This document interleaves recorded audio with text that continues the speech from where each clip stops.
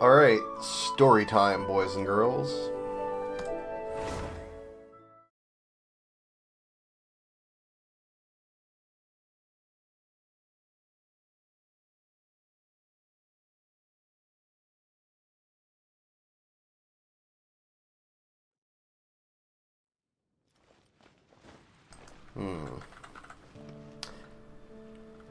Yep, we'll play this team. Screw it. Let's go.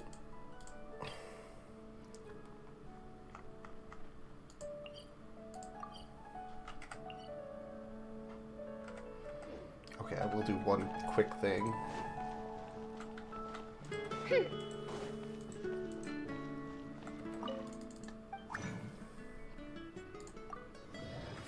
There.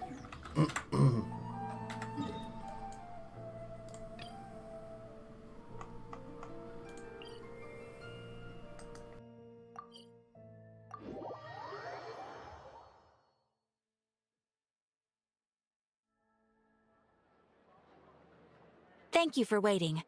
I finished checking your adventurer handbook. Here are your commission rewards. We have no other urgent commissions on the books at present. Thank you for all your hard work lately. Perhaps you two could consider taking a vacation. Amazing! Paimon never thought we'd end up having downtime in Nocry. Things were pretty hectic when we first got here.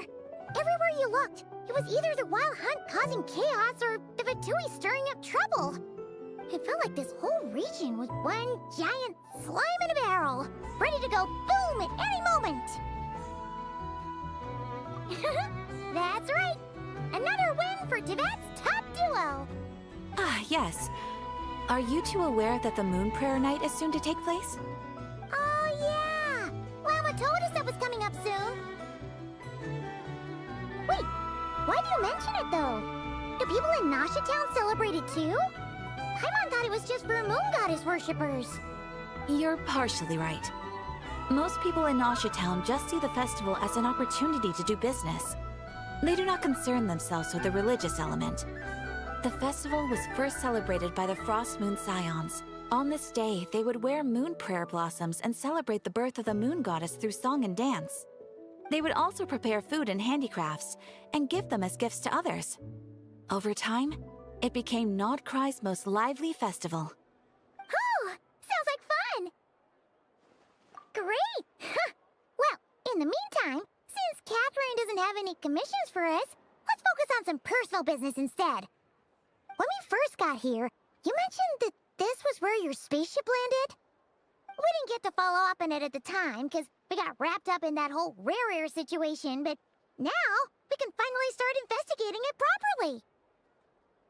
Well, there's a saying Paimon's heard around these parts, which goes, if you lift up a rock, you'll find something you weren't looking for. By that logic, you'll never find what you're looking for while you're searching, but the moment you stop looking, it'll jump right out at you. Could be worth a try though, right? Anyway, Paimon suggests we focus on other stuff we want to do for now, and just keep an ear out for spaceship-related intel as we go.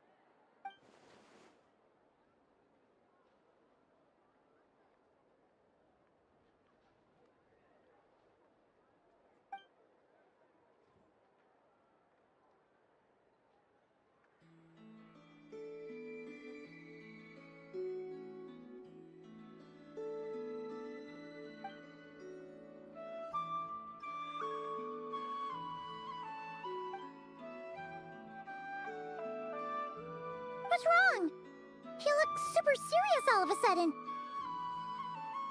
Huh? Paimon gets why you'd be concerned about Columbina, but what does the doctor have to do with anything? Oh, that's true. And now that you mention it, we're definitely overdue for a showdown with the Fatui. It is weird that he hasn't shown himself this whole time. What could he be up to? True. Paimon would much rather deal with Marionette anyway. She says the meanest things, but when it comes down to it, she doesn't seem like a bad person. Maybe it's the pressure of being a Fatuse? Especially as a Harbinger. Does she feel like she's gotta act tough to keep up appearances or something? But then, Every time we headed out with Rarier, she always wound up having to repair Polonia and her other robots. That's gotta sting. Losing face always hurts more for people who care a lot about their image. She's probably still furious about it. What? Relax, she's not even here. Huh? What's the matter? Oh, nothing. Sorry, we'll be on our way now.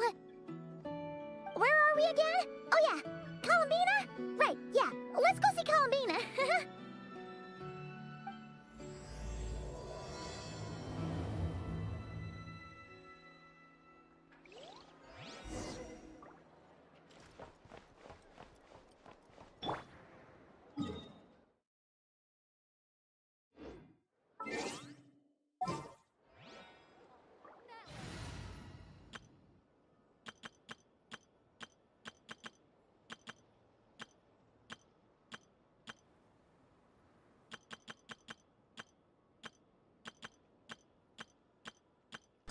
I changed my mind. I can never remember where my teams are, though.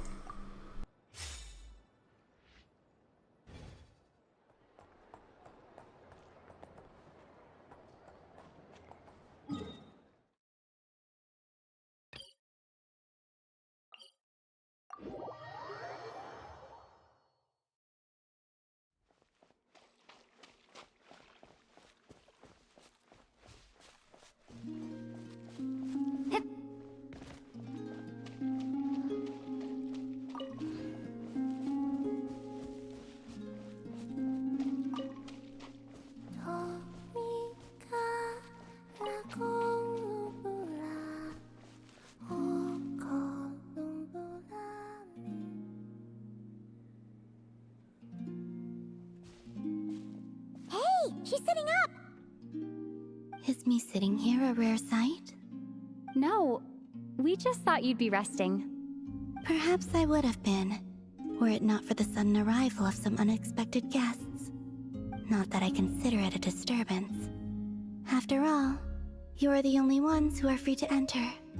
Would it not be a little unfriendly of me to lie down while we speak? I didn't realize you put so much thought into little things like that.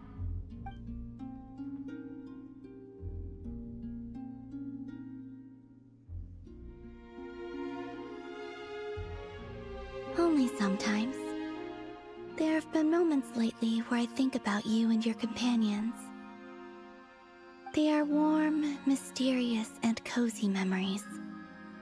Very few of my past memories are anything like that. They say that travelers return home bearing bags full of souvenirs.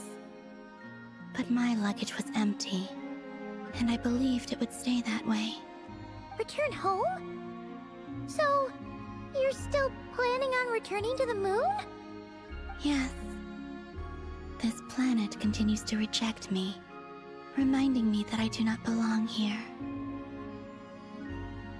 If I remain in Teyvat, there will come a day that I disintegrate. And I don't mean reduced to dust, or turned into food for the flowers. I mean, I will cease to exist entirely.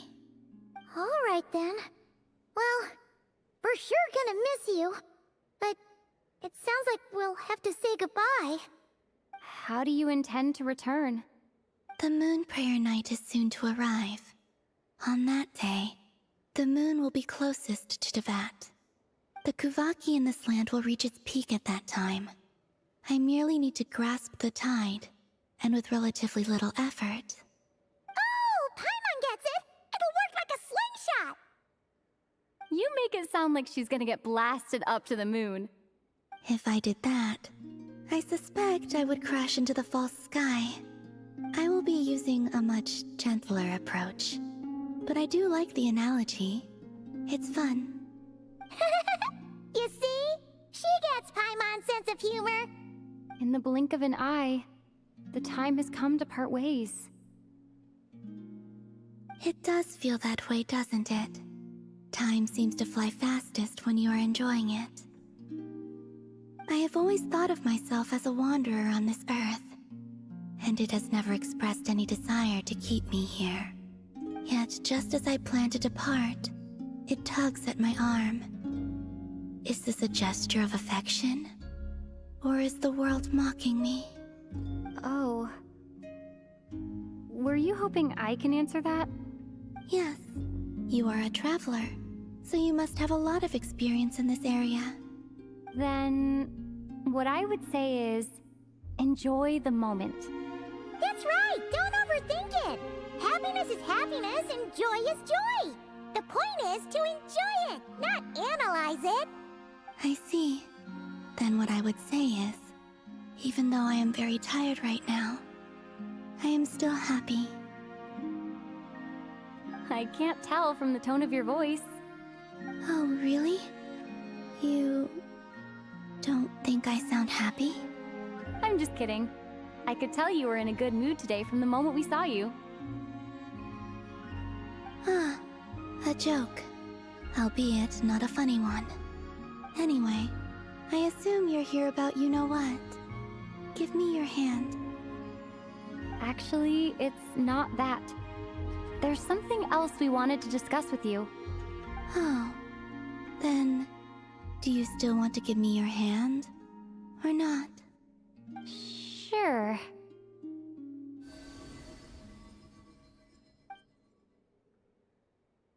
Thank you.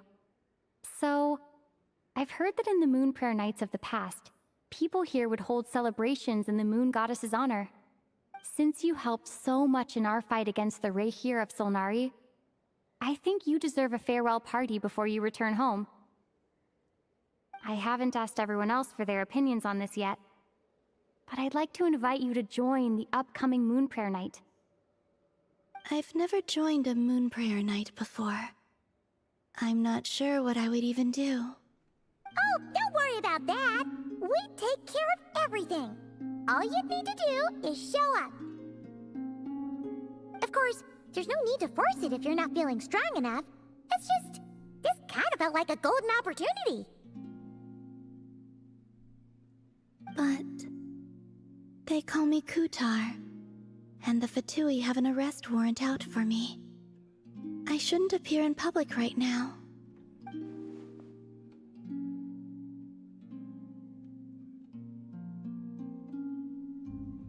I'll make it work. You have my word. Yeah, we got your back! Well, she does. Paimon's actually not too sure what she's planning. All right, if you're sure. I will not refuse your invitation. I suppose it wouldn't hurt to pack a few more sights from this world into my suitcase before finally learning what my homeland looks like. Oh, if you see Lama, please tell her that my answer to the question she asked me is neither yes nor no. Rather, it is, there is no need. That was kinda cryptic, but sure. Guess it's between the two of you. We'll pass along the message. Bye for now!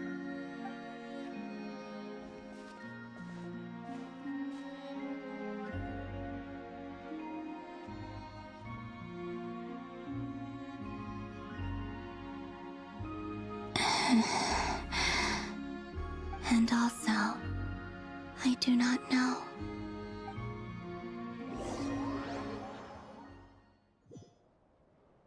Since she's agreed to join the festival, let's go see who else wants to take part.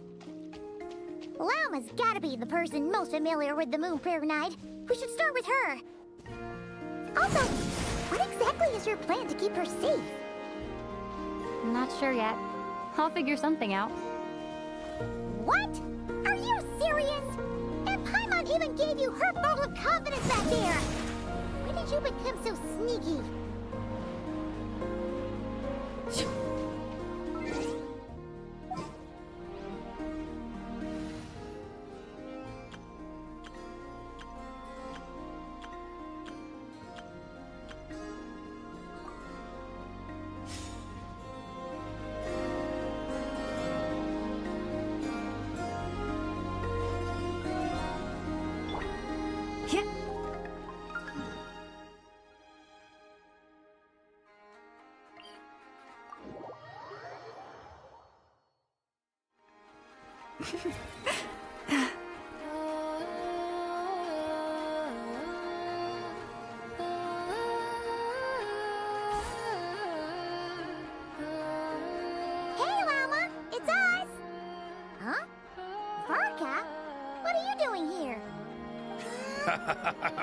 Beats me.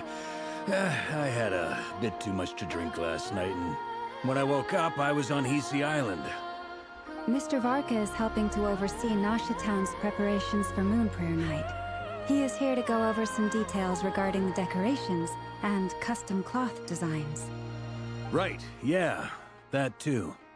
What do you mean, that too? Yes, celebrating this festival is a long-held tradition here in Nodcry. On this day, the crescent moon at the top branches of the verdant crest turns into a full moon, and the moon prayer blossoms bloom with a special radiance. Our people take these to be blessed omens. It's an especially welcome event coming off the back of all that nasty business with Rare. Everyone got put through the ringer recently, and now they're looking to turn their fortunes around.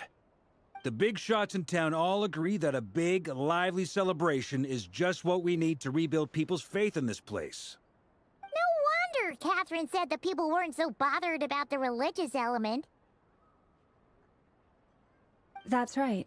It's become more of a local custom by this point. The celebrations have little to do with whether the religious stories behind this event are true or not.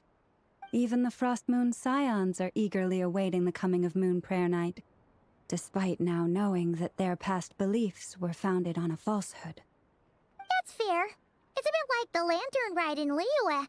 It's a chance for people to enjoy themselves, not debate the existence of the Adepti. Oh, one other thing. We just went to see Columbina. We went ahead and invited her to take part in the festival this time. Hope it's okay. Wait, so... you mean she agreed to it? Huh. That's quite a surprise. Then, I suppose that she intends to return to the moon on that day. Oh, yeah. It's kind of a complicated process, but basically, it's like a slingshot. I understand.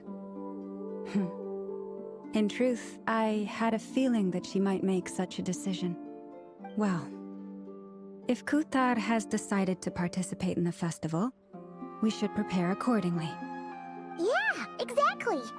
She was saying how it could be risky for her to show her face in public. We were wondering if there was any way we could hide her. Unfortunately, the people who carved the statues did an excellent job of capturing her likeness. It will be very challenging to hide a goddess whose face everyone is so familiar with.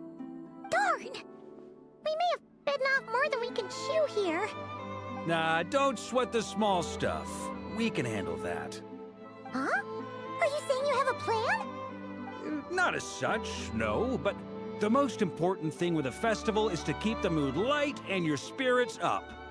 You can't go preparing for a festival with those long faces. You'll never convince anyone to enjoy themselves. The Mondstatter spirit is strong with this one. As it happens, I agree with Mr. Varka. Let's start by making our appreciation for Kuthar the beating heart of the festive atmosphere. And who knows? Once we get the ball rolling, perhaps everything will just fall into place. Hey! Did you catch that? Llama said the thing! Or close enough, at least. I'm looking forward to the Moon Prayer Night already. We have a festival in Mondstadt called Windbloom, and you can always tell which couples are celebrating it for their first time by the smiles on their faces.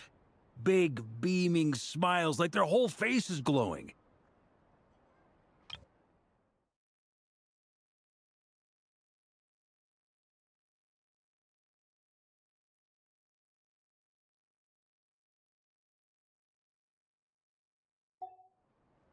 And I have a feeling we'll get to see that same smile on the Moon Goddess's face at this festival. Not quite the same, surely. Anyway, I'll take care of business in the city, but I'll have to leave the decor up to you and the Frost Moon Scions. No one else can capture that traditional aesthetic quite like you guys. But lastly, there's the final key element that brings the festival to life. Companionship. Before you leave, let me show you something that we've been preparing. Mr. Varka had asked to see it already, so you may as well tag along. Also, I have some further questions about Kutar's decision.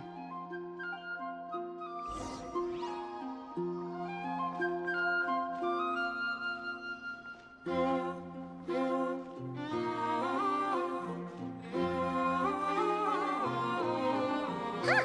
What's this? They sure look like they're having fun.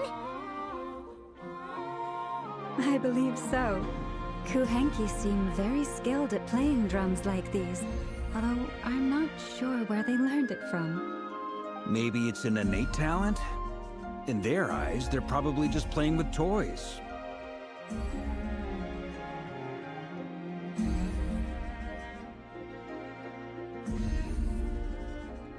Wanatar! You wanna play too?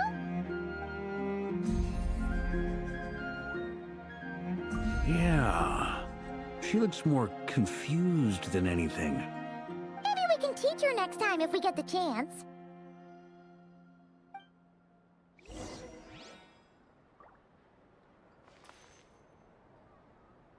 What are these floaty things?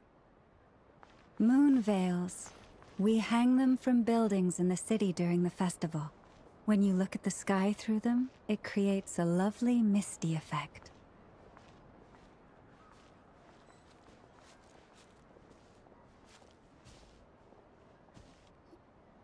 Everyone seems hard at work. They are preparing items for Moon Prayer Night. For instance, the sculpture being made over here, Mr. Varka and I were just finalizing the details of where it will be placed. Ah, there she is. I didn't know the finished article would be so large. Not to worry, though. All the necessary arrangements have been made. Just let me know once it's ready, and I'll get some people to ship it over. You have my thanks. And over here, we are preparing a very traditional confection.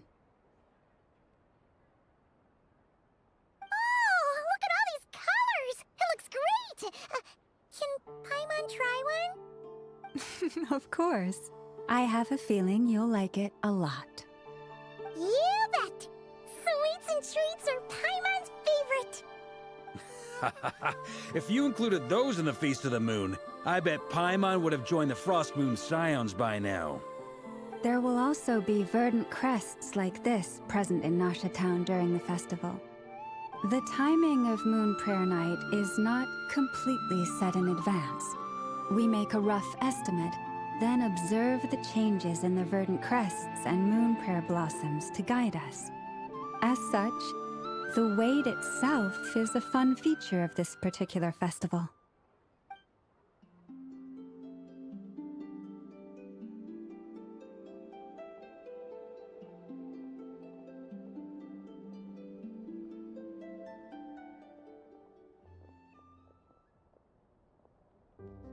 Let's talk here. To tell the truth, I am very surprised to hear that Kutar is willing to participate in the festival. I once asked her if she'd be willing to stay with the Frost Moon Scions. I could introduce her to everyone, and we could be a family to one another. She did not answer, but she has not appeared here since. I took this to mean her answer was no, but if that were the case, she would not have accepted this invitation.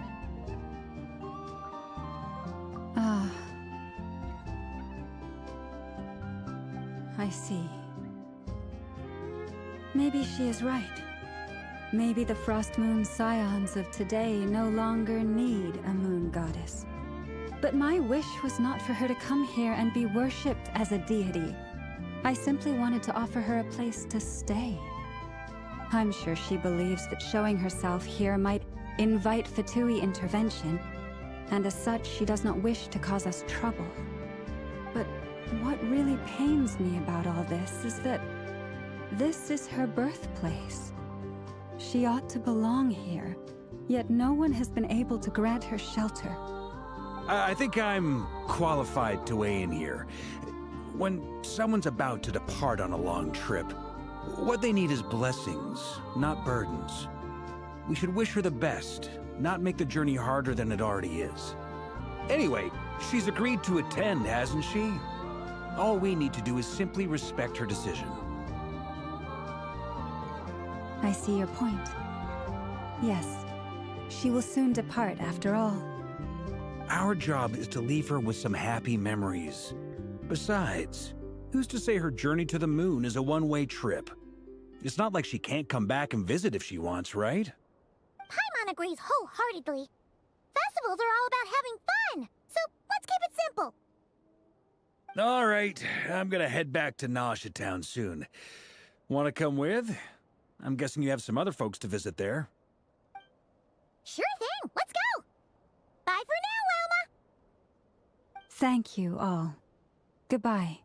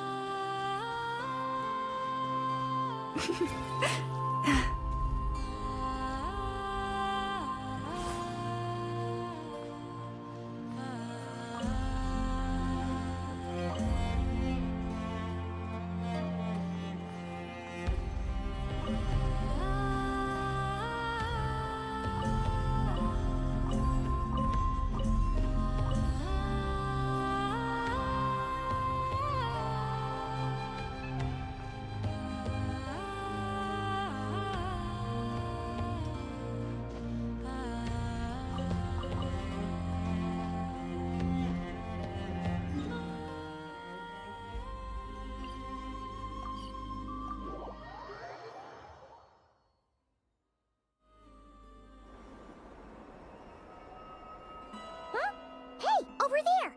It's Durin and Albedo with Flints! What could they be chatting about?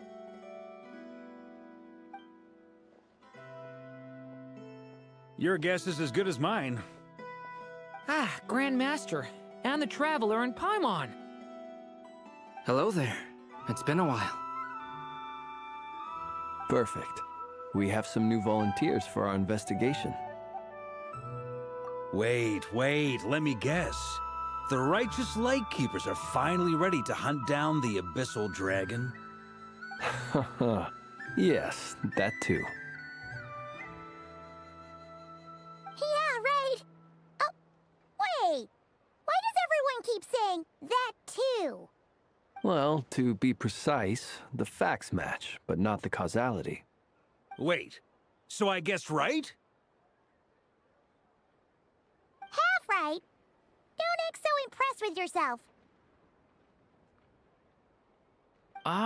Maybe I can explain. We ran into Mr. Flint's north of Nausea Town. At that time, we just noticed a few abyssal creatures out in the wild, but the strange thing was, I didn't detect any traces of abyssal energy on them at all. On closer inspection, we realized that they were not real monsters, but something akin to reflections in the water, or perhaps a mirage. Huh? What do you mean?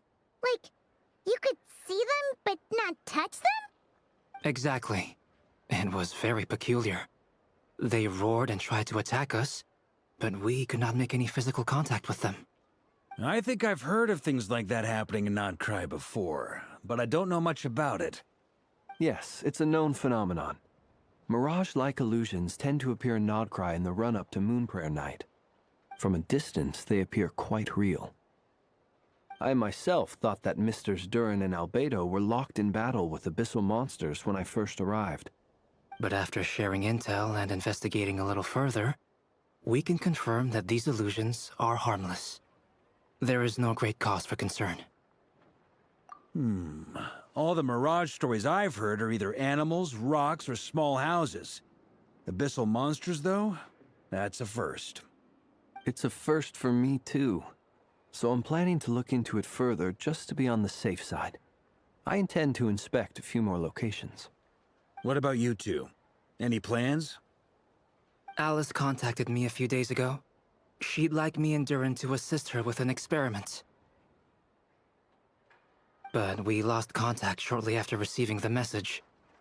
I'm sure that comes as no surprise to anyone familiar with her.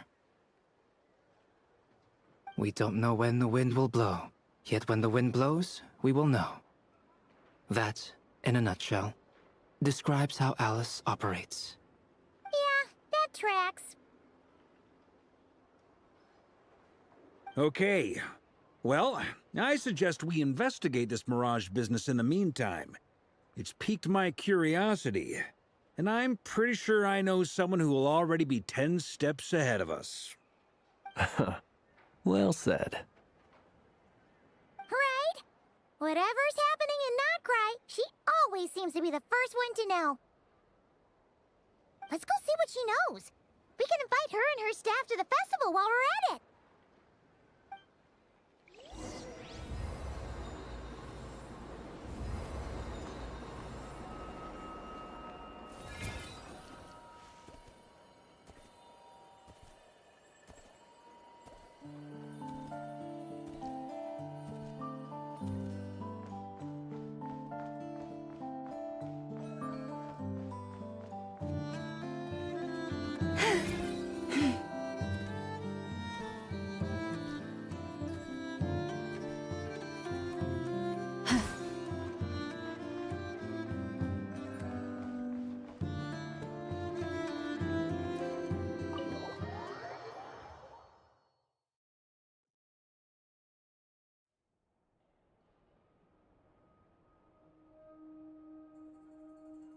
You're right, I have noticed.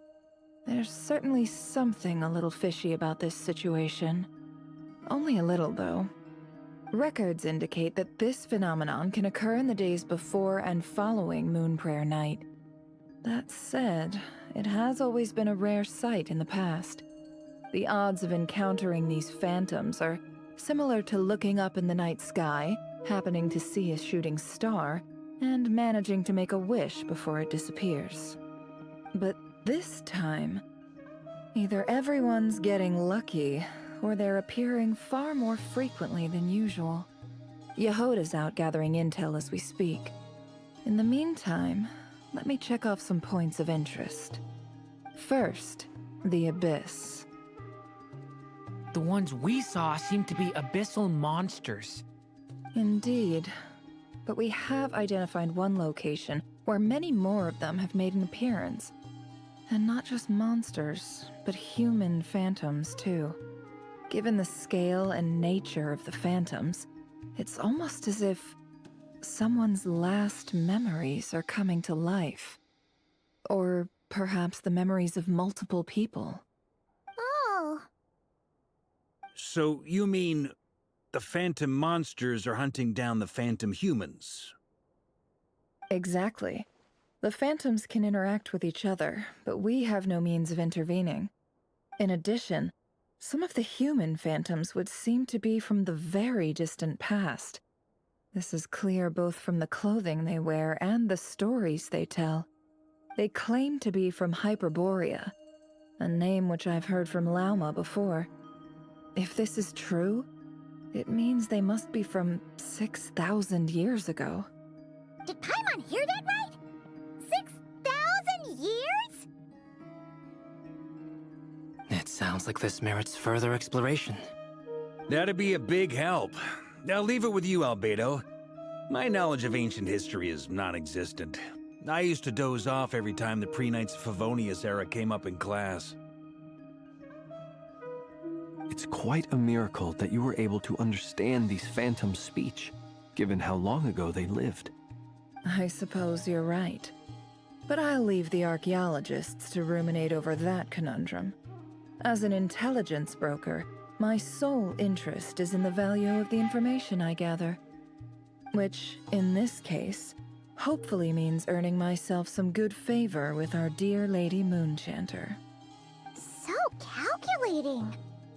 Whew, this intel broker logic always catches Paimon by surprise. Sounds to me like we could split the work up. I think the abyssal phenomenon is best left to Albedo, Flint's, and me. Agreed. It coincides with my duty as a lightkeeper. For my part, I'd like to understand the abyss better. Even a little knowledge would go a long way. This is certainly a rare opportunity to study the abyss. But even rarer, perhaps, is the chance to make contact with the ancients. The Curatorium will take the lead on investigating the Hyperboreans. We put in the work to learn what we know so far. It seems only fair that we get some quantity of exclusive intel. That just leaves our trusty team of 2 unassigned. Since you became an honorary knight, of course. This was part of my grand plan all along. Ha ha ha! Oh yeah, by the way, we managed to convince Columbina to come to the Moon Prayer Night celebrations. Would you and Yehoda like to join too? She agreed to that? Huh. Quite an achievement. Never underestimate the traveler, I guess. I'd be happy to join.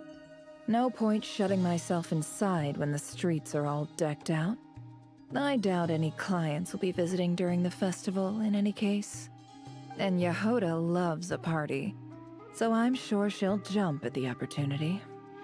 No, no, no, no, no, no, no, no, no, no! Way to contradict me in front of... Wait, no, that's not what I have bad news, boss! So many people. Alright, everyone inside, quick!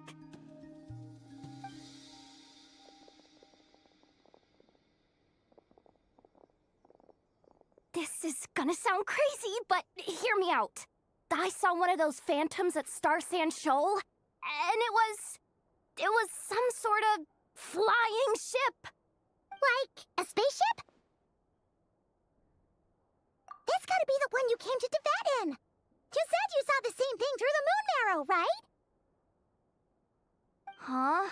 You already know about it? Ugh, I thought I was gonna blow people's minds. Turns out I'm the last to find out. Wait, back up. You came here in a spaceship? Now my mind is blown!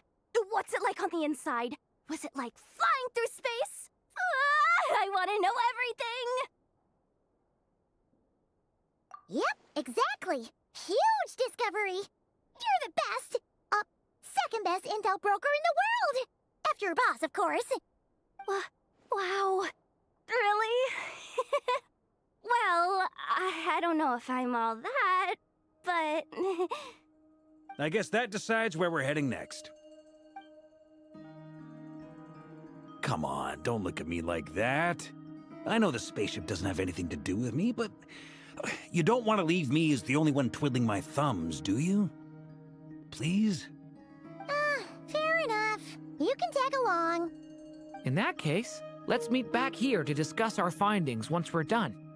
I wish everyone a productive investigation. You too.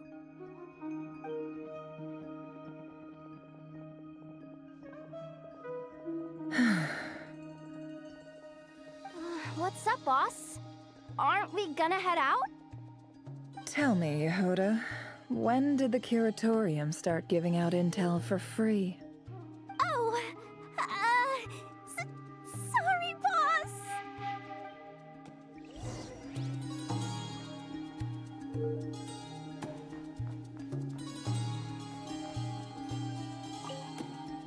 We can't unshare information any more than water spilled on sand can be put back in the bucket.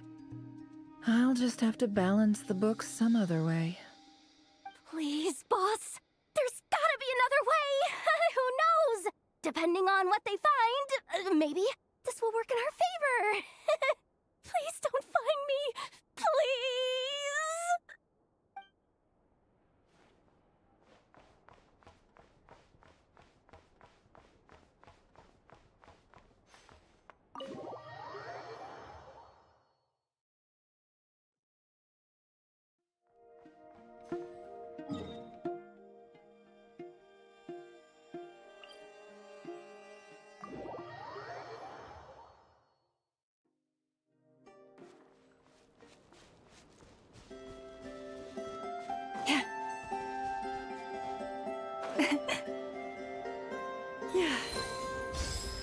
Well,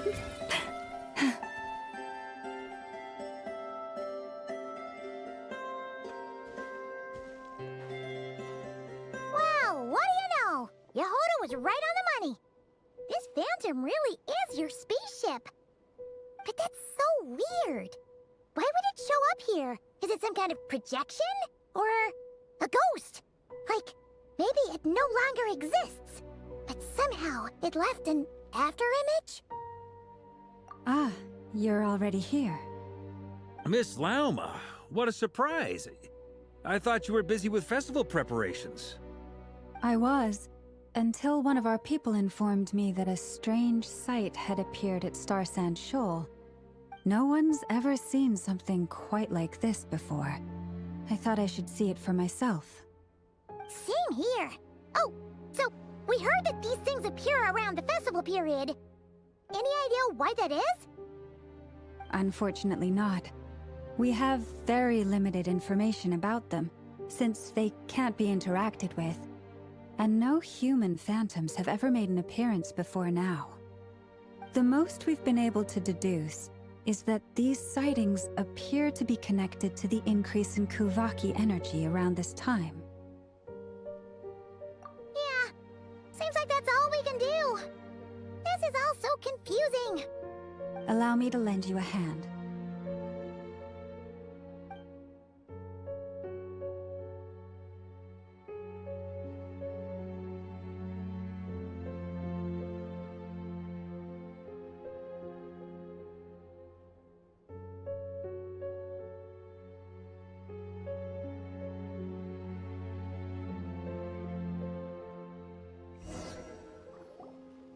Everyone, our friend here should be able to provide us with some information.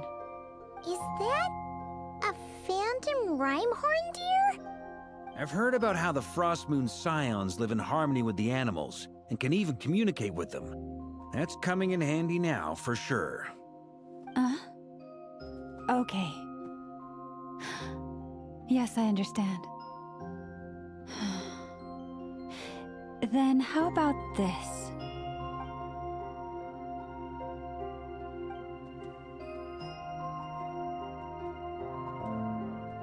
Oh, it's leaving.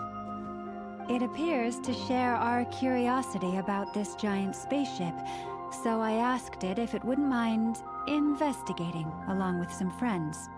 In return, I told it about some nearby spots where the wild fruit grows abundantly. We may live in a different era from these phantoms, but I trust that the terrain, climate, and ecology here are more resistant to the effects of time than some things are. Let's give them a moment and hope for the best.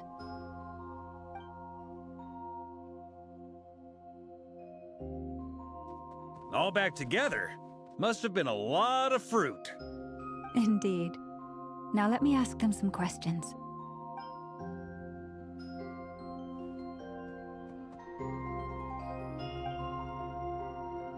It did find a lot of wild fruit, enough for them to feast for a long while. This puffin circled in the air several times, but didn't spot anything out of the ordinary. Certainly nothing to do with the spaceship. Huh. Well, it definitely makes sense to get a bird's eye view. Indeed. Other than that, I was also thinking that the world these phantoms see is also different from ours. Oh, I get what you mean. The wild fruit exist in both times and spaces, but there might also be things that only exist in that space-time, which we can't see. Good point. Great thinking, Lauma. Blunthorn rhinos can use Kuvaki to shift great rocks, but this one says it couldn't get that ship to budge by even an inch. The sniffer mole tried too, but despite being a skilled digger, it could not get through. They say that the spaceship looks robust and undamaged. It seems completely impervious to any and all attacks. Whatever lies within is well defended from harm.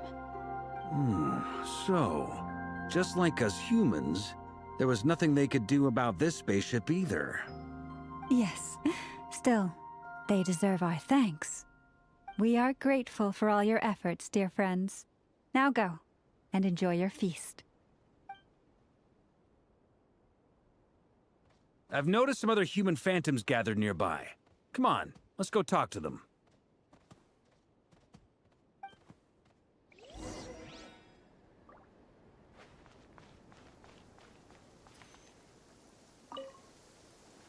Those illusions and those people. It's all a little creepy, don't you think? Nah, all part of the festive atmosphere.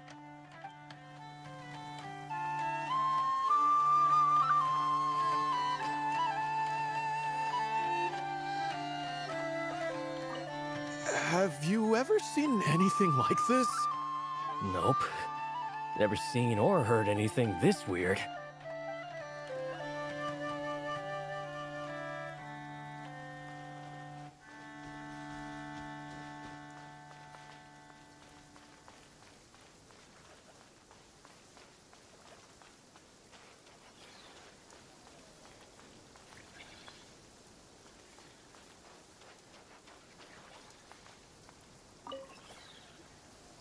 What is this thing?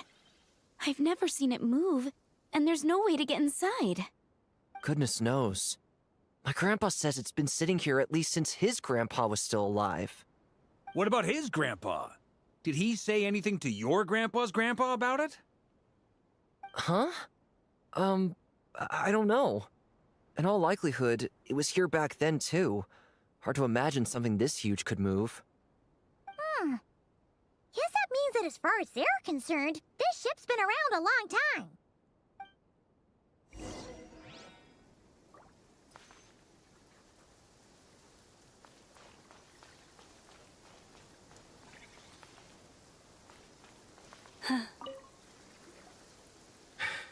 Come on, brothers. If we can get even a small chunk off of this thing, it's gotta be worth a fortune. Today is the day we strike it rich. Huh? You mean Paimon? Yes, brother, I shall join you. Let's make our fortune. We should go with them. What the? This thing is crazy tough. I can't even scratch it. What's it made of? Sorry, brother. Looks like we'll have to seek our fortunes elsewhere. Enjoying yourself? I was just seeing if I could influence this phantom's perception by playing. But nope, no dice.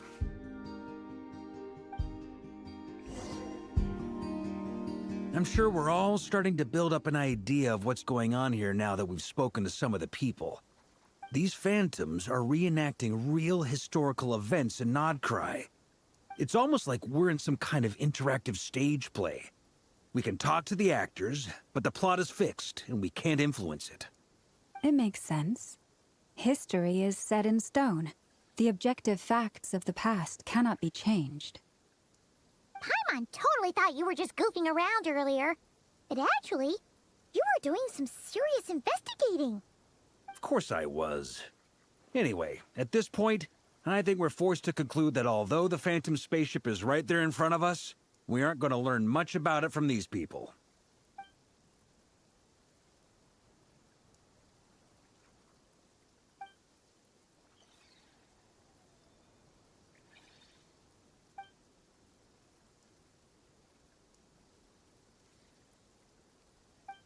Don't be discouraged. If nothing else, this is proof of the ship's existence. And think about it. So many people tried to hack their way inside, but no one could get the door open. It's made of very tough material. To me, that says that we'll either find the ship itself or the story behind it. It's just a matter of time. Huh.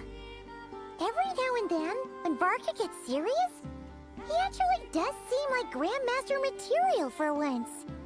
I wonder how the others are doing. Let's head back for now. Sounds good. Also, drinks are on me if Team Knights of Favonius is the first to finish. Wait, we have a team name now? Am I in Team Knights of Favonius as well? You're very welcome to join. We've even got a cathedral ready for you. Isn't that technically blasphemy? You wouldn't dare make a joke like that if Barbados was in earshot. Nah, I'm sure Barbados doesn't mind a little harmless blasphemy once in a while.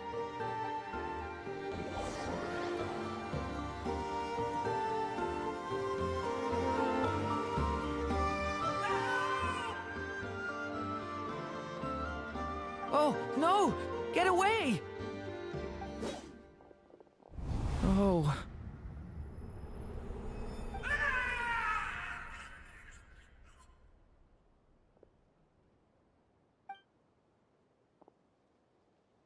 I know it's hard to stomach, Mr. Durin. But as I'm sure you've noticed, there is nothing we can do to intervene in that which unfolds before us. But we have to at least try. And try you have. But are you aware of how many unsuccessful attempts you've made now? I wasn't keeping count. I'm afraid this is the 39th failure so far. Or the 5th if we're only counting this particular victim. There are no indications that these phantoms may be altered in any way. You seem to have calmed down a little. I'll make us a fire. You should rest and have some water. Feeling any better now, Mr. Durin? May I ask a few questions? Be my guest. What exactly are we witnessing here? What happened to those people? My guess would be that we are seeing Nodcry during the Conrian Cataclysm. Would that be accurate? Conria. That is correct. As you know, once the Abyss senses even the tiniest crack, it floods in and spreads like wildfire. There was a time in the distant past when it permeated all of Nodcry, causing immeasurable harm. The people paid a terrible price to heal this land. Then, 500 years ago, the whole of Teyvat suffered an abyssal disaster. Once more, Nodcry was dealt a devastating blow.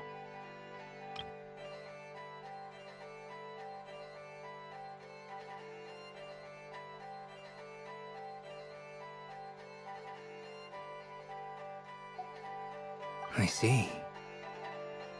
In the face of the abyssal onslaught, all were like grains of sand tossed around by a tidal wave. Be they human, fae, or god. The moment you witnessed is but one drop in a whole ocean of catastrophe. All right. I guess that answers my second question, too. I wanted to know why there's nothing I could do to help them, and that's because what we are seeing is history. That would be my guess as well. As I understand it, history and fate are not all that dissimilar. The latter may be unseen to us, but both are immutable. Yes. Fate was determined long, long ago. I still have a couple of other questions for you, Mr. Flint's. You mentioned more than one abyssal disaster that has struck this land in the past. How can you be sure that what we're seeing is from the Conrian incident? And also, how are you able to stay so calm when you're talking about these events? From everything I know about you, you're not cold or ruthless, and you're not indifferent to the suffering of others. Alas, I am forced to show my age. I must be 600 or 700 years old by human measure. Wait, so you... One is not easily moved by history when one has witnessed the truth firsthand. I'm sorry. You needn't apologize. Your passion is a good thing to have. Treasure it, because someday you may find it in terribly short supply. Now, at the risk of offending you, I have a question in return. Your curiosity toward the Abyss, is it born from hatred or because you sense its call? I only ask because I kept a fragment of Rarir's body in my lantern for a short time. Specifically, his heart. So I know what a burden it can be to carry the Abyss with you. And I hear its power growling from somewhere within you. In my eyes, your mere existence is a miracle. My honest answer is... I don't know. I don't think I have the confidence to say for certain. What I will say is the Abyss is not the only issue that haunts me. Even before I became who I am today, the question dogged me constantly. Should I even exist at all? My doubts remain unresolved. But when we fought Rerir, something became a little clearer to me. Sometimes it is the darkness within us that allows us to achieve the impossible. I certainly got the sense from your 39 attempts that you were trying to achieve the impossible. It sounds like you've resolved to see the truth for yourself. Absolutely. In that sense, he and I are quite similar. Then I wish you every success. I look forward to the day of your transcension. Well, if everyone's caught their breath, I suppose we should head back. Oh, and one last thing. I'd appreciate if you kept our discussion about history a secret.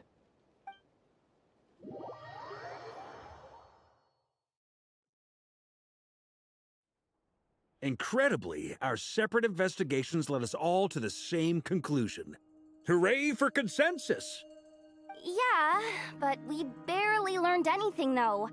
I totally thought this would be the mother lode. Talking with the ancients? I mean, come on! But nope. All we got was useless snippets of conversation. And all this stuff about moons and hyperopia. What a load of baloney. Seems like people back then had a few screws loose.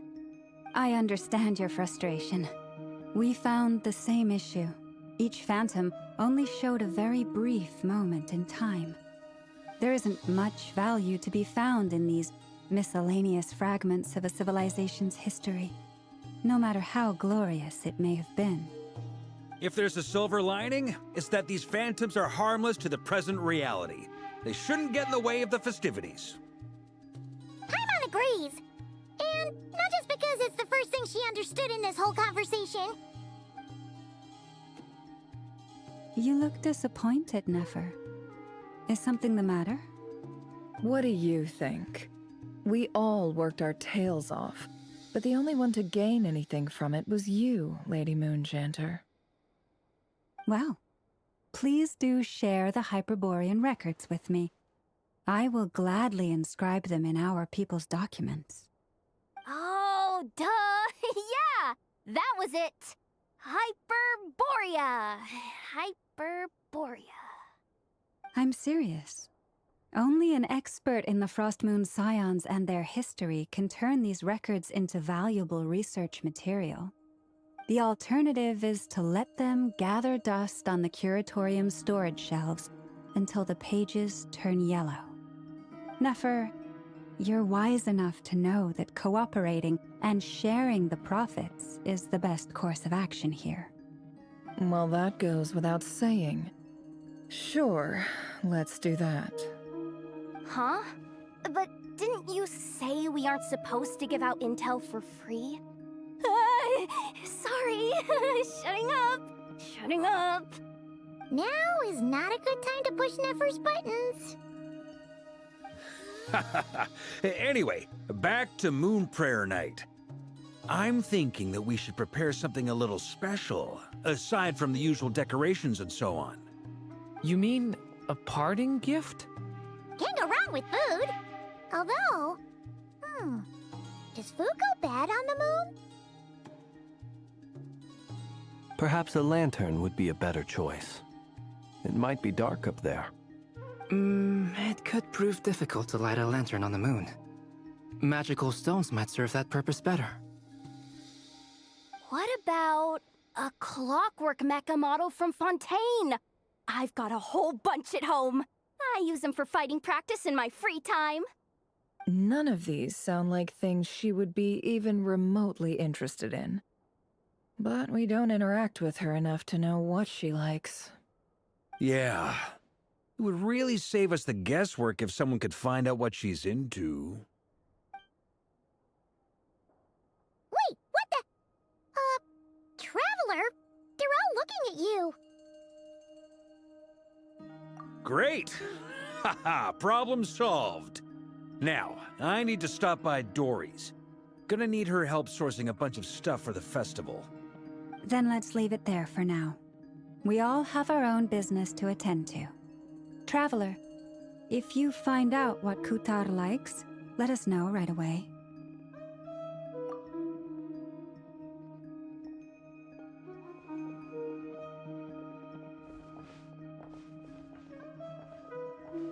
Is something the matter? I'm fine. It's just...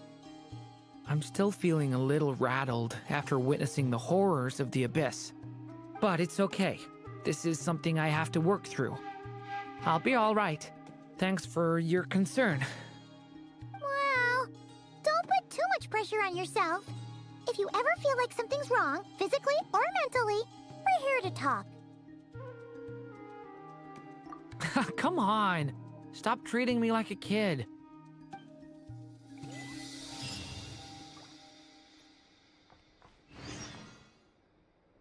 Which is why we need a lantern guaranteed to work on the moon.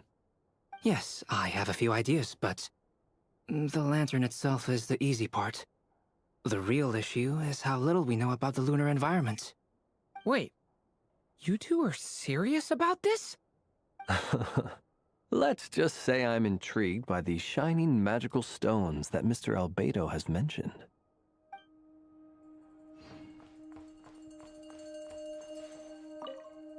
You should get going. It's important that we ascertain what Kutar likes.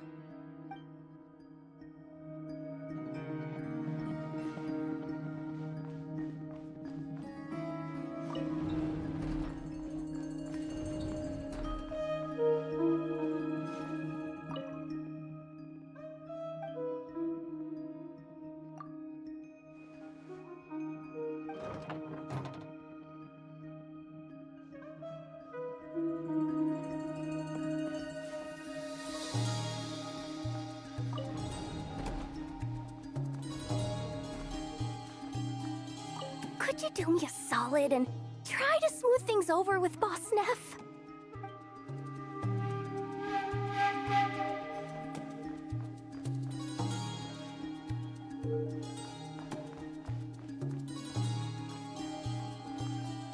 Miss Lauma, would you accompany me into town? I think it'd be best if you saw the Frost Moon Scion's decorations for yourself. Very well. Let's go.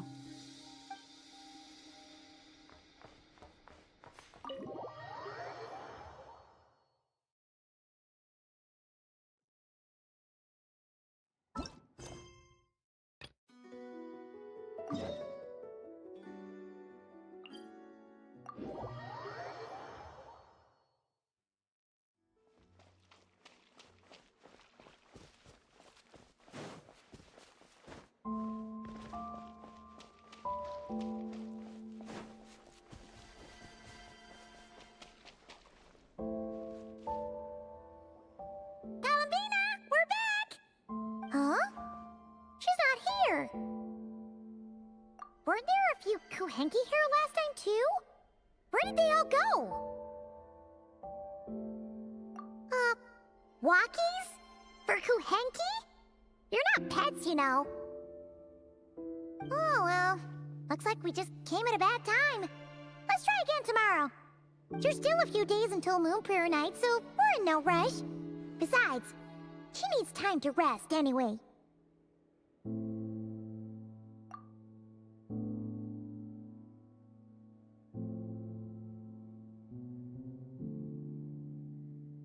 Kalamina! Are you back yet? Oh, how strange. Looks like she still isn't here. Right? It's not like her to spend so much time outside. Especially since she's worried about attracting unwanted attention. What about Luonatar? Luonatar, you there? Hey! Do you know where Kalambina went? Sorry, didn't understand. But if you know where she is, could you take us to her?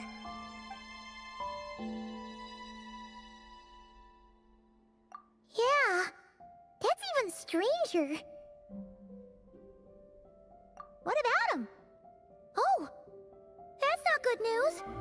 They change color when Columbina gets weaker, right? And they look super pale right now. Good idea. She might know what's happening.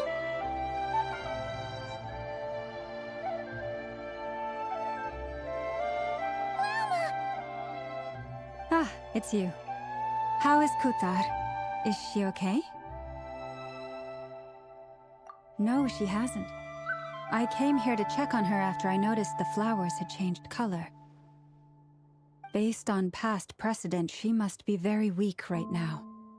Even getting up to walk would be a struggle. It seems unlikely that she wandered off outside. Not to mention that she doesn't do that at the best of times either. So yeah, this is super weird. No. Very few people are in the know about Kutar's whereabouts. And if anyone suspicious had visited, they'd have left some sort of evidence. Come on, let's go to Nasha Town. If anyone has seen her, someone there will know about it. It's Notcry's information hub after all. Makes sense. Let's go!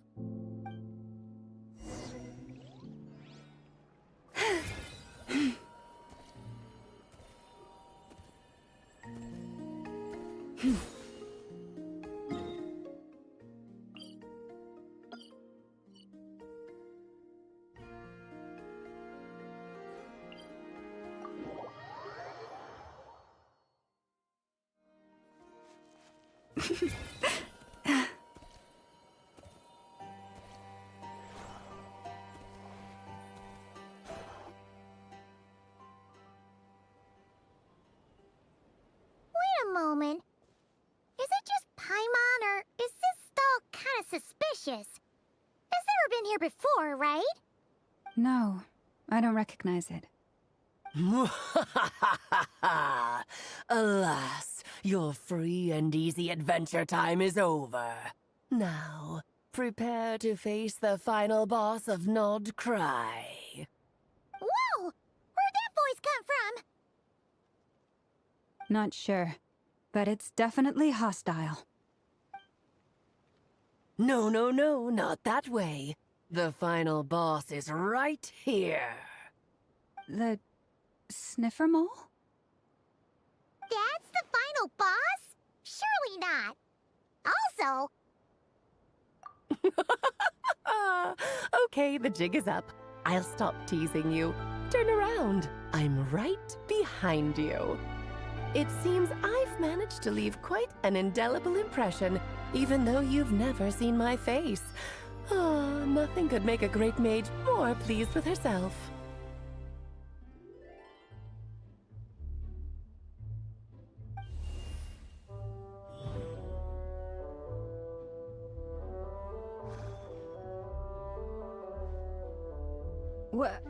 What is going on? I've heard that all the big shots in Teyvat have long, wordy titles that stun people speechless when they make their entrance. Unfortunately, none of them are affiliated with the Hexen Circle, and we ourselves keep a very low profile. The notorious name-dropping doesn't quite work for us. Still, I, for one, think I'm really quite amazing. So that didn't stop me from coming up with a title anyway. Alice! It's really you this time? Not a lantern or a Dodoko, but Alice in the flesh? Oh, that's right. So, what do you think? How does it feel to finally meet me? You look like... Oh, that's the first thing you thought. A little surprising, but that actually makes me very happy. Because that means that when Klee grows up, she'll be just as stunningly beautiful as her mother. So she's a friend of yours? Kind of. This is actually the first time we've seen her in person. I see. Madam Mage, that was, quite a powerful entrance. I certainly won't be forgetting it anytime soon. It's okay, Llama, don't force it. Paimon will do the honors. This is Alice from the Hexen Circle. She's a friend of ours. And of Arcus, too. That's right. She's a good person. Just kinda unpredictable. Well, what is the human heart if not unpredictable? Hmm? If we could not do as we please, how would we differ from machines? I am Lauma, Moon Chanter of the Frost Moon Scions. It is a pleasure to meet you. Oh, I know. Before you got here, I spent a good, 15 minutes getting up to speed on Nodcry's present situation. In other words, I've read the whole in the last episode part, so we can skip the pleasantries. Fair enough. Well, Miss Alice, I can already tell that you have quite a unique personality. He'll get used to it. Paimon sure is. So anyway, what are you doing in Nodcry, Alice? Oh, I thought I told you already. This time, I'm the final boss. And what a formidable foe I shall be. Powerful, confident, decisive, and good luck finding my weak spot. You will never succeed. Oh, drat. My one weakness, and you found it in an instant. Fate has been dealt a devastating blow. Thus falls the great Dodo King. Why are you playing along with this nonsense? For funsies, of course. What's wrong, Paimon? Are you disappointed in me? Am I a gigantic letdown? No, it's just... You seem like a busy lady. And this is the one time you've shown up in person. Paimon figured it would be for something more high stakes than just goofing around. You're quite right. I'm here in Nodcry because something big happened. Something big enough it caught the attention of the Hexen Circle. It concerns the 3 moons, Tevat's borders, and of course, the moon goddess you are currently searching for. Kind of. Why don't we discuss this over a pot of tea? My main reason for coming on this trip to Tevat was, of course, to have some fun. But I do technically have a job to do as well, namely, maintaining the stability of Tevat's borders. I'll skip over the complicated parts, but to sum it up, abyssal energies are all that lie beyond Tevat's border. We'd find ourselves in a real pickle if they ever made it through. And the phantoms you've been seeing are a sign that the border has been disturbed. No wonder they tend to show up around Moon Prayer Night. Is it because the real moon is now so close to us that its power can cross the border? In part, but only a negligible amount passes through. Just enough to influence the verdant crests and so on. And as you've noticed, there has been an unprecedented number of phantoms appearing this year. The influence of the moon beyond the border cannot explain this. No, there is another far greater factor at play. The trilunar syzygy. A trilunar syzygy? Eons ago, before the heavenly principles came to Tevat, it was the then 3 moon goddesses who controlled the laws of this world. Oh, that's exactly it! The 3 goddesses split these powers amongst themselves, promising never to consolidate them into one singular body. This was meant to keep the world stable. But, fast-forwarding to the present, the eternal moon's marrow is with you, while the iridescent moon's marrow, which should never have appeared in this world, has been retrieved. Add that to the presence of a moon goddess in the flesh and... the power of all 3 moons is gathered here in Nodcry. There hasn't been an event like this since the War of Funerary Flame.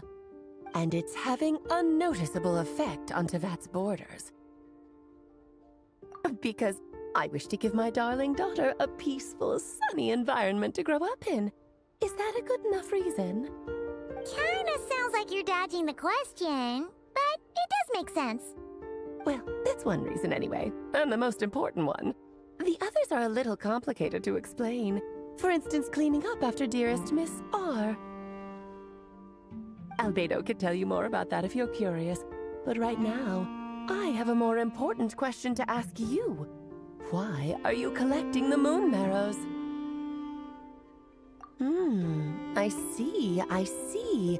Nicole told me about that legend once. Nicole? You mean Mage Anne? Oh, so you remember. Ah, yes, of course. That was a story about fate, her area of expertise.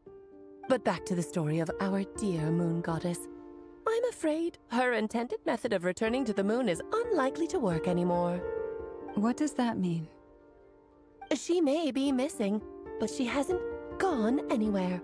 She has disappeared.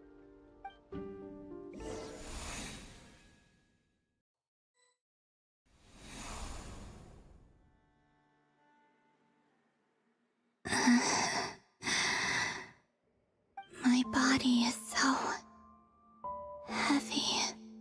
Wait, no. It's my mind that's heavy. My arms and legs are as light as a feather.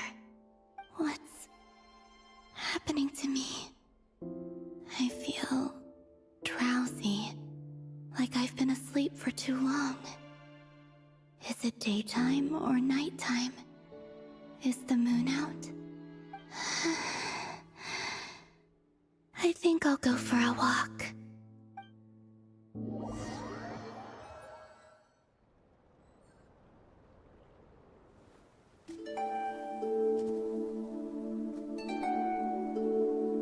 Are you out for a walk too?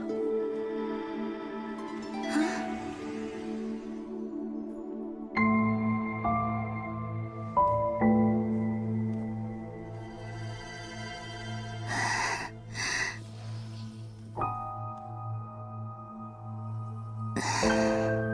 The day has come at last.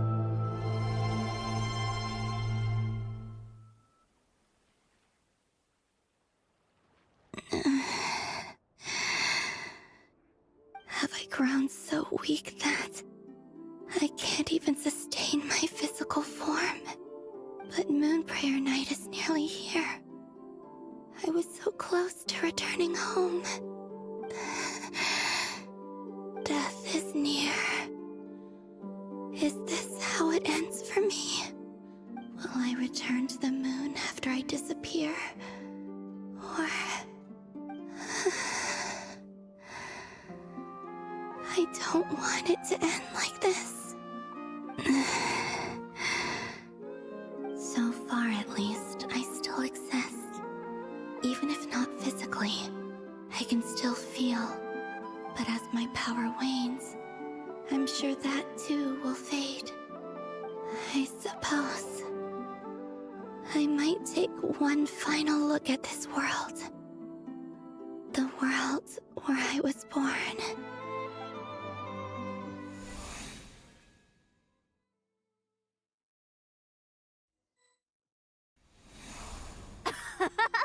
Come on, come on! Wait for me! The Frost Moon Enclave. How much it has changed since I was born. These decorations, they're so heavy. It's times like this when you kind of wish men could be priestesses and acolytes. How fascinating. I've never had the chance to be privy to people's private lives in this way. In the past, people would get so solemn and serious the moment I showed my face. Like they were frozen stiff. Karina, Lametti, it's time to eat! Coming! I want to watch them a little longer.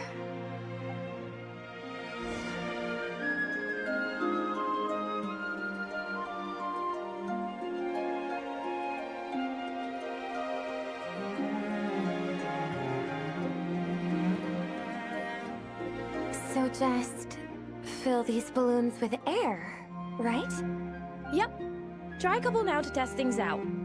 The rest can wait till Moon Prayer Night. Think fast! Rita! Teasing an acolyte of the Frost Moon Scions? Surely that's a punishable offense.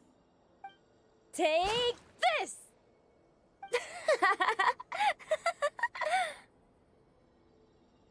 Huh? All right, enough horsing around. Lady Lauma gave us a task. We should get back to it. The task is just to check that the balloons don't leak, right? Doesn't matter if we fill them with air or water. Yeah. Okay, you got me there. And you got me there. But still, we can't use all the balloons before the festival even starts. We won't use all of them. And as long as Lady Lauma's trusted acolyte doesn't snitch, this can stay as a little secret between friends.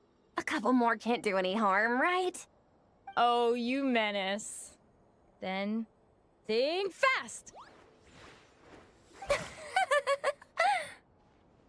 Is pumping a balloon full of water really so much fun?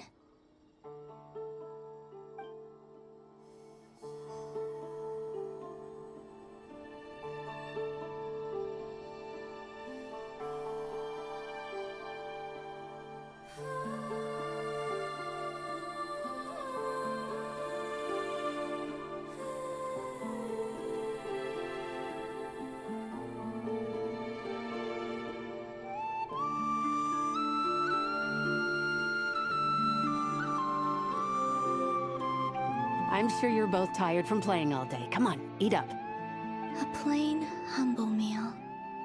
That has always been the way of the Frost Moon Scions. Huh? How come Lametti got a midsummer berry dessert? Oh, I always get Lockaberry. I don't mind sharing. You can have a bite of mine if I get to have a bite of yours. They're sharing food? I've never shared food with anyone before. Even at the Harbinger tea parties, everyone just ate off their own plate.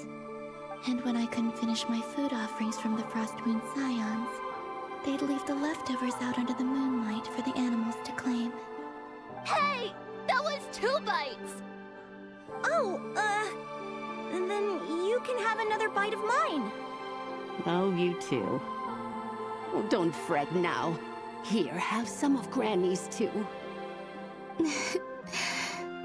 So this is what it means to be family.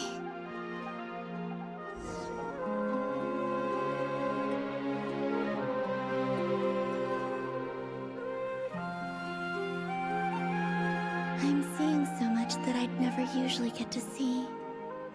They'd never act like this when I was around.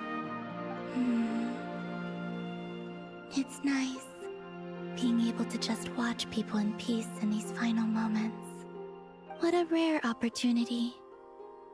I think I'll go take a look around Nasha Town, too. Maybe the Traveler will be there.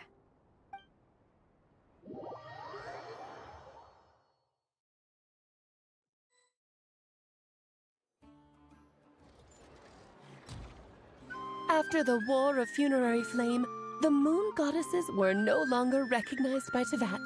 They lost the whole foundation for their existence. That's why the moon goddess's strength is fading. She cannot withstand the world's rejection of her. To be more pedantic about it, the moon goddesses did something to offend the heavenly principles, and that's why they were ousted. Something of a recurring theme in Tevat's history. Theoretically, speaking so candidly should put me in their crosshairs too, but they can't tell me what to do. I'll say whatever I want. Anywho, the Moon Marrow energies were but a drop in the bucket for her, and that battle against the Ray Hair of Solnari only weakened her further.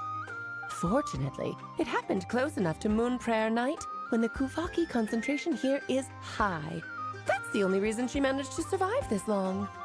What do you mean, fortunately? You said she disappeared. We're too late.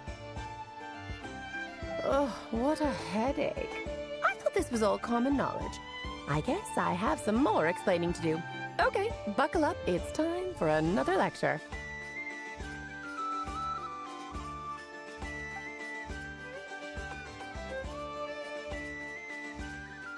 Now, I said earlier that the moon goddesses lost the foundation for their existence. The reason for that has to do with the natural order. Basically, the rationale for their existence in Teyvat was lost. The same logic applies to the present moon goddess, too. Consider her existence so far. Her comrades in the Fatui called her Damselette. And she was worshipped as Kutar by the Frost Moon Scions. But these connections have now been severed, whether by her hand or yours. So, the rationale that once sustained her existence is now gone. Wait, we did that to her? Oh, well, strictly speaking, yes. But let's not start pointing fingers, shall we? I'll only end up as the big bad villain, and that's not the kind of final boss I want to be. Of course I do. I'm only the greatest mage in the whole entire world. Now, if you wish to find your moon goddess, there are two problems we need to solve. Firstly, we'll need to strengthen the connection between her and Teyvat, at least enough to sustain her until Moon Prayer Night. Strengthen her connection. But does that mean I'll have to rally all the Frost Moon faithful behind this? I'm afraid a bygone faith and a former home won't be of any help to her now. Do you know her name? Her name? Oh, yes. Names are very important things. A name is a fundamental concept that anchors one's entire existence. Then your first job is to find it. As a moon goddess, I'm sure she must have a name she identifies with. Neither Columbina nor Kutar is her true name, and she's never really accepted either of them. So, finding out her real name is enough to sustain her existence? Yes, I know it sounds like a small step, but every journey begins that way. So for now, that's all we need to focus on. The second problem is with her plan to use the moon marrows to return to the moon. Unfortunately, piercing through the false sky will take an enormous amount of power. Given her current condition, she won't be able to provide anywhere near enough power, even if she recovers her physical form. But no need to fret. Nicole's the expert in this field, and I'm sure she'll figure something out. Wait, Mage N is going to help us out too? That means we've got 2 Hexencircle mages on the case. This is turning into a pretty big deal. Actually, this is more of a side quest for me. Like you said, I'm a busy lady, so I can't stay for too long. I'll have to return to Teyvat's border soon. That's the upside you get for looking out for my little Klee. Hopefully that will incentivize you to carry on keeping her company in the future. Anyway, jokes aside, you'd better get moving. It will take quite a miracle for the moon goddess's consciousness to hold out till Moon Prayer Night. Oh, I suppose I might as well tell you where Nicole is before I leave. Off you go now. Time to meet your new friend. Oh, yes, and a little suggestion. Don't forget to mind your heads. What? I wonder how Durin's doing. I should really go see him before I head back. You really are super busy. I most certainly am. There's so many children I have to keep tabs on just in Mondstadt. Durin, Albedo, Venti, Varka. Klee didn't make the list, huh? Of course not. Klee is my pride and joy. I have no qualms about her, because she's the best child in the whole wide world. Yep. Klee's a little angel. I'm glad you agree. Well, all the best. See you when I see you.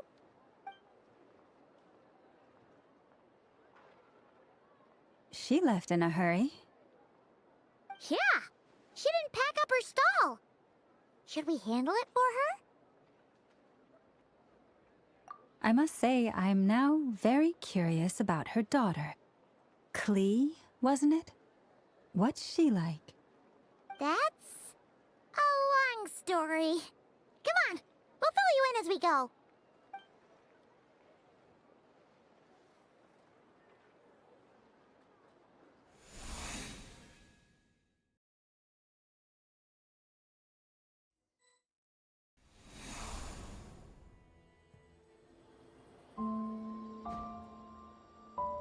What a lively place. I've never experienced Nasha Town like this before. Hey, you old geezer! Your hammer's rusted through! Who are you calling old geezer? Are they quarreling? I'm looking right at him! You've really gone downhill since giving your daughter free rein in the workshop. Can you even swing a hammer anymore? It shouldn't take you days just to fix a single chair. You might as well use that hammer to massage my back for all the good it's doing. Don't run your mouth, or you'll get a back massage that'll put you in bed for the rest of your life. Look, the materials haven't arrived yet, all right? You know how busy it gets in the days before Moon Prayer Night. I'll bet you send all the materials to your little princess. Blood's always thicker than water, huh? All right, you've made your point, Uncle Koski. As soon as the materials arrive, fixing your chair will be the #1 priority. And Dad, if you've got time to chat, why don't you lend me a hand, See? Lolka knows what the score is. I guess they're friends. But the way they spoke to each other was so ugly. Then again, it wouldn't be the first time I've seen something like this. Columbina! Sing outside my door in the middle of the night one more time, and I'll unscrew your vocal cords. You hear me? Oh, Sandrone. So that was her way of trying to be friends with me. What a pity. I won't get the chance to say any ugly things in reply.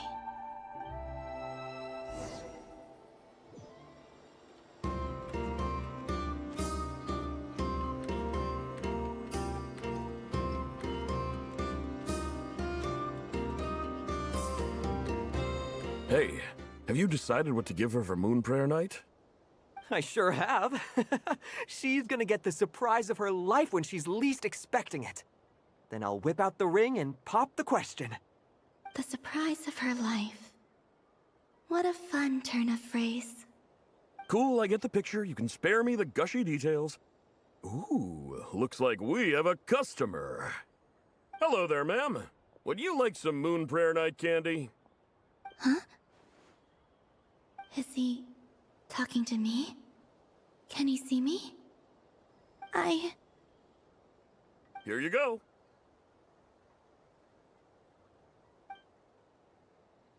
Oh.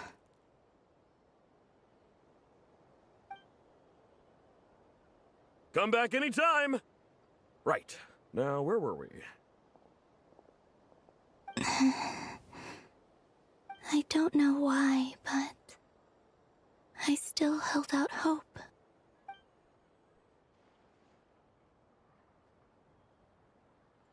The most important thing right now is to find that mage. This name thing seems super important too, but where do we even start looking? I'd better go pay the Fatui a visit.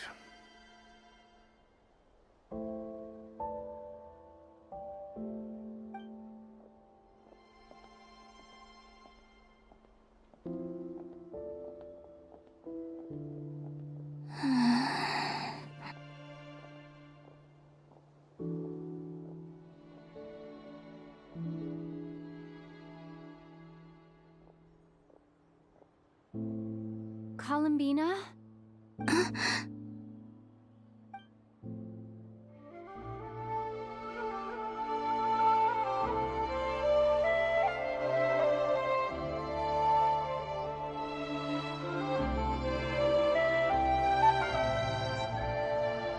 Traveler? Let's go! This is no time to be spacing out!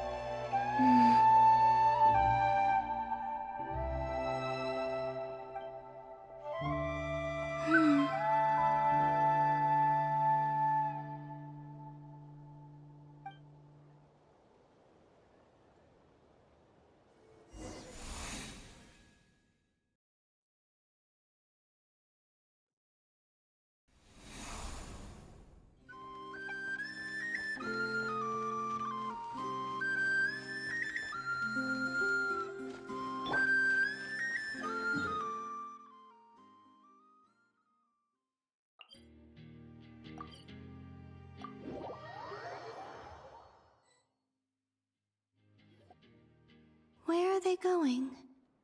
They mentioned a mage and... a name?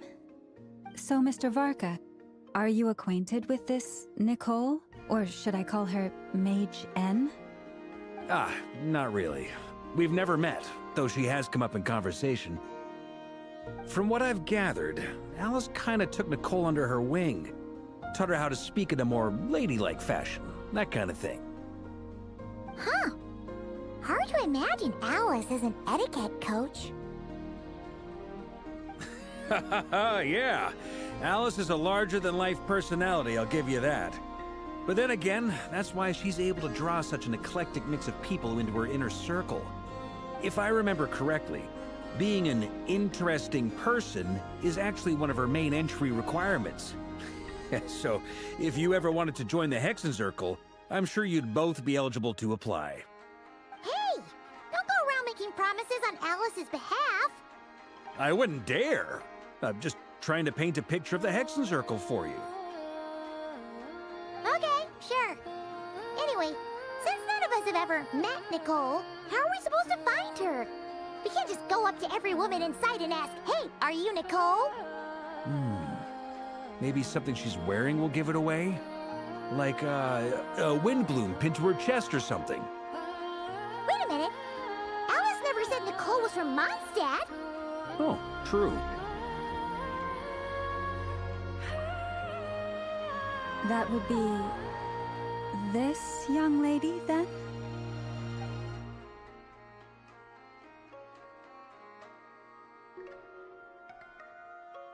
Hey there! Sorry to disturb you, but... are you Miss Nicole? Varka, Knight of Boreas of the Knights of Favonius. Alice might have mentioned me before. Mm-mm. Ah! Have we got the wrong person? Sorry.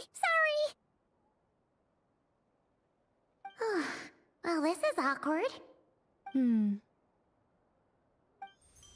When I shook my head, I meant, no, Alice hasn't mentioned you before. Huh? Where is this voice coming from? My apologies. For certain reasons, I am unable to speak. This is the only way I can communicate with you. It might take some getting used to, but I hope you can understand. Hey, it's fine. I'm more shocked by the fact that Alice never speaks about me. I mean, As for you two, we have crossed paths twice before, but it is nonetheless a pleasure to finally meet you. It's really you! Thanks for all your guidance in the past! You're quite welcome. This time, things are different. We have reached the unwritten pages of the story. You might say that we stand at the crossroads of fate.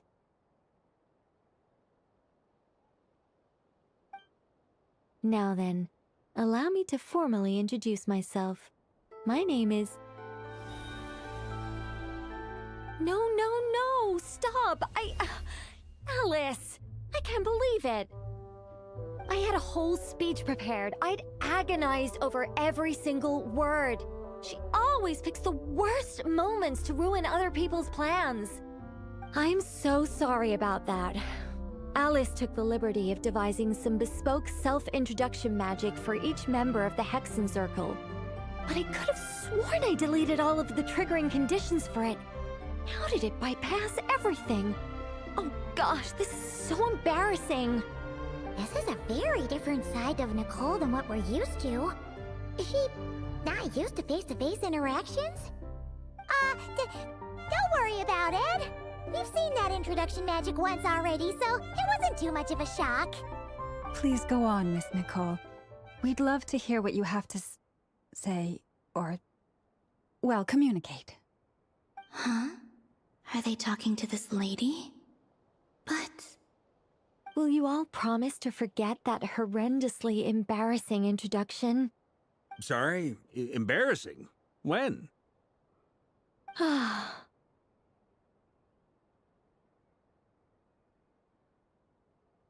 Yes, my name is Nicole, and I am one of a very few angels who have retained both their preferred form and their power.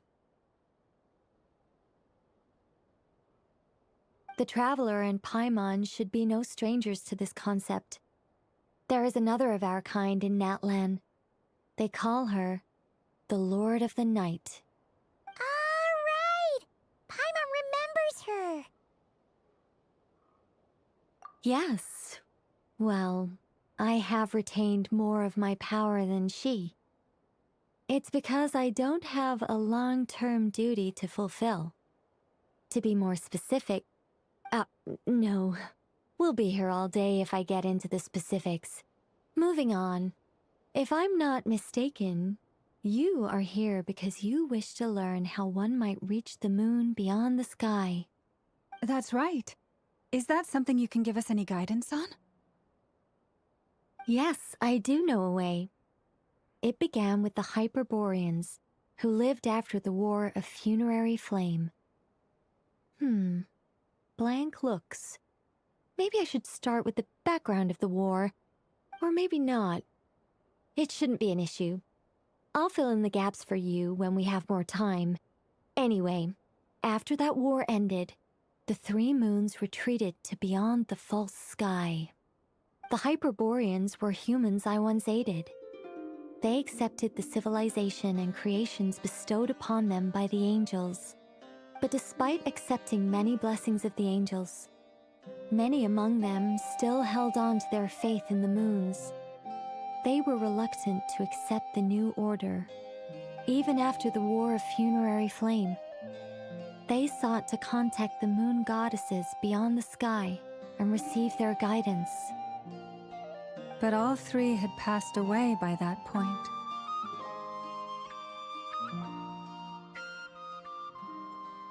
This mage has a unique method of communicating. Is she talking about the moons? Yes, but they did not know. And so, still they prayed for the moon goddess's mercy. After building titanic structures that consumed vast amounts of Kuvaki, at last they glimpsed the moons and heard their voices. But of course, they were gravely disappointed. For it was then that they realized the three moon goddesses were dead. Oh, that's such a sad story. It is. Humanity was in a very sorry state at that time. The angels who had once aided them were gone, and the War of Funerary Flames had left them homeless and destitute. Just a second, I gotta ask. How relevant is all this history to the task at hand? Well, I mean, it's... Okay, it seems we've drifted into irrelevant narrative waters. It's been a while since I've had the chance to speak inside someone's head. As soon as I got started, I lost control, and the words just flowed out like a waterfall. What I'm trying to say is... Right, yes, that's it. The relevant part is the ritual created by the Hyperboreans. The fact that they bypassed the false sky and saw the true moons implies that they successfully built a connection between Teyvat and the outside world. Which means, with enough Kuvaki and a sufficiently stable connection, it should be feasible to send one person over the border. Okay, so they built some kind of portal? Oh, yes. A portal. Yes. Is something wrong? You sound disappointed. I just didn't expect you to summarize it so well. It turns out I could have said all that in one word, if only I'd managed to think of it. No, please, it's fine. This is invaluable knowledge. I'll be sure to record and preserve everything in writing. Oh, really? Well, in that case, I suppose I could backtrack and add some more detail. I did gloss over a few things so far. Whoa, time out. Let's summarize what we've got first. The Hyperboreans were the last ones to use this method, right? So we somehow need to find whatever structure they built and make sure there's enough Kuvaki to power it up. Luckily, we have the moon marrow of both the eternal and iridescent moons, so we're all good for Kuvaki. Which means the key issue we need to focus on is finding the place. Am I right so far? Yes. Although I expect the structure is long gone by now. That said, what if we could take advantage of the phantoms to travel back to a time when it still existed?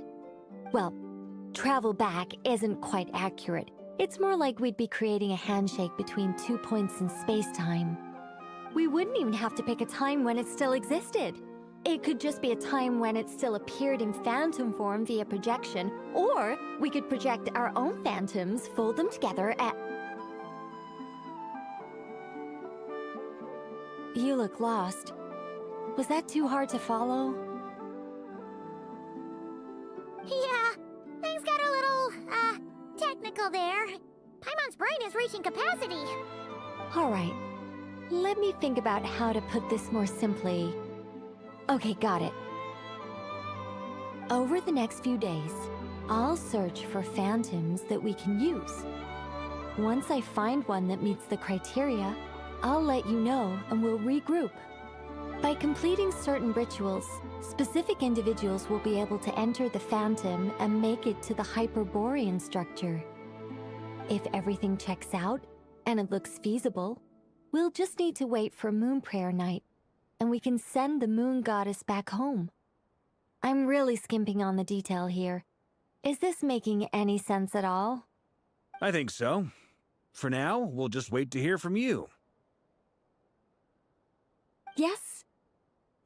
Basically, yes. Great. Counting on you. In the meantime, we'll focus on finding the Moon Goddess's name.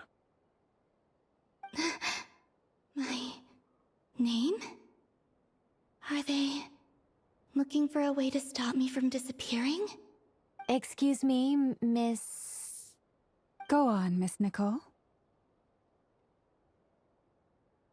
This conversation was a little all over the place. I didn't catch your name.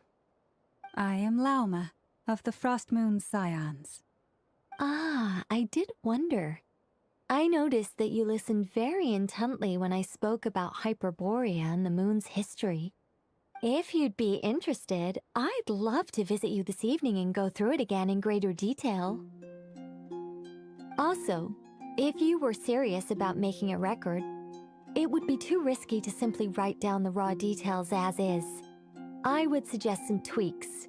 Maybe rewrite the stories as fairy tales or fables, perhaps even prayers. Anyway, we can cross that bridge when we come to it. So, see you later then? Oh, and no need to prepare anything. Just a cup of tea will do. See ya! She seems friendly. It's just... It's so nice to find someone who's actually willing to listen. I've been dying for a chance to finally go through all this systematically from start to finish. Any longer and I'd probably start forgetting it.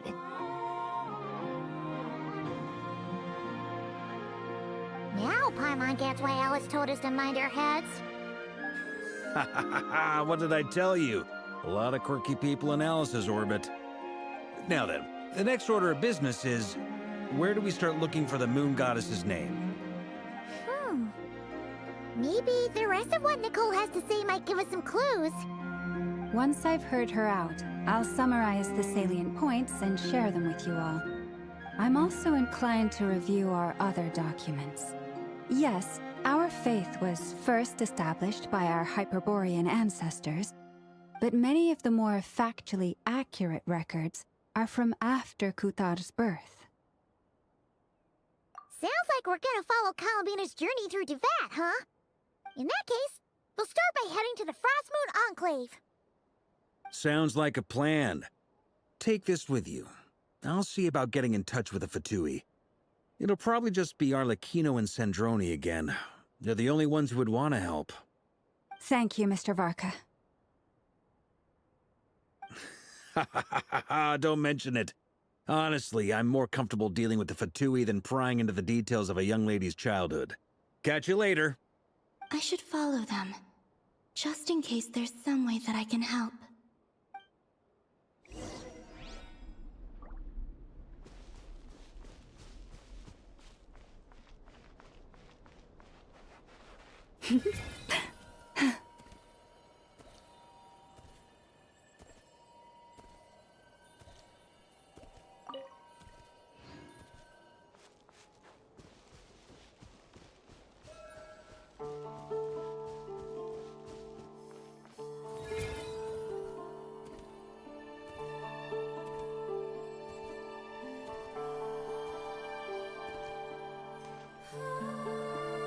A while ago, I took the time to organize all documents in our possession that pertain to Kutar. What you see here is the material I consider reliable. You're saying there's unreliable material too? Yes. Most of the information we have was transmitted through an oral tradition. Inevitably, some of her stories were mythologized and deified over the years through countless retellings. That's why I organized them into reliable and unreliable. There's no sense seeking answers in history unless we can ensure the veracity of the historical record. Makes sense. All right, let's take a look through.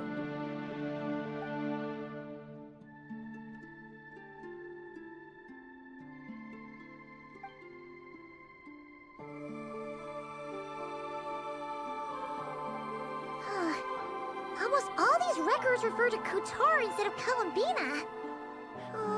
Although neither of those is her real name. Paimon's not sure what point she's trying to make.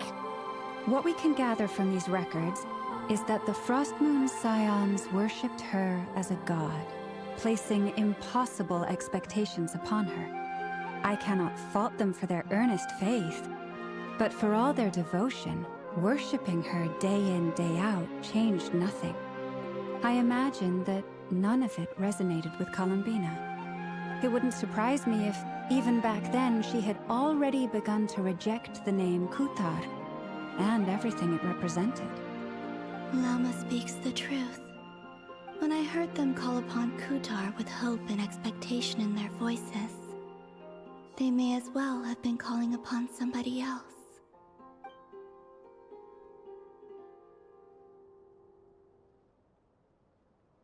Well, that's a bit complicated. I looked at the level of detail, perceived authenticity, prose style, and how realistic their portrayal of Kutar seemed to be. Amongst the Frost Moon Scions of today, only I know of her existence, and I alone have spoken to her face to face. As such, I know that there are certain things she simply would never do. That being said, I have sensed some changes in her lately. Changes? Me? Seems like this is getting us nowhere. For what it's worth, why don't we check the unreliable sources too? Sure. Give me a moment.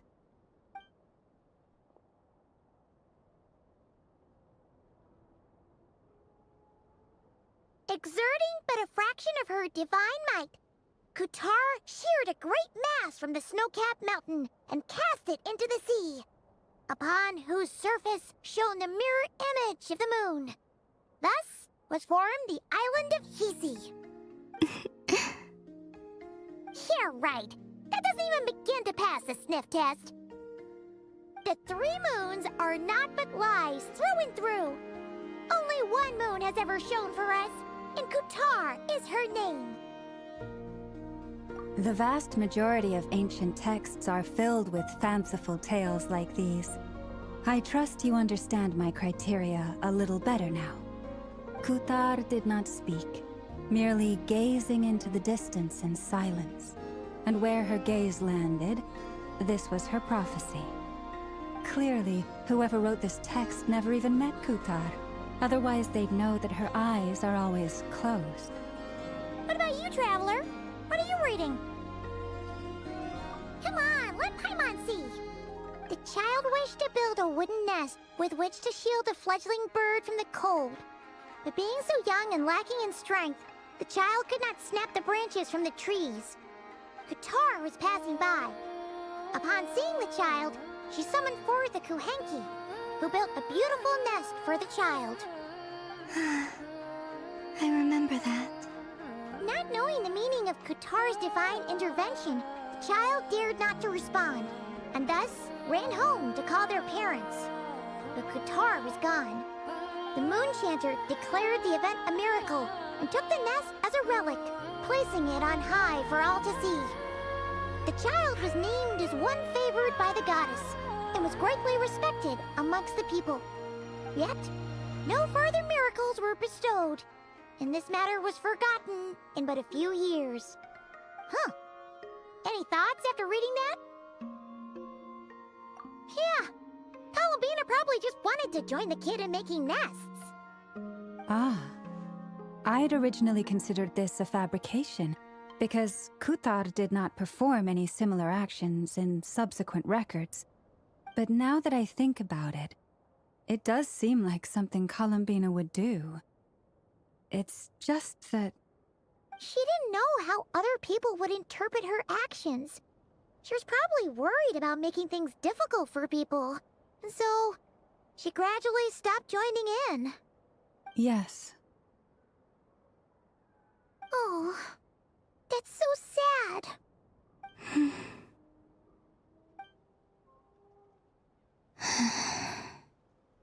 And now, I can make no such gestures of warmth, even if I want to.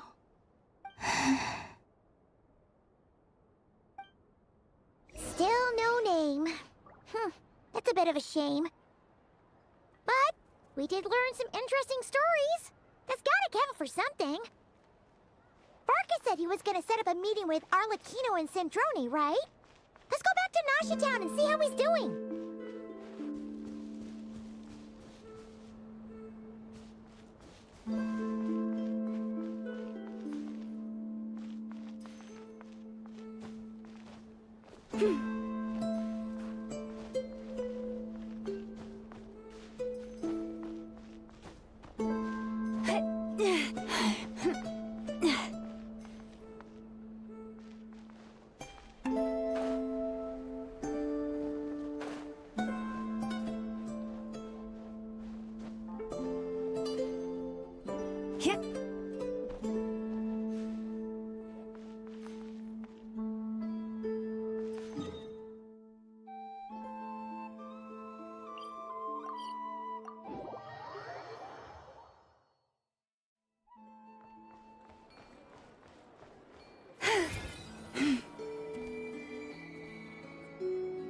Let's see. There's Varka. Oh, and it's Durin and Albedo too. Yeah, this is pretty much the same place we bumped into each other last time. I convinced them to stick around a little longer.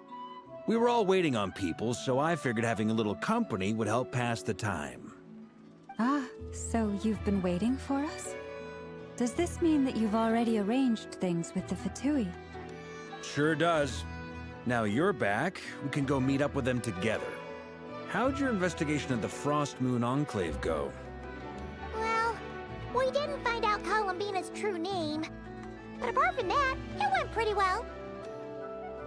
Aha, just as well that I didn't tag along then. I'm sure our moon goddess wouldn't want every man and his dog knowing all about her private life. Still, desperate times, desperate measures, I guess. Someone had to do it.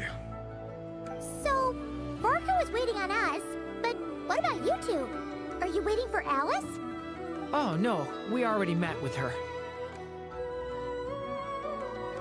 We discussed that experiment I mentioned to you last time.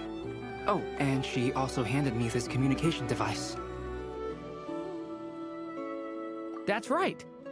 I understand she informed you about the relationship between the phantom phenomena and Tevat's borders, yes? She wants me to help her with some more experiments on that front. She said that she'll contact me through this device with more information. Ah, I see. Following instructions and making observations. Pretty common research method. Takes me right back to Albedo's lab. Wait, then who exactly are you meeting? Someone you know. Albedo's met him too. But I don't think Miss Lauma or the Grand Master have been introduced. Introductions are overrated, especially in cases like this. It's you! So, it's not like the Academia has prohibitions against going abroad. Also, I applied for leave.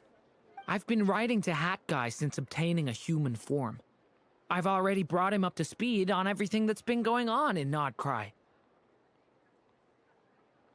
Hat Guy? Turns out, I actually have heard that name before. Oh? Then why did you react the same way I did? I only knew the name, not the fella. But since we're all here, let's do some introductions for what it's worth. I'm Varka, Grand Master of the Knights of Favonius.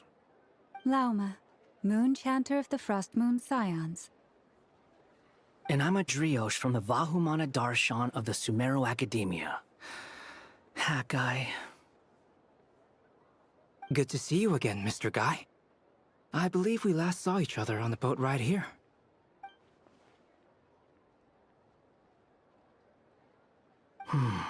Mind you, the only reason I came here is because there's someone I want to look into.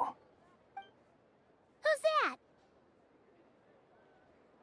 The Doctor, also known as Dottore, second of the Fatui Harbingers. From the tone of your voice, it sounds like there's bad blood between you.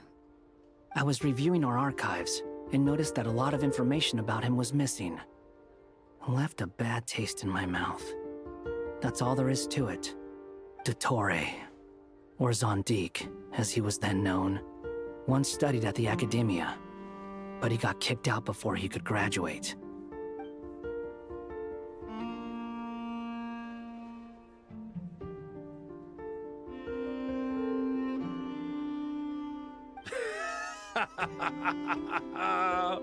So the Harbinger's #2 man is a college dropout?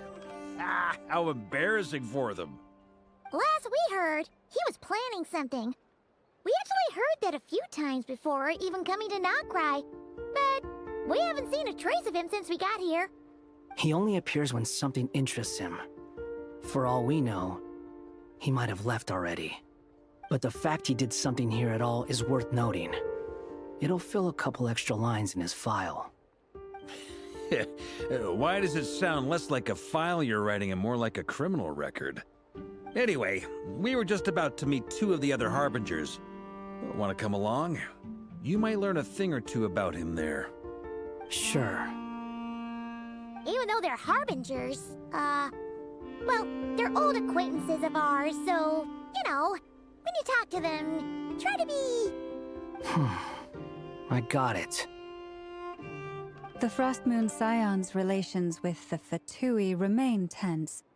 Forgive me if I do not attend. In that case, we'll continue assisting Miss Alice with her experiments.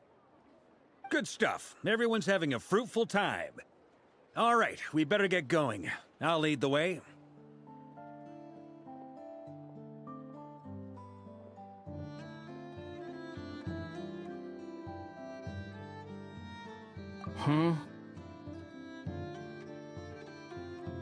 Well, yeah, that's obviously part of it.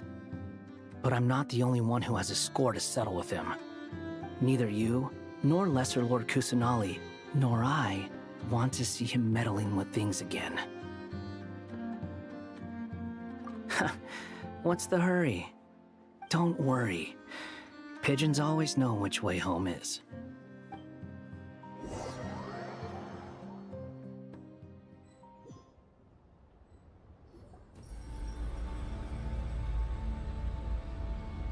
You made it. Who is this?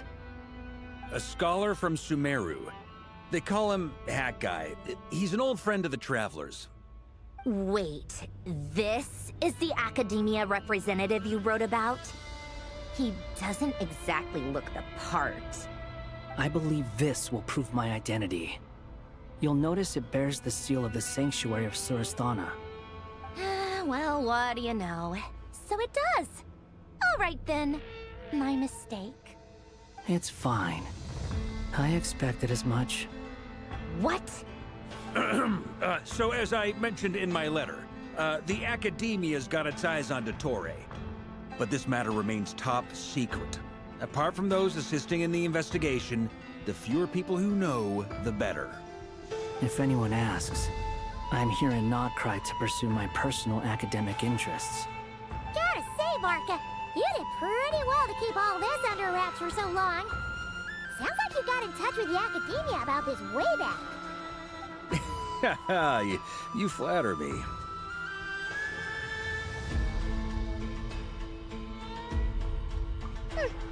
Where do I even start? Remember that time we fought Rerir at Star Sand Shoal? He sure let me have it then, didn't he? I'll bet Dottore had that all sketched out, with me as his convenient little pawn. He could not care less about us if he tried, but hey! The feeling's mutual. Does Dottore really strike you as the sort who values his relationships with his colleagues? Fair point. Definitely not. Which is why I always keep my guard up whenever he starts making suspicious moves. To that extent, our motivations align. On top of which, I consider you trustworthy people. Now, back on topic. In the wake of the Reikir of Solnari episode, Sandrone and I grew suspicious about Dottore's complete inaction during the entire affair.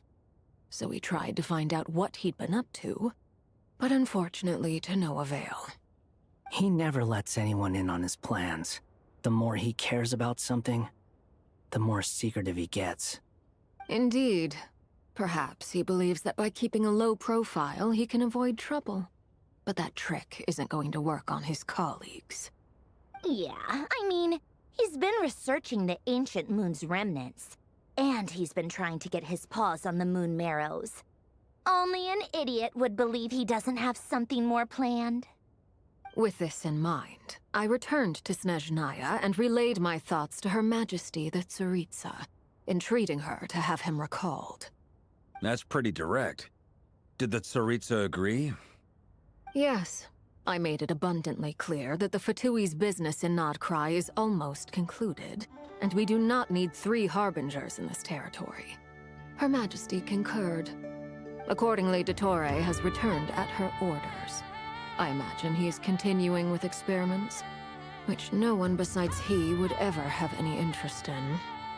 Common sense might mean nothing to him, but he's not stupid. He knows that no good can come from opposing the Tsaritsa. Smarts alone won't get him all the way. He needs the Rooster's resources and Regrator's Mora, both of which the Tsaritsa can strip from him by waggling a finger. But doesn't he have a track record of publicly following orders while going against them in private? He probably has it down to a fine art by now. Wouldn't put it past him. We worked together on a research project once.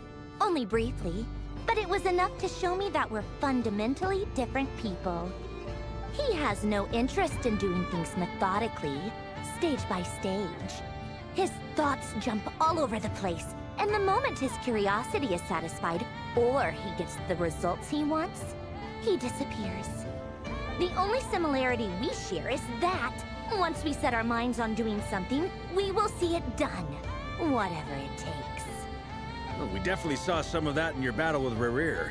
You got so competitive. Ugh, do not remind me. Then I believe we all concur. Dottore will not simply give up. Fantastic. Now this is turning into a whole day of unpleasant memories. Ugh. Are you talking about the moon marrow stuff? He also strikes me as the kind of person to disregard experimental regulations, ruin all the equipment, and go way over budget. Then leave the first person he can find to deal with the fallout. Exactly. This one time, he was running some high-temperature experiment and the substance exploded. But does he care? No. He orders his subordinates to open the device so he can observe the results, which causes the gas inside to leak out. That gas was poisonous. If I hadn't been there, who knows how many people might have died. And after all that, he left while I was still cleaning up after his mess. What a waste of time, he said. Waste of time? The nerve! He wasted my time! You've been bottling that up for a while, huh? Hat guy, I must say, you seem awfully familiar with internal Fatui affairs. Especially when it comes to Dottore. Thank you, Lady Harbingers, for providing such valuable information. I have no other questions for now, so I'll be on my way. Wait, what? You're just gonna leave? You're welcome to join if you want. Ugh. Just when Paimon thought he'd finally mellowed out. He makes quite the impression. I'll say. I've met tons of headstrong people, but not many of them would join me in bad-mouthing Dottore. Anyway, back to the main agenda. Barca, you said that Columbina has gone missing? Or rather, disappeared.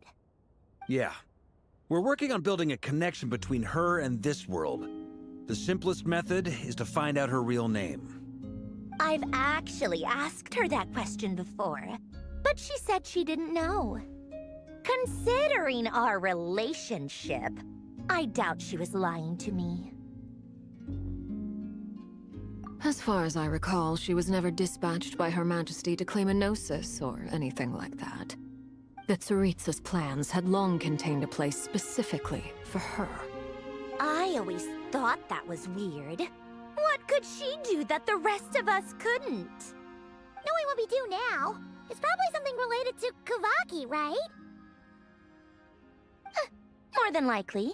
When she first arrived, Columbina would often go to Her Majesty and ask when she could start the task assigned to her. But Her Majesty always gave the same reply.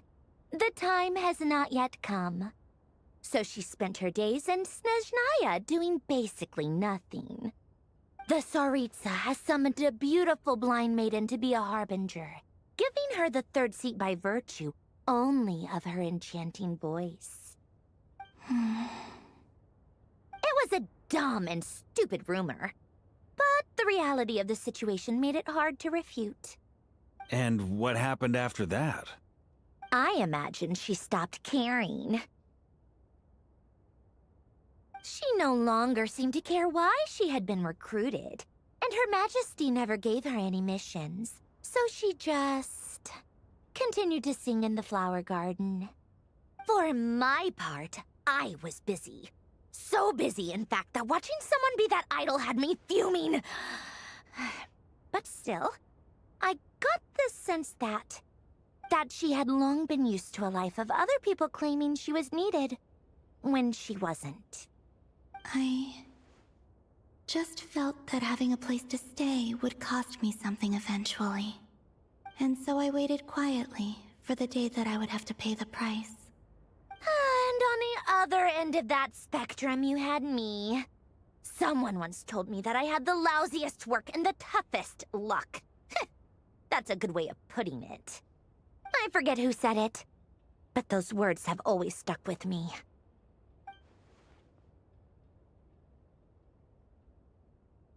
But you've done your job exceptionally well all this time. Because at heart, you are a conscientious person. What is it? Something come to mind?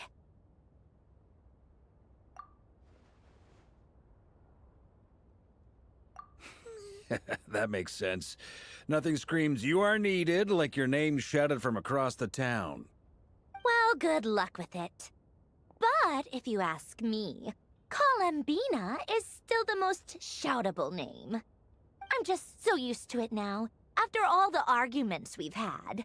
I can't be bothered trying to remember another name for her. Nor I.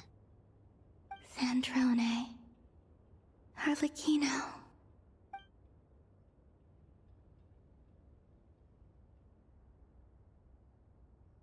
Huh! It's a Sealy! Does that mean Nicole has news for us? Ladies, I thank you for your hospitality. If the chance ever comes up, I definitely owe you both a drink sometime. I'm sure it will. You can make your own way out. Heck, you've been here enough times, you probably know your way around better than I do. Okay, time to do what adventurers do best. Follow that Sealy!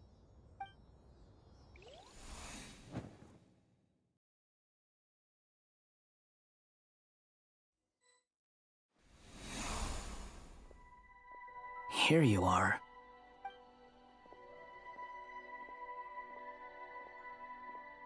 Oh, hat guy. How come you're back so soon? Did things go all right with the Fatui? Fine. Dotori's been summoned home by the Tsaritsa. Couldn't get much more than that. How about you? Any progress with the investigation? Unfortunately not. We've tried everything. Different phantoms, different locations, different points in history. But the results are the same each time. Abyssal monsters roaming the land. People crying out in despair, with no hope of being rescued. Every time I see it, I can't help but think, is this what it was like in Mondstadt when Dragonspine Durin attacked? And if I fail in the task I've been given, will I create yet another tragedy? That's just meaningless speculation. When we encountered similar phenomena previously, I tried to interfere with those illusions, using sounds and lights to guide them. However, we could not change their fates. At most, we were able to extend their existences. The events of the past are like fate that has been written into Irminsul. There isn't a living thing in Teyvat that can escape its past. But Miss Alice instructed us to try to find ways to change the outcome that these phantoms face. It's an impossible task. Can't you just refuse? Since she asked us to do this, I feel like it can't truly be impossible. Or if it is, well, mages can make the impossible possible. I could not have been born as Durin otherwise. But you also said that your past 39 attempts were fruitless. That's true. But you're still going. Yes. After this many futile attempts, surely you realize that you're not doing this because you still believe what some mage told you. It's because you want her hypothesis to come true. It's something you wish for deep inside. So, think for yourself about what you want to do. As long as you don't believe it's futile, it isn't. Yeah. Previous experience indicates that we cannot touch the phantoms, which limits the effectiveness of our interventions. If we want to clear this hurdle, we need to break this rule somehow. Same thought here. Following the same rules means repeating the same failures. Reducing ourselves to mere playthings of fate. So you mean we need to figure out a way to make contact with them despite knowing that we can't? Yes, and I suspect that's something only you are capable of. Everything in Teyvat is logged in Irminsul, but the withering that once occurred in Sumeru was a sign that the Great World Tree was being corrupted. This corruption allowed things that should not have existed in Teyvat to appear. This is tantamount to rewriting reality to an extent. You're saying abyssal power might be able to affect those phantoms? No one's ever tried it before. If you're gonna try it, it'll take courage. And you have to be confident that you can control it. Is anyone there? Has anyone seen my daughter? She's missing. I have to find her. I hear someone inside. Spargana? Are you in there? Ah! If I can use my abyssal powers to warn him that there is danger here, maybe it'll change his decision. Maybe he'll stay away. Yes. The important thing is not the nature of the power, but rather how you use it. To intimidate and obstruct. Sounds about right for the Abyss. Well, let me try. I should be able to influence that thing. Have you seen a little girl? What? This isn't the time for that! Just run!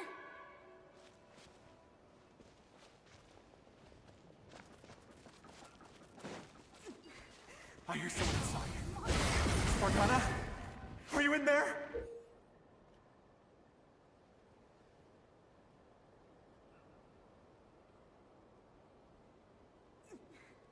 Where are all these monsters coming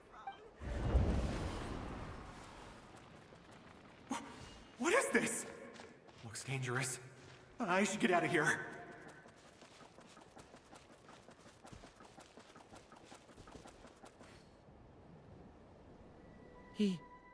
He really left. Ha! We did it! Don't celebrate too soon. Follow him. See what he does next. Monsters approaching from the front. You need to stop them and create an opportunity for him to hide.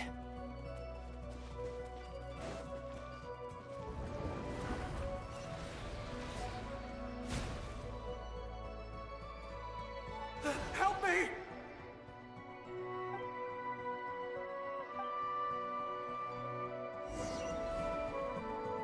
Monsters approaching from the front.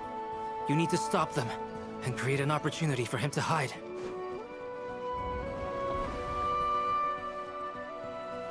No, there's monsters ahead.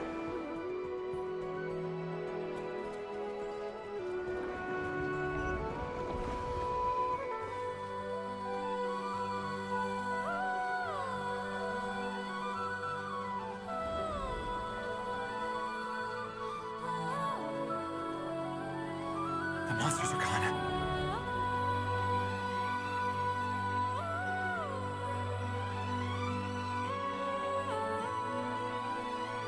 The barrier's gone too. How odd. Anyway, I guess I'll keep going.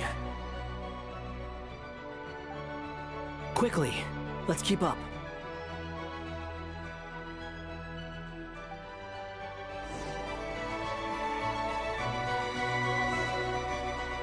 Wait, there was someone else here?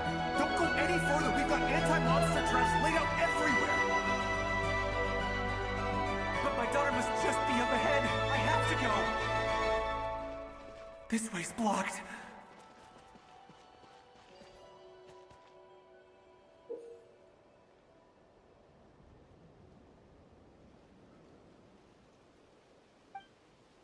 We might be able to use the explosives over there, but we need to take care not to hurt him.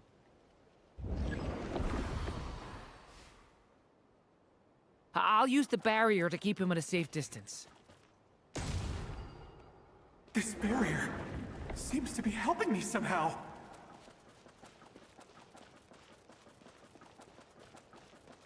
Hey, hey, wake up! Oh, no good. Gotta keep moving ahead.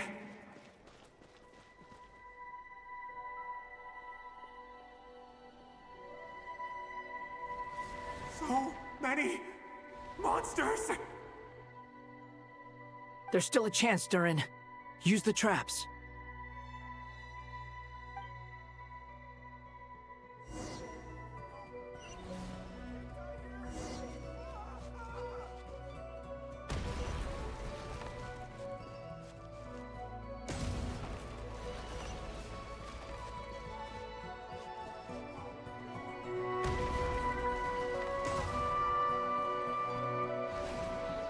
Help me!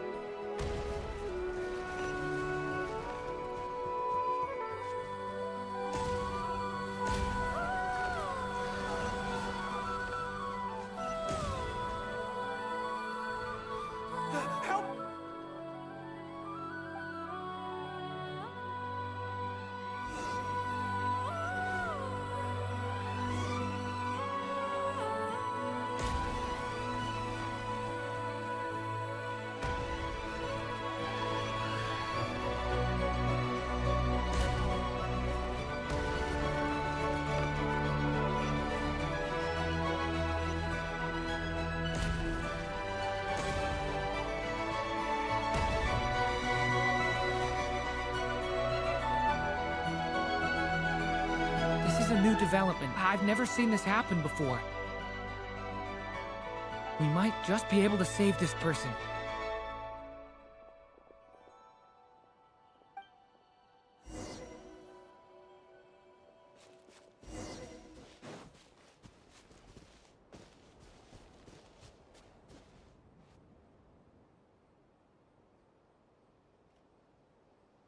Hello there.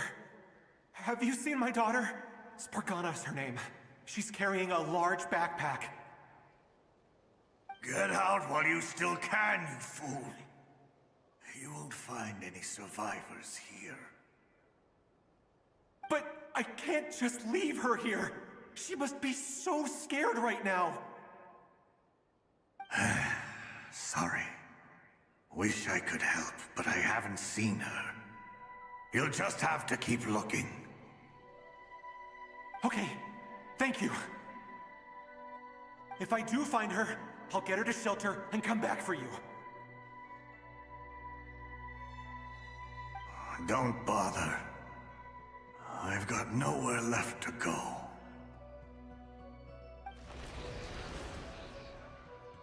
What's that noise? Monster! No, if he goes inside, he'll be walking into a trap. Let's try this once more. This time, we have to stop him.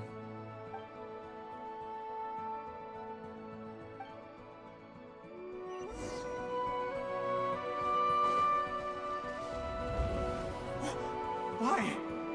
How will I know where Spargana's gone like this? You know what? I'll trust this strange barrier. It's gotten me this far after all.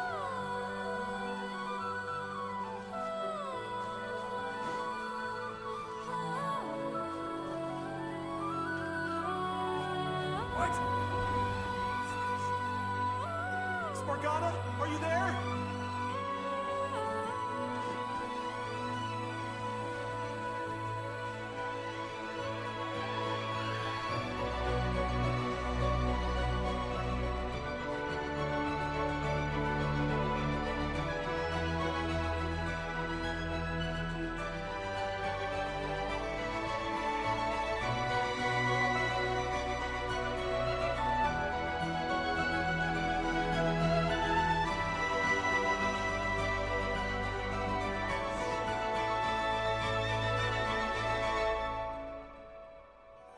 Huh?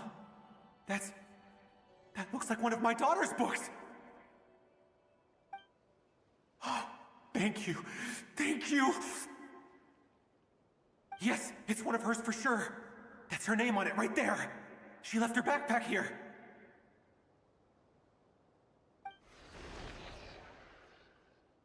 Durin, just like last time. Use the explosives.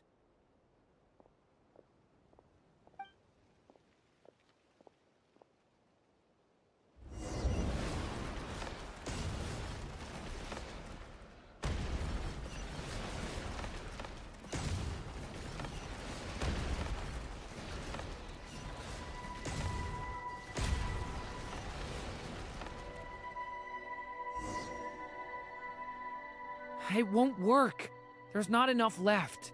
If he makes it in, he'll die. But then, this clue could be the key to him finding his daughter. It might not be the only one. Better he misses that clue than loses his life. I guess so.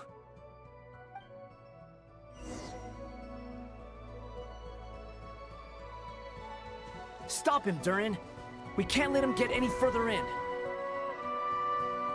That's my daughter's book! She's passed this way! Why? Why won't you let me go in? I've searched and searched and searched just for this! But how will I find her without any clues? I no longer have anywhere else to go.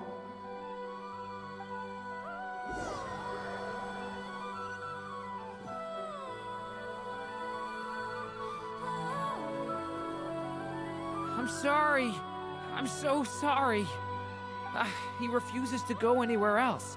Whether he opens this door or not, all that awaits him now is death.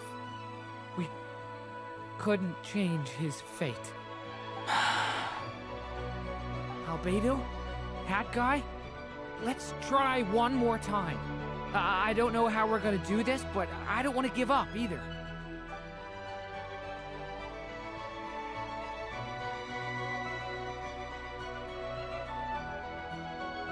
Why am I here? What's going on? All these scenes running through my head. Where are they from? Huh? What's going on? His reactions have changed. How many times have I... What's happening to me? Huh? Wait, who are you? You can see us now? I feel like I always could, but that I only just realized you were there. I'm sorry, I don't know how to describe what I'm feeling. But you were the ones guiding me using that marked barrier, right? I haven't done anything yet, but those monsters, those deaths, they feel like memories. Like things I really did experience. I won't find my daughter. In fact, I'll ultimately die trying to find her. Isn't that right? Well, no, it isn't. Yes, it is. Even so, we're trying to find a way out of this. You've not seen my daughter either, have you? It seems she really isn't here.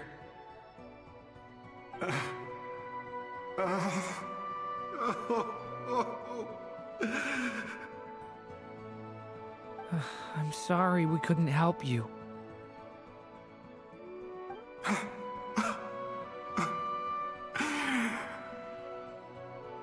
I'm just tired. Maybe this is destiny. Maybe it doesn't matter how hard I search. How long do I have left? Experience says 15 to 20 minutes. 15 to 20. Thank you for all your help. Let's rest a while. You look exhausted too. Now's not the time for you to start pitying us. It's not pity. I'm just realizing that I've only got 10 or so minutes left. You know?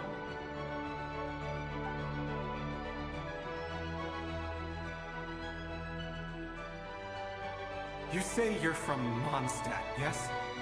A place with windmills, where people enjoy limitless freedom? And you're from Sumeru, where they've built an academy into a giant tree?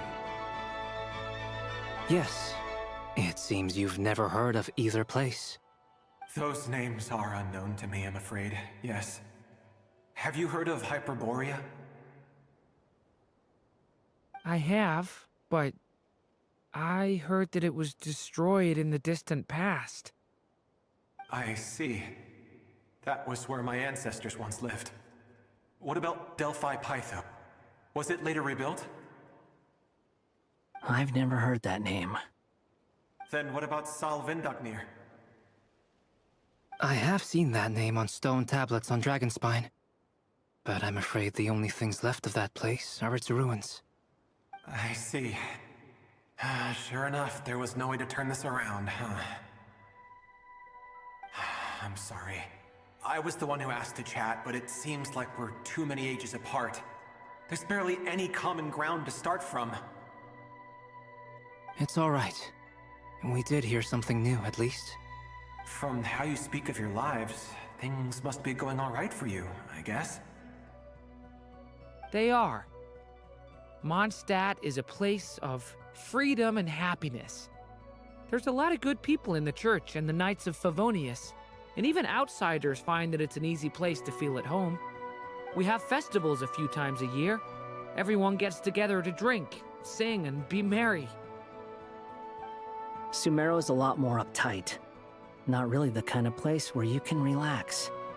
It's a nation fraught with problems wherever you look. But if all you want in life is to seek knowledge, I guess it's pretty much paradise. That's wonderful. In other words, after this all-devouring black tide passed, humanity did not merely avoid extinction, but rose to build prosperous civilizations anew. I mean, I can see you all right now. That must mean the future isn't a total mess, right? That's true. Well, time's almost up. Let's part ways, I think. Might be best if you don't waste too much time on me. The chances are slim, I know, but I'd like to spend these last few minutes looking for Spargana. If things work out, I'd love to tell her about what I've heard. May we meet again. Well, or not, most probably. In that case, may your wishes come true.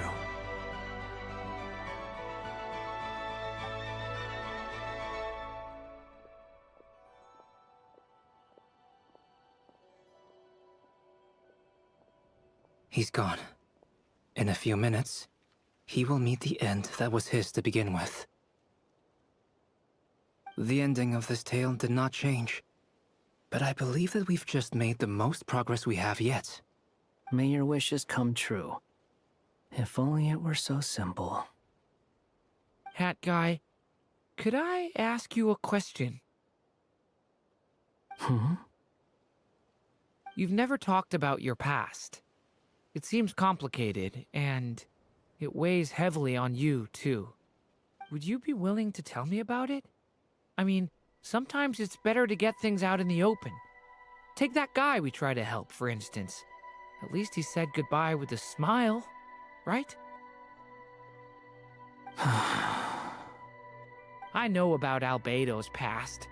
Our experiences are very similar, and he created me. As for you, you're my first friend, and you've witnessed every step I've taken. But by comparison, I know nothing about you. Either way, I mean, we're still best friends. But if I knew more about you, I might understand your thoughts a bit better. I've told you about myself. I'm a student at the academia. And what did you do before that? Prepared for the entrance exam? All right. If you really don't want to talk about it, I won't press you any further. I was a puppet built from the branches of a white tree, using technology left behind by the Conrian schools of mechanical engineering. A white tree? You mean an Irminsul tree? Yes. A branch of Irminsul that was once connected to the main tree. So you had a human creator too? Yeah.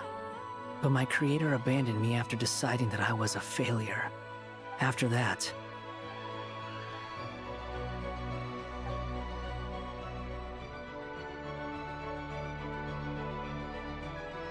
Durin.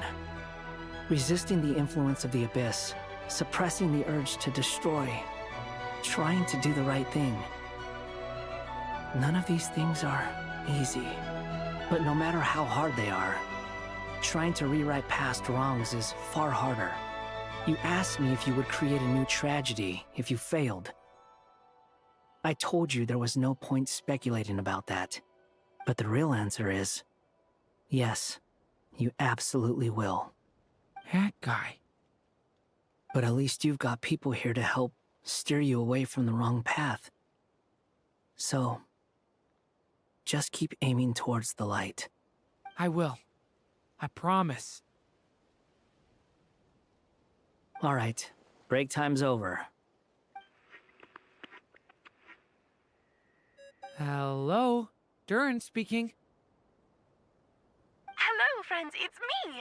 What have you been up to, I'm detecting some unmistakable fluctuations here at the border.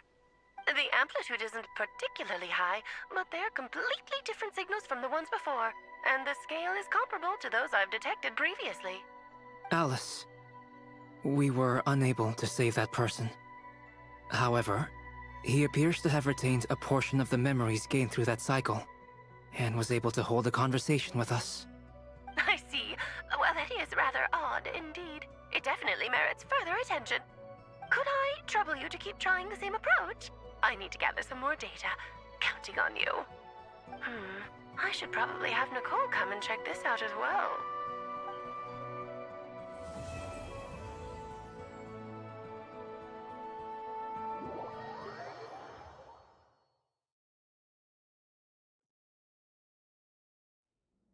There you are.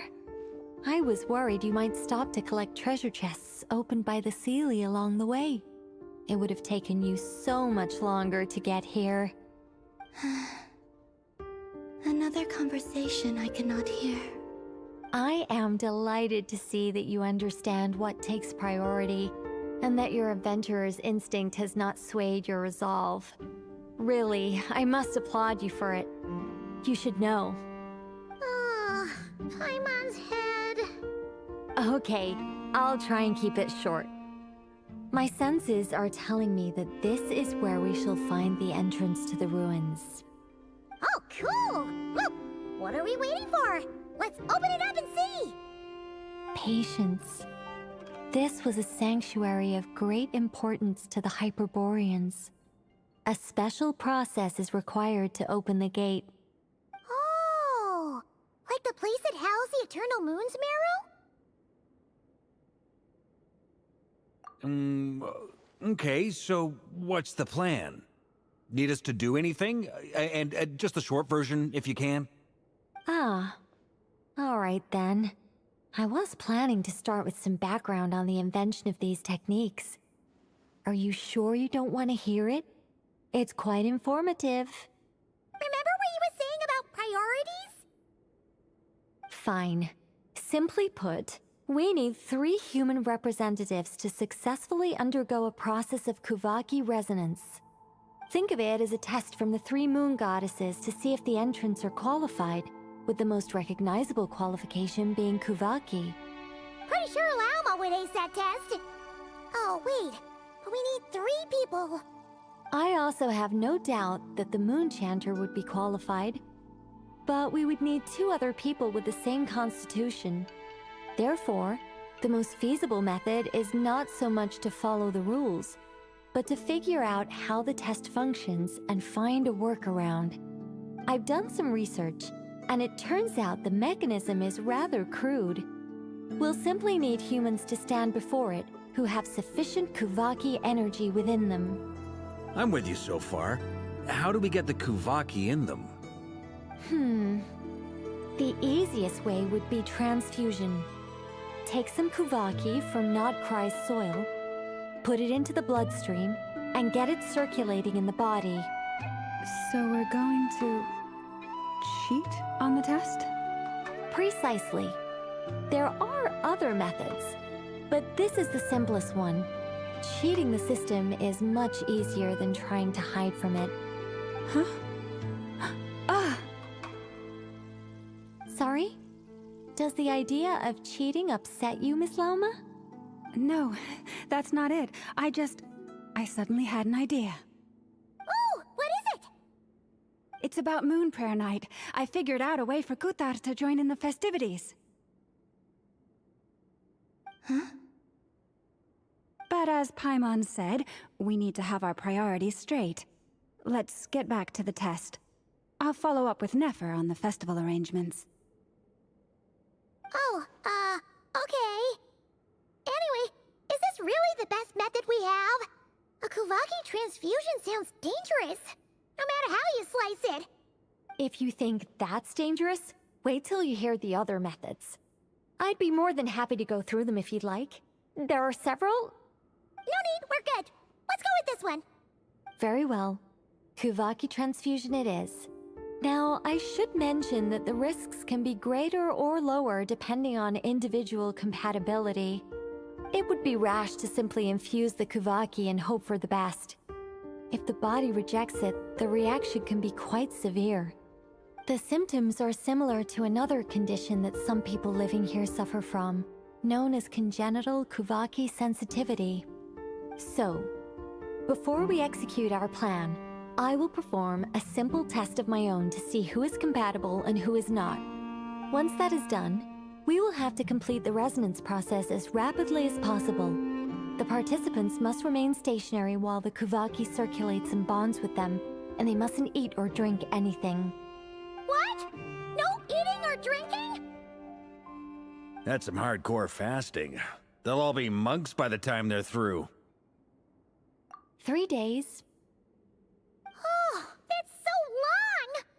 And we still need to find 2 more people who are not just compatible, but also willing to volunteer. Fasting?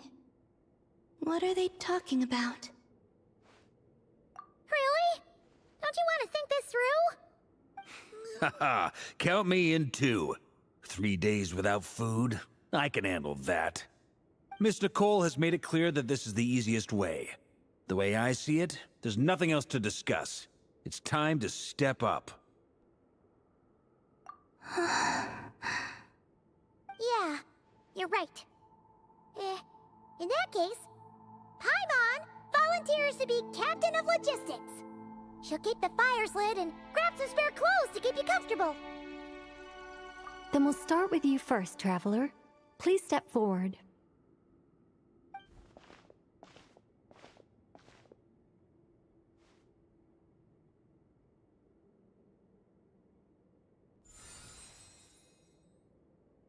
How's it going?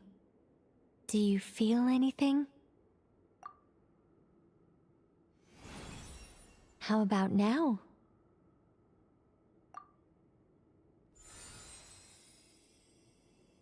And now?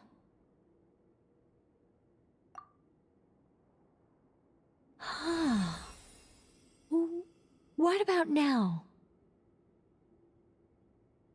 You guys, it's not a competition, you know. All right, I'm officially impressed. Even as a descender, you can withstand far more than I imagined. It's like I summoned a giant stone titan to arm wrestle you, and your arm hasn't even moved an inch.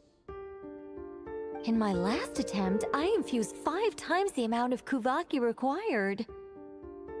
Yes, safe to say, compatibility won't be an issue for you. You're eligible to join. You're next, Mr. Varka. Sure, here goes nothing. All right, I'll start where we left off. 5 times the required Kuvaki dose. Whoa, whoa, whoa, hey, wait a minute. How's it going? No, not great. I kind of want to puke. Feels like I've been drinking too much. A few bottles of wine, then a big stein of Dark Horse, with some hard liquor from Liyue mixed in. You think this is funny? I just lost to a young lady in an arm wrestling contest. I'm never gonna live that down. My apologies. I'll lower the concentration and try again. Oh. How's it going now?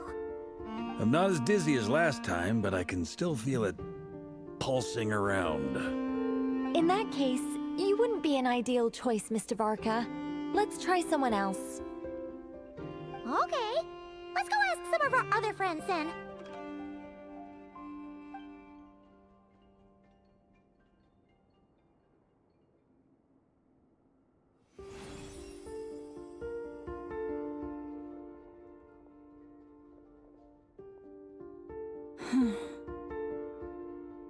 No surprises here, Miss Moonchanter. You're perfectly compatible. You may join.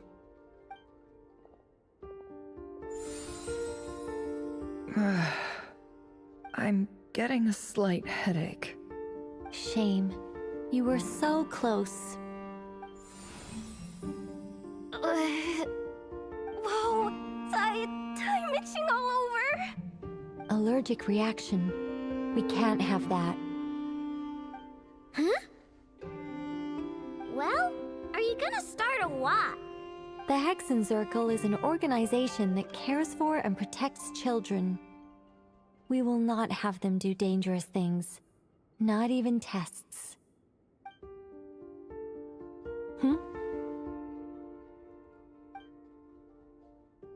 Is something the matter? The candidates have to be human. I guess that rules me out too. Huh. Everyone except the Moonchanter got beaten. Guess I don't need to feel so bad after all. I mean, looks like this isn't gonna be as easy as we thought. Perhaps I could ask for volunteers among the Frost Moon Scions. I'll see about talking to some trusted Lightkeeper colleagues. Itlua springs to mind. In fact, I think we had some former Frost Moon Scions join our ranks recently. Can you give me the scientific explanation for how the test works? I can probably make some kind of test bot.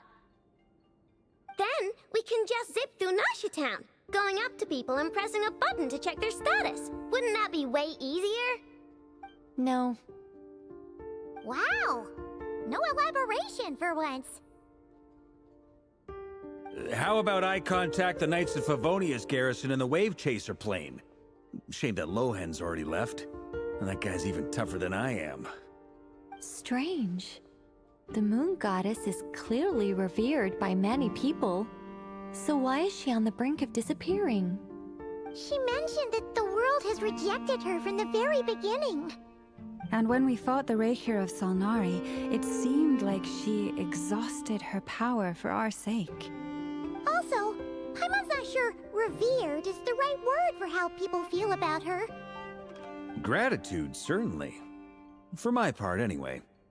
It's basic reciprocity. She helped us, so she deserves our help in return. Yeah. Even though she looked like she didn't care, she still saved a ton of people, including me. A review of the relevant data leads me to conclude that Miss Columbina is a good person. Yep, you bet! They really think so? I'm super surprised that Columbina isn't her actual name, though. I think it really suits her. It's light and graceful and... yeah, just a really pretty name. I know, right? Unfortunately, that's not our decision to make. Columbina.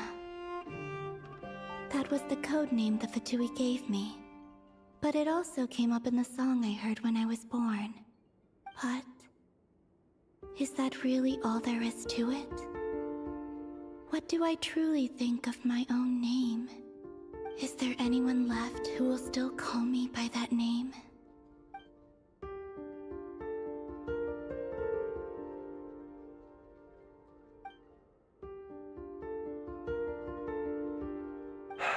Moonprayer Night is getting closer by the day. We're running out of time. We need to look for other candidates. Then allow me to try. Huh? What are you doing here? You contacted your friends via the Adventurers Guild. Sandrone has been keeping an eye out for something like that, so she informed me. Since I have the ability to accommodate a moon marrow, I should prove to be a suitable candidate. Arlecchino. When can we begin? I see. We can begin right away.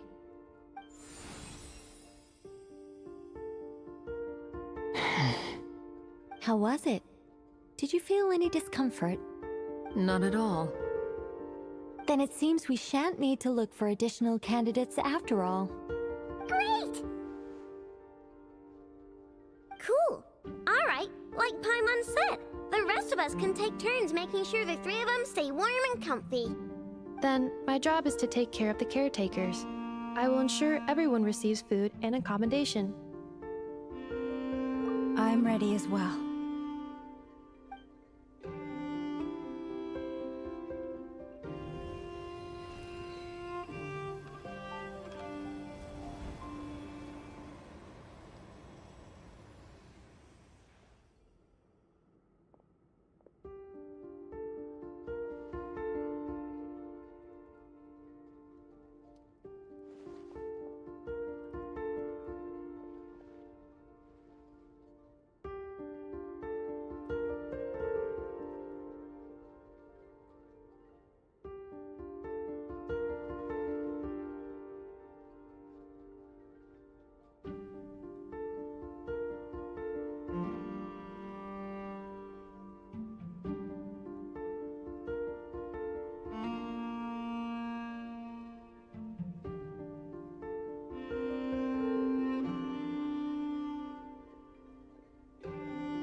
The work is done.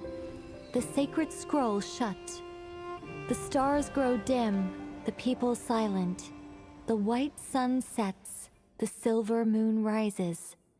O path to the temple, appear now before us.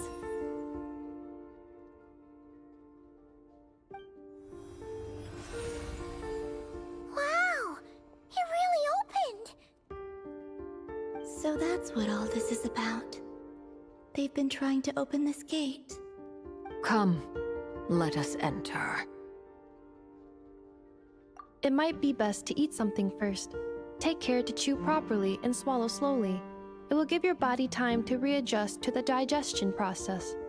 They will head in soon. They will need to enter this gate.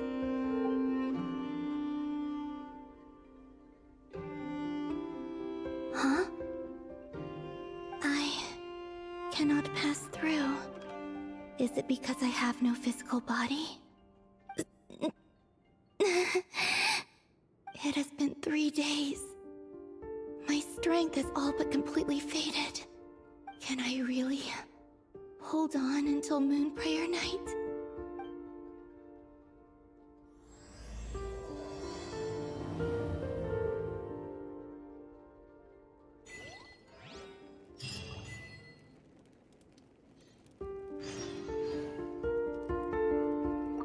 I have confirmed that you are all in good health. With that, my work is now complete. Congratulations are in order. It's good to know you're all well. Puts me at ease.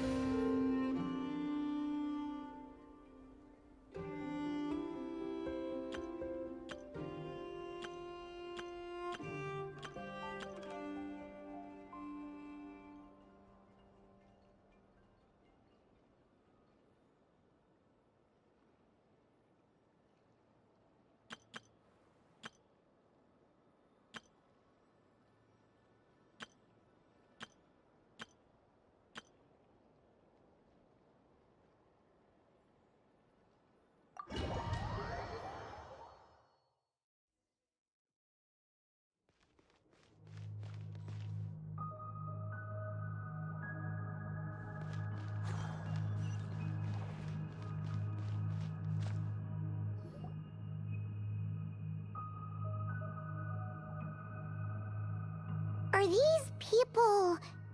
Judging by their clothes, they appear to be phantom Hyperboreans from the distant past.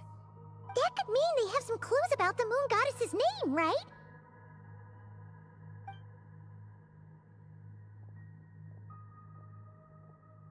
Hey there! Could you tell us what the Moon Goddess's name is? Sorry. That's probably a weird question, huh? How do we explain this? The moons are long gone, and their goddesses are dead. Their names no longer mean anything. When a new moon goddess is born, we will surely know her name. We have used every last resource at our disposal. All that remains is to wait, patiently and quietly.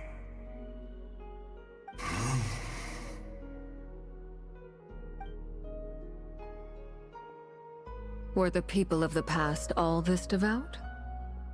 It looks like this phantom doesn't intend to converse with us any further.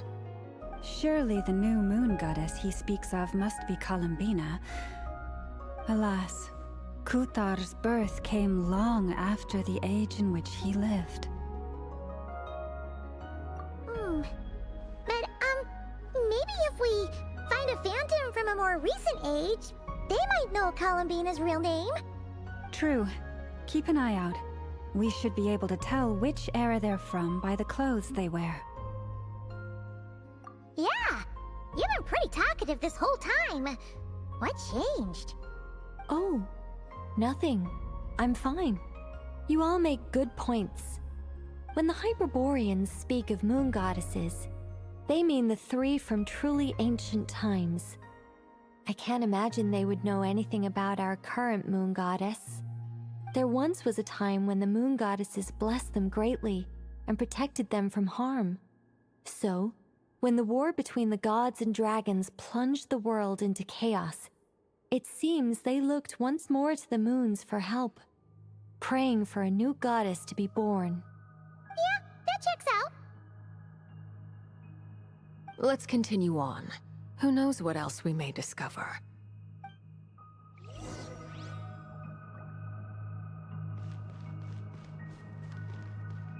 The moons have left for now, but they would not abandon us forever.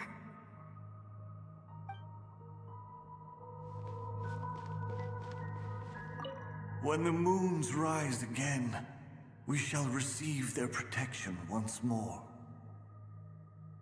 Even in the darkest hour, there is always a way out.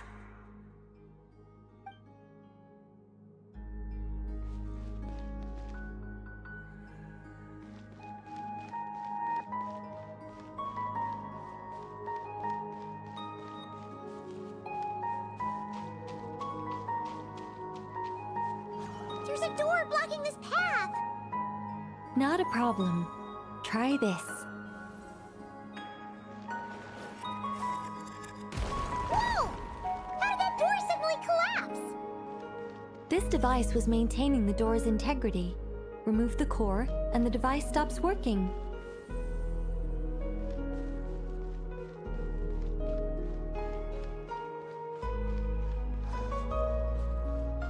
Is this our destination? Impressive.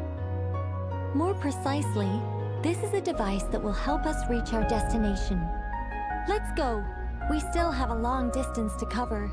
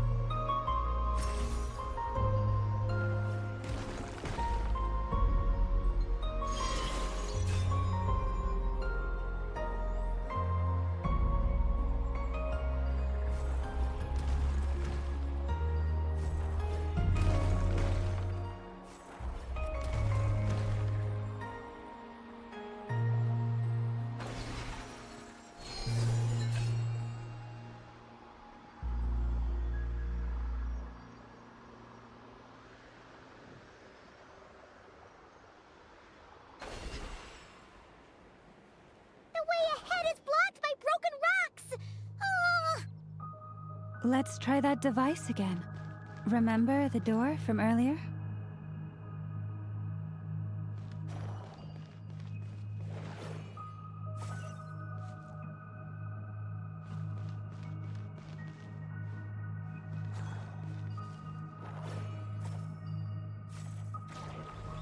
Huh! So it works in reverse, too!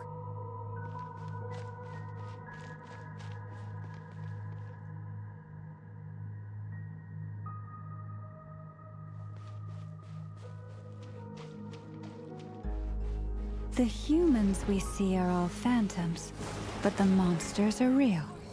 What a fascinating place. There'll be plenty of time to admire it later.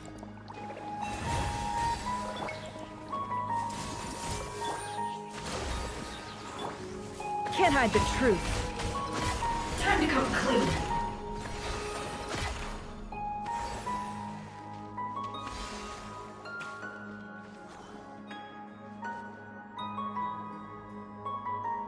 Ooh, there's a whole bunch of artwork in here. Seems pretty old. Nicole, this is probably your area of expertise. What do all these paintings mean? Let me see. To understand these murals requires some knowledge of the history surrounding the War of Funerary Flame. I shared a little of this with Lauma before. Yes, I think I follow. The dispute between the Moon Sisters. The transformation by Nibelung. Oh no, it's no trouble. I'd be delighted to share the tale again. Alright then. Tevat's 3 moons and their goddesses were brought into being by the will of Nibelung, the then ruler of Tevat. But when the heavenly principles came, they changed the world completely, down to its very foundations. The moon goddesses were nowhere near strong enough to challenge this entity. But the heavenly principles did not view them as heretical entities that had to be removed. Essentially, the 3 moons existed to keep this planet alive and operational, which did not directly conflict with the heavenly principles' aims. Nevertheless, the inherent precariousness of this arrangement would soon be revealed. Nibelung returned. Yes. He did, and thus began the War of Funerary Flame, a battle for dominance between Nibelung and the heavenly principles. Discord would soon emerge between the 3 moon sisters. One would voice the opinion that they should follow Nibelung, for it was he who first hung the moons in the sky. Another would argue that taking sides in the conflict would only bring the world closer to ruin. There was no telling where it would lead, especially since their creator had returned, bearing the perilous power of the abyss. Nibelung would eventually discover their disloyalty. He had all 3 imprisoned before transforming the moons into weapons with which to fight against the heavenly principles. What? Weapons? Yes, the very moons that had once defended the planet became instruments of death and destruction, striking terror into the hearts of all living things. And although the heavenly principles and the 3 moon sisters had once been at peace, it now seemed that the moons posed an unacceptable threat to Tevat. It is possible that the heavenly principles did not know of the goddess's imprisonment. If so, the weaponization of the moons would surely have been viewed as an intentional breach of the peace agreement. Regardless of who knew what, when, the heavenly principles shattered 2 moons and flung the other beyond the skies. Whether the goddesses managed to escape Nibelung's captivity after his fall, nobody knows. But this much is certain. From that day on, the moons no longer belonged to Tevat. The rejections slowly drained their power until eventually they passed away. So that's the full story. You say the moon ceased belonging to Tevat from then on. Why then would Columbina be born here?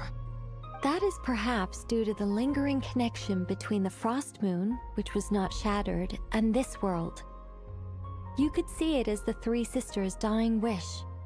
They never desired war. All they ever wished for was to protect this land. I see. If the final fate of the 3 goddesses is as you say, then Columbina faces the same grave danger. Our investigation has yet to bear fruit. We must hurry. Yeah, you're right. Let's keep going.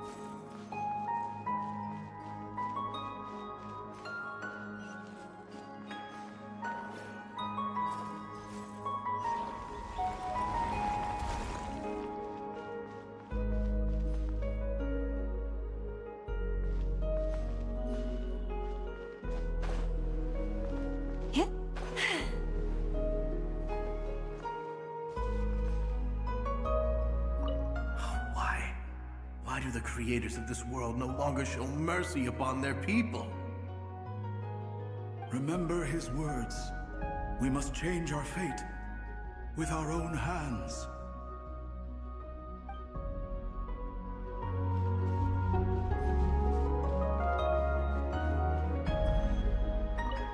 Should we trust him to keep his promise? We have to. There's nothing else we can do. Wait, that's odd. Who is he? Is something wrong? No, not really. It's just that over 30 possibilities emerged in my head, so I can't be sure who he is. It's been too long. My memory isn't as sharp as it once was. Okay. 30. Wow. Impressive.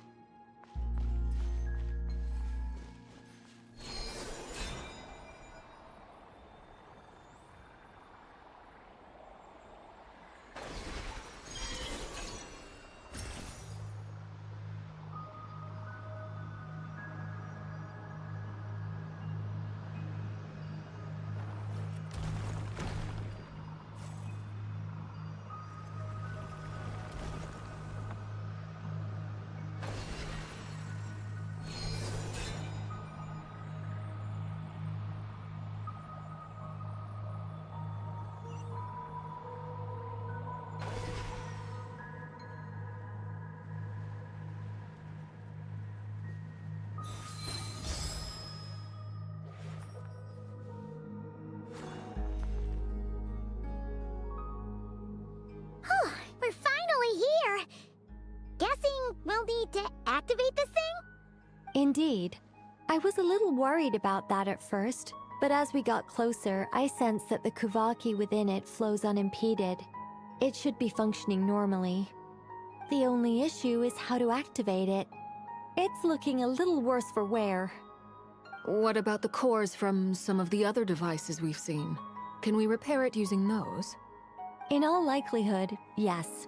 I imagine that would have been the Hyperborean's backup plan. Let's look for some cores.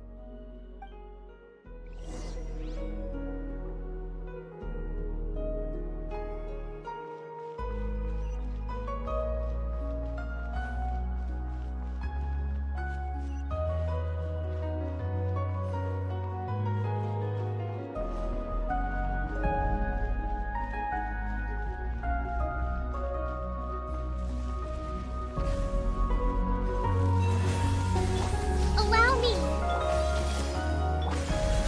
It all falls into place.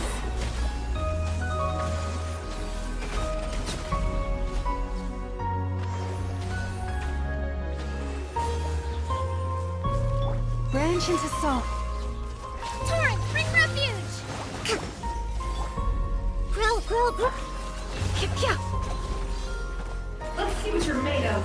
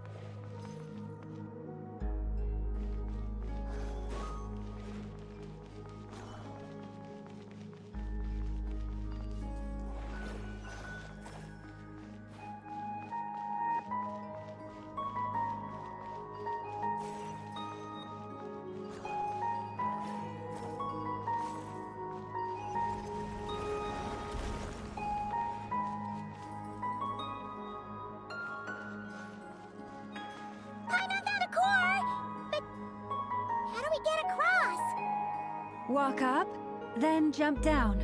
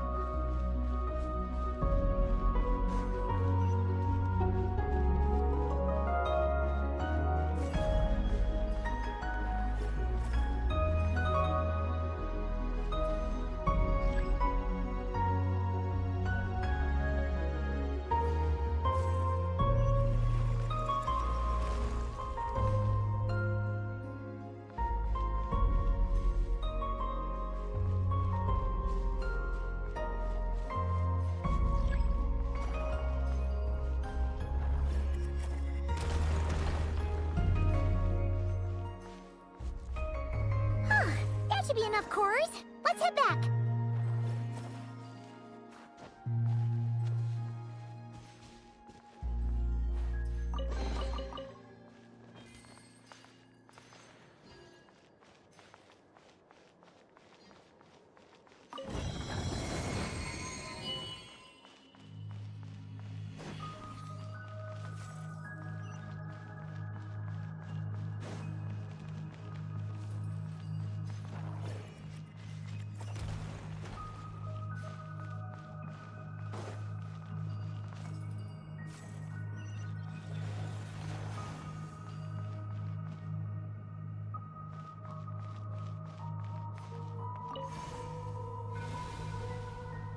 The device is up and running.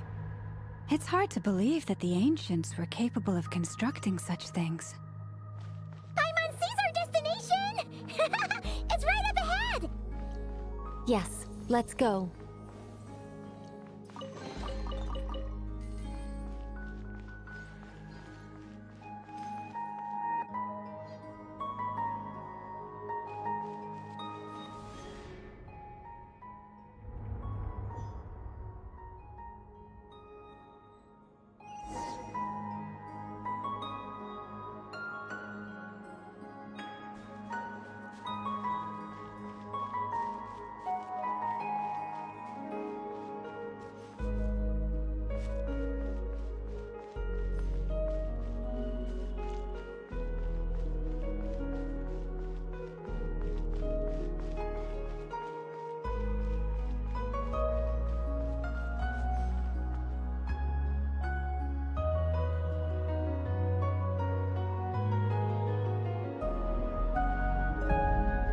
This is where the people of Hyperborea communicated with the moons. We need only place the moon marrow upon this platform on Moon Prayer Night, and we shall be able to open a portal to the moon and send our moon goddess back home. The assumption being, of course, that we can find her first.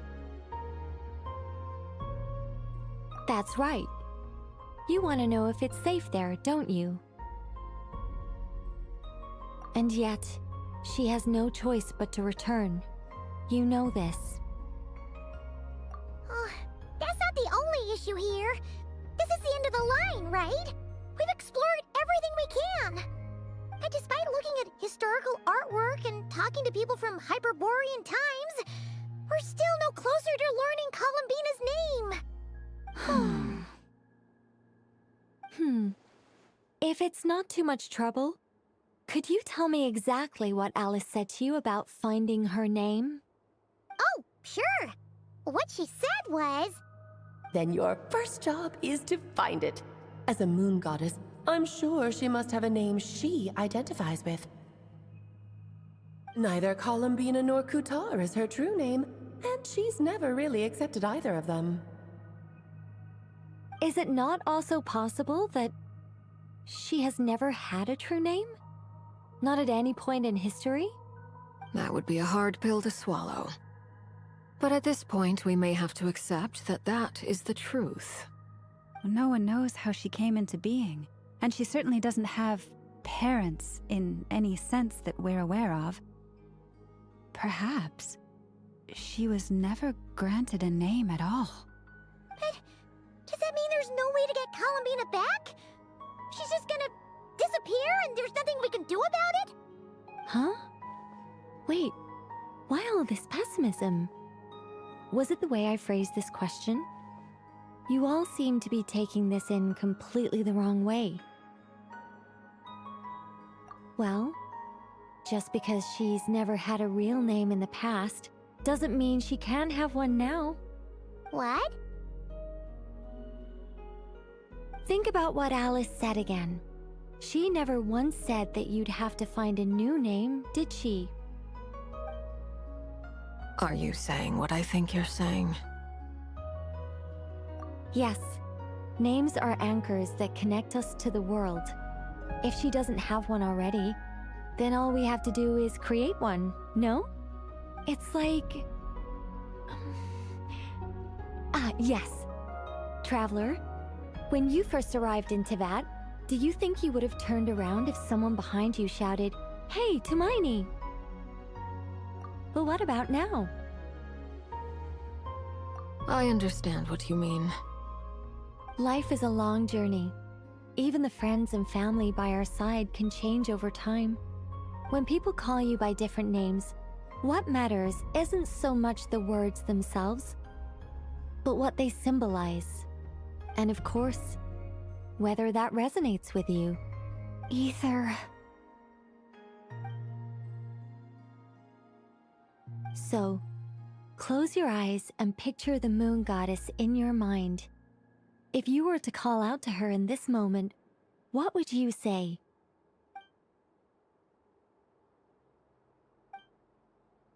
Columbina. Columbina. Paimon would call her Columbina too. She has long forsaken everything that Kuthar represents. I think from now on I should call her Columbina too. Well, it sounds to me like you found your answer. Are you sure? Is it really that simple? We haven't found her this whole time, and not for lack of trying. For a journey like this, the process is every bit as important as the outcome. Had you not searched far and wide, rejecting every other answer you were offered? How could you have come to an answer you felt was finally correct? Oh, it all makes sense now. This has Alice's fingerprints all over it. Are you suggesting that Mage knew from the start that Columbina never had a real name to begin with? I can't say for sure. But I can definitely imagine her chuckling in satisfaction somewhere right now, saying, "Ah, what fun." Llama! Your antlers! You should hurry. The festive moon has begun to rise. Do not worry, for when you called the name Columbina just now, I could sense that the power within was enough to summon back the moon goddess. The power within what? The name? Yes. So, the thing is...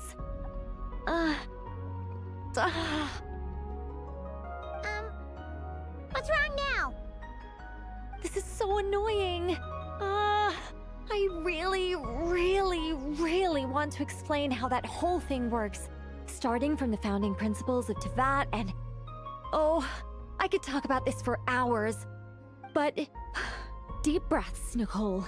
Deep breaths.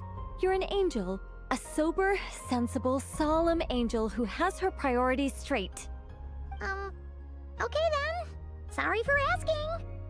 Clearly a bad call on Paimon's part. Anyway, you all need to hurry. Last thing, remember how it felt when you called out that name. Then it is agreed. By the name Columbina, we shall find her. Then we'll throw her the best Moon Prayer Night party ever! And at last, we will send her home.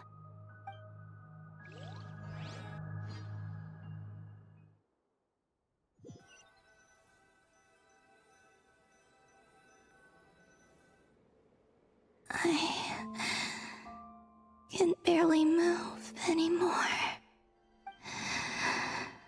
My consciousness is fading away. Have they come back out? I'd love to see them one more time.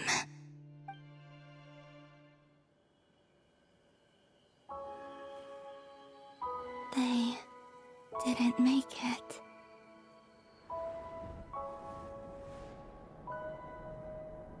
Could you tell me your name? My name is... Columbina!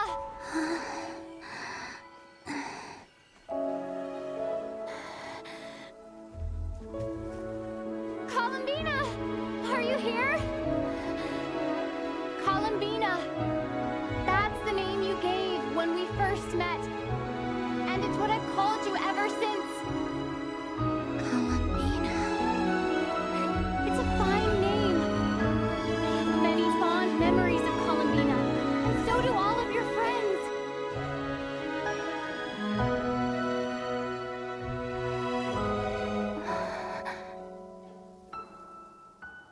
If you like this name,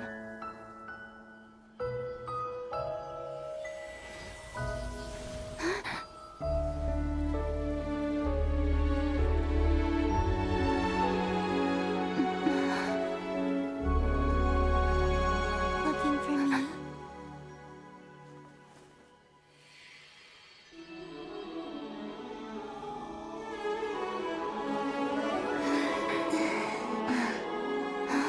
I like it. You can carry on using it. My name is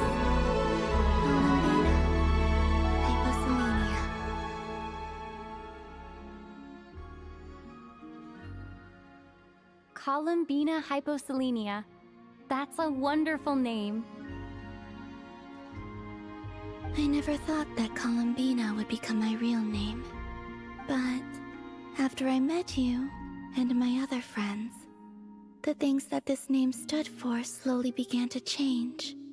It went from being a Fatui code name to something my friends call me.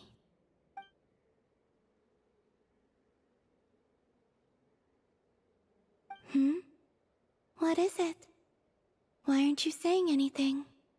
I'm just so happy for you. Thank you.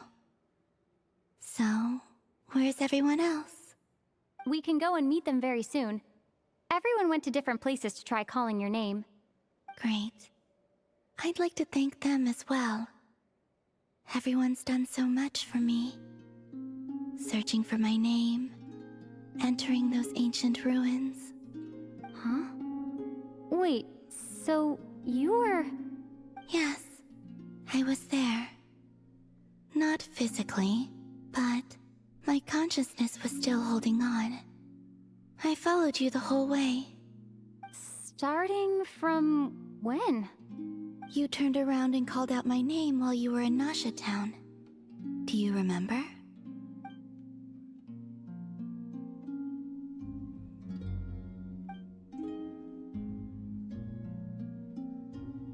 Let's go.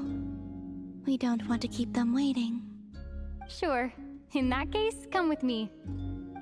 But... Before that, could you call my name one more time? Sure. Come with me, Columbina Hyposelenia.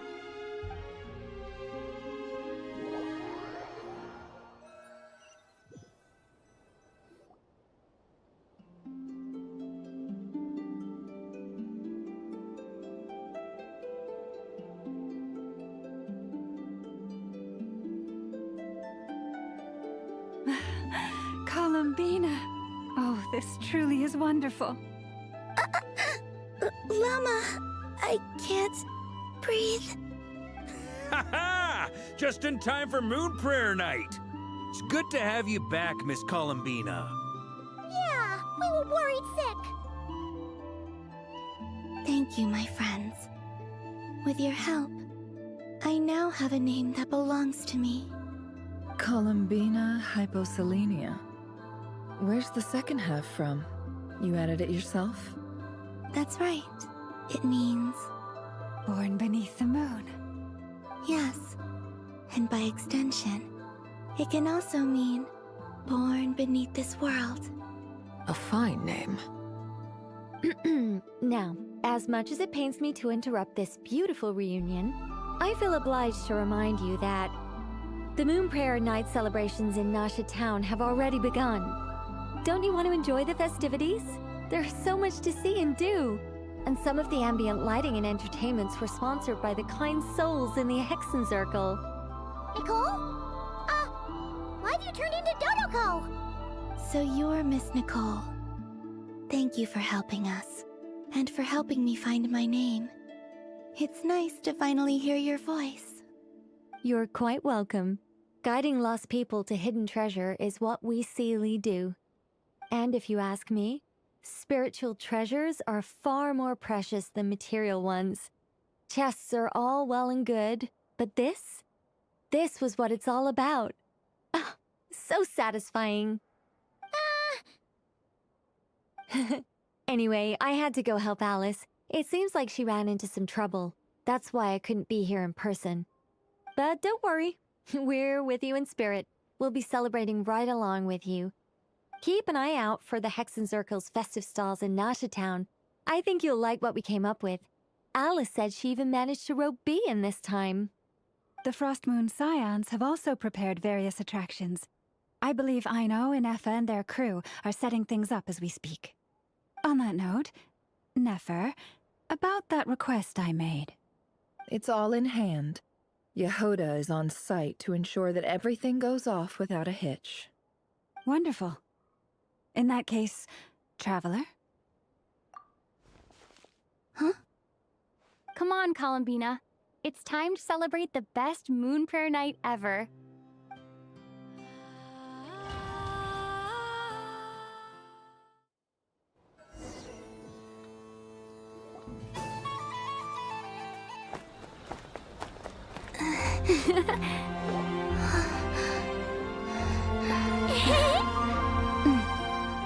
Hey, young lady.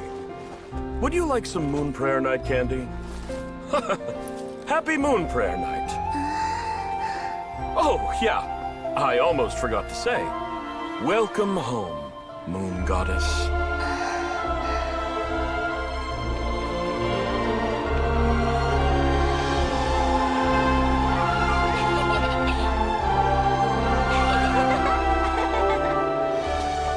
Welcome home, Moon Goddess.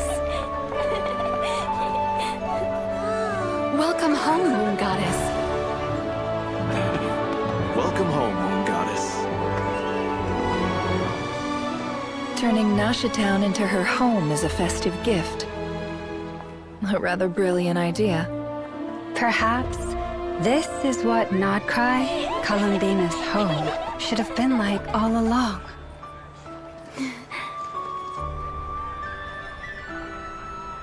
Thank you for the gift. I like it a lot.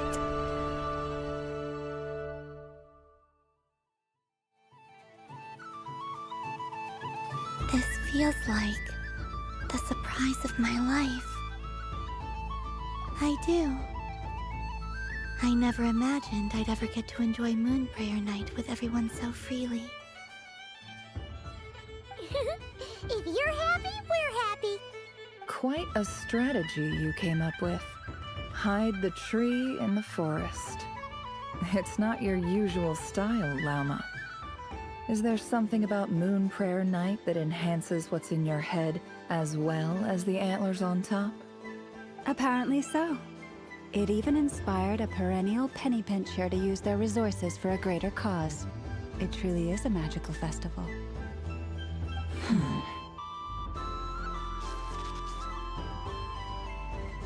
I see it now. This bickering is actually a sign of a strong relationship. Huh? What's everyone doing here? Oh, Miss Columbina, you're back. Yes, I'm fine now. Thanks for your concern. How's Alice's assignment. Very well indeed. I've never heard her sound so excited. Not like this. This time her excitement seems more serious. Seems like she's had a major breakthrough. She said she'll contact us once she knows more. In the meantime, we're free to relax and have some fun. Enjoy the time off while it lasts. I have a feeling that our next task won't be so simple.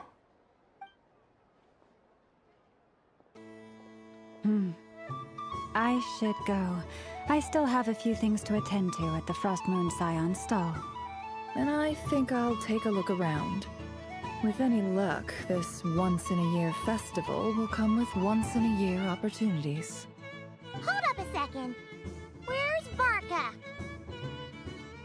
I believe he made a beeline for the flagship the moment he entered Nasha Town. Ah, that's Mondstadters for you. They know what they want when festivals roll around. Goodbye for now, Columbina. I hope you have a wonderful night. I will.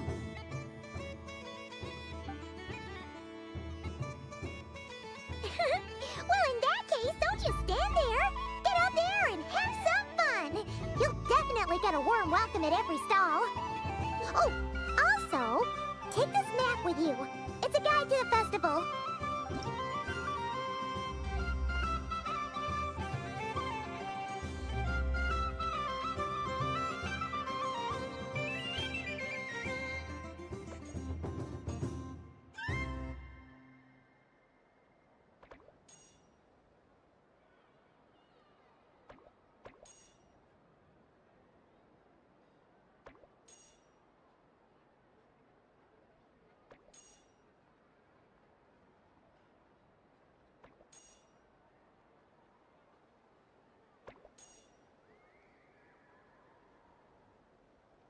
The Frost Moon Scion stall is over here.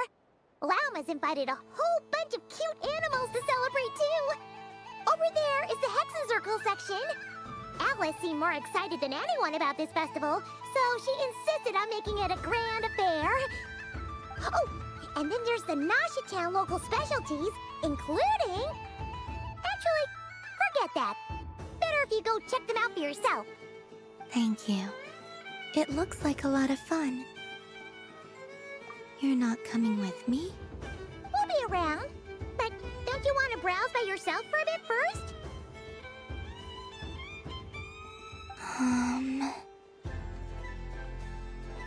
Yep.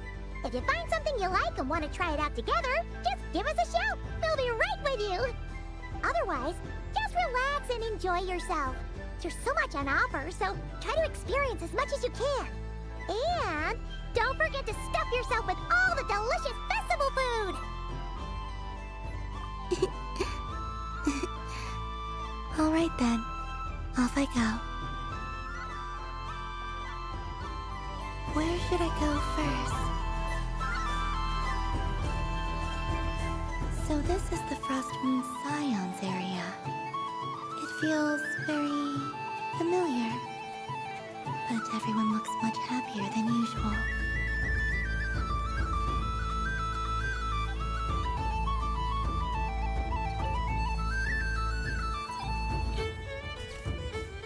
And done! Here, take a look! I think it looks quite funny. Well, Paimon thinks it's super cute. It looks like a silly chic badger and a rhyme-horn deer that's about to fall asleep. Maybe I'll stand on the chic badger's side instead. It looks like we've attracted the attention of quite a few animals. Let's make room for them.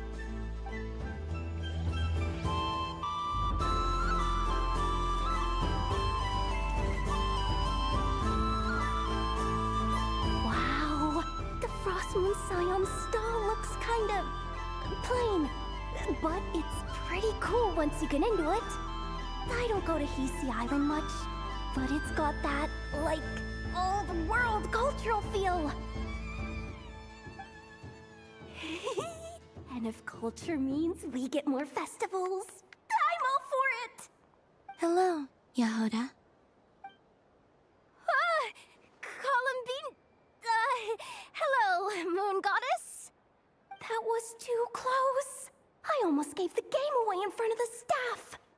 Oh, wait. What's the deal with her shoes? They don't make a sound when she walks. I could do with a pair of those. Do you like balloons too? Balloons? Oh, you mean those? What's so fun about balloons? I'm not a kid anymore. They're probably more up Aino's alley. Yes. The animals seem very curious about these strange flying objects. I was drawn here by their voices. I recently learned a fun new game you can play with balloons, so I decided to come and give it a try. A new game?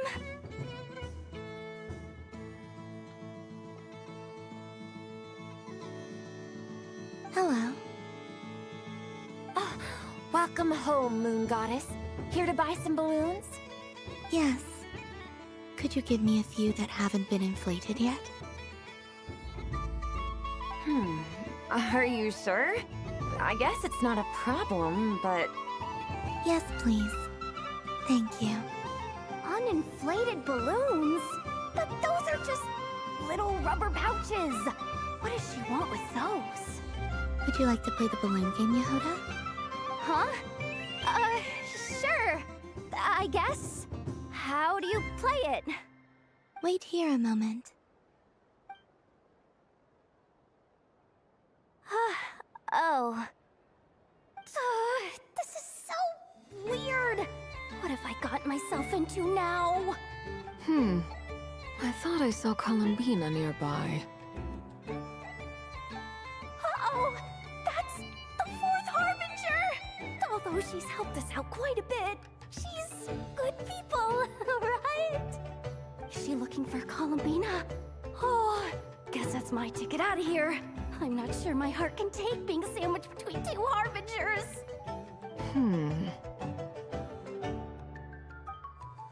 Which stall is she checking out? Oh, it's that other Frost Moon Scion's one. Try on the headgear, see what it's like having antlers or animal ears for a day.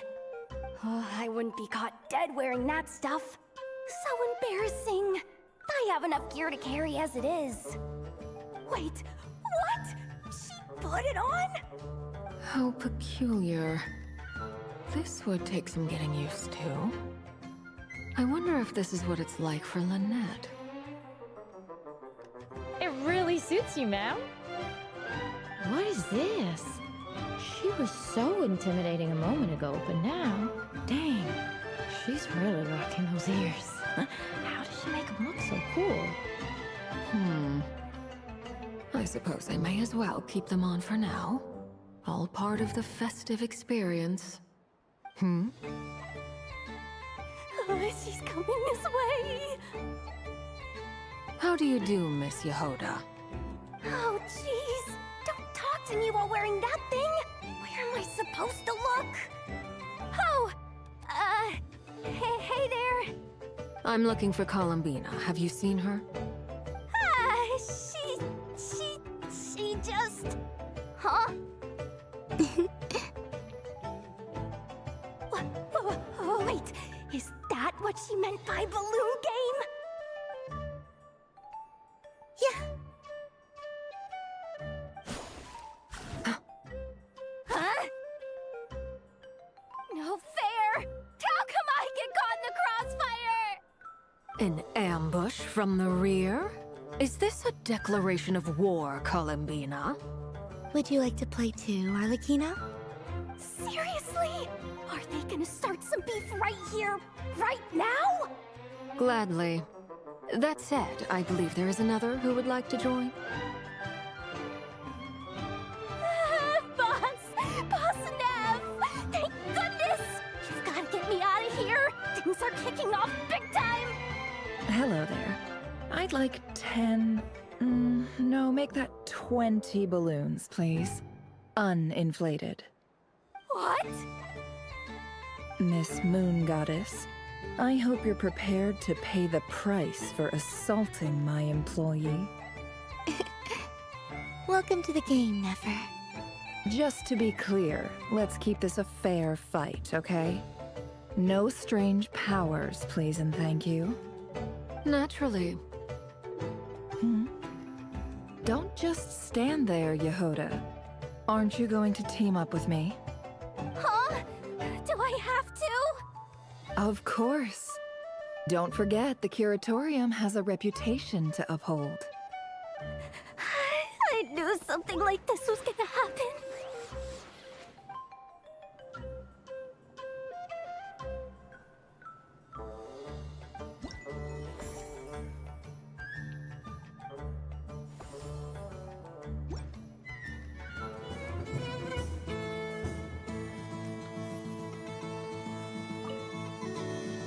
I've seen Linny and the other children play this game before. It would seem that it's not a bad way to relax, once in a while.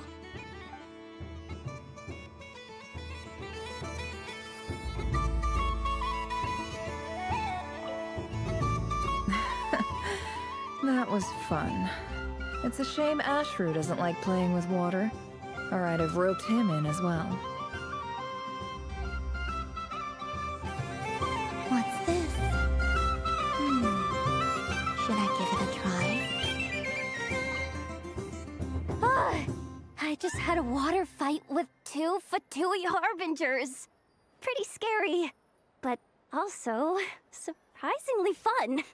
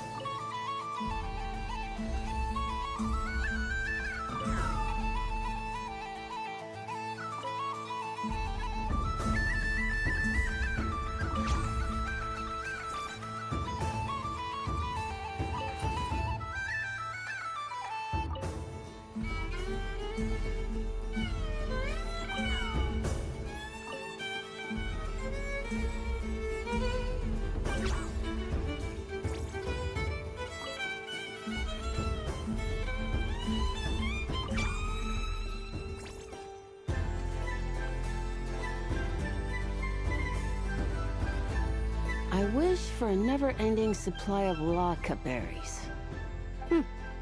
What a humble wish. Probably written by a child.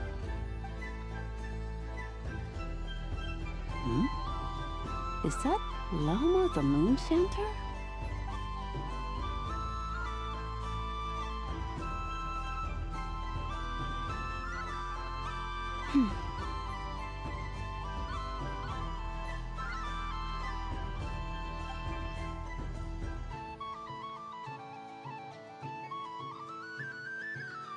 I wish that the long plume ibises would stop biting me.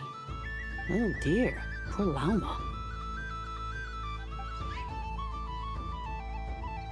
All right, I'll write that one down for you. I got it. While everyone else is celebrating Moon Prayer Night, you're as busy as ever. I don't mind. It's rewarding work. A good kind of busy. My antlers are at their heaviest tonight, and the Kuvaki waves are especially strong. But as I help these dear friends hang their wishes up, I feel a great peace within myself that is hard to describe. You see, they are all such beautiful wishes, and they are ones that we can fulfill by our own strength. Do you blame me, Lama? I want to hear your honest answer. It is by the help of so many people that I can return to the moon. But I feel as though I've hardly done anything in return. You've done plenty, Columbina. I say this in earnest, both as someone who knows your history, and also as a friend who has seen what you've been through. What about as a moon chanter? I feel proud to honor our moon goddess's wish. And I'm sure any moon chanter in history would have felt the same way. Thank you for your kind words, Lama. But... Since you asked for my honesty, I won't lie to you. My feelings are mixed right now. Besides pride, I also feel... I suppose it's a reluctance to let go.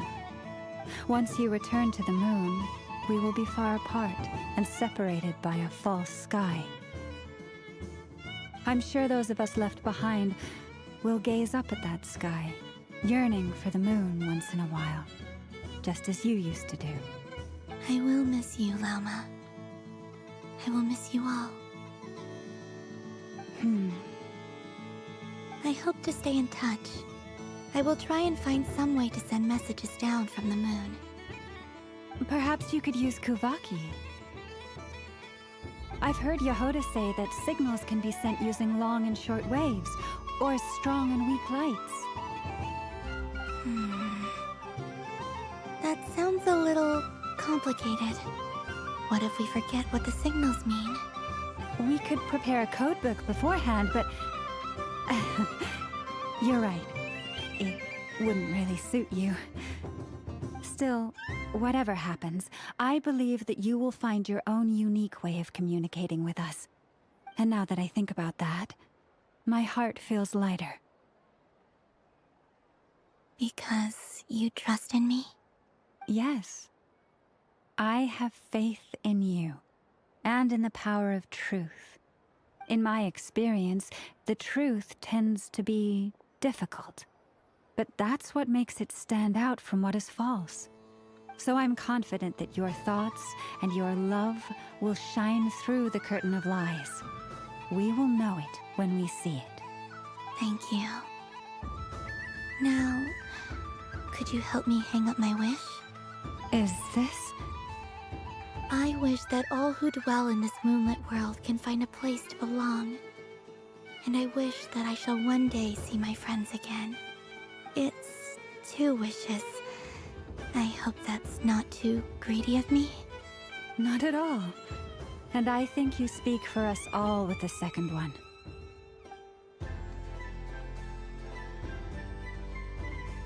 I shall continue to pray until the day that all of these wishes come true.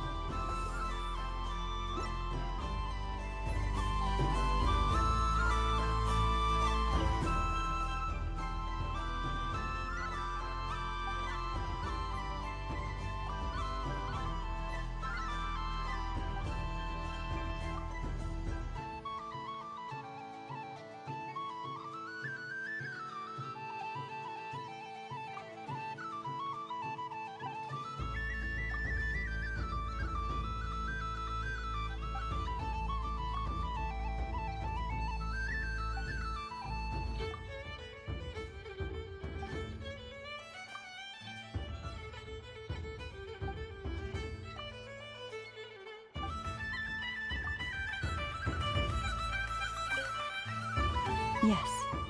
May everyone's wishes come true.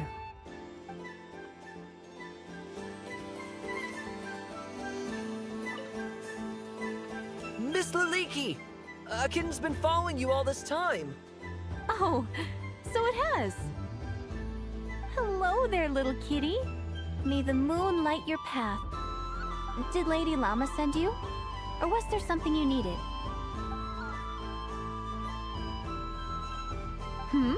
You'd like some moon prayer candies?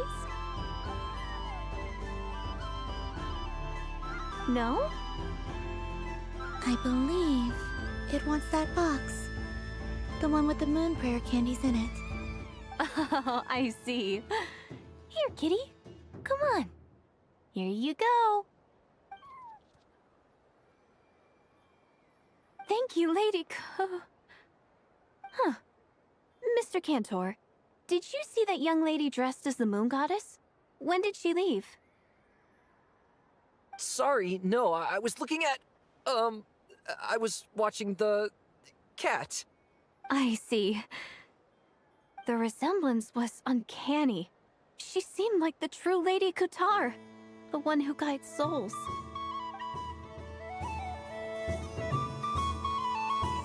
Huh.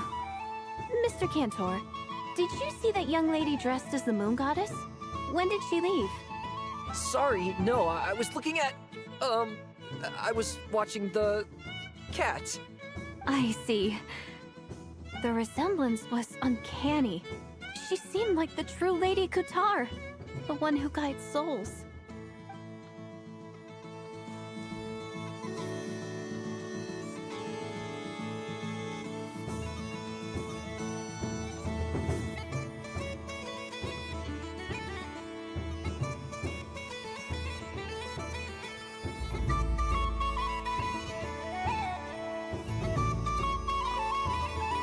I've seen Linny and the other children.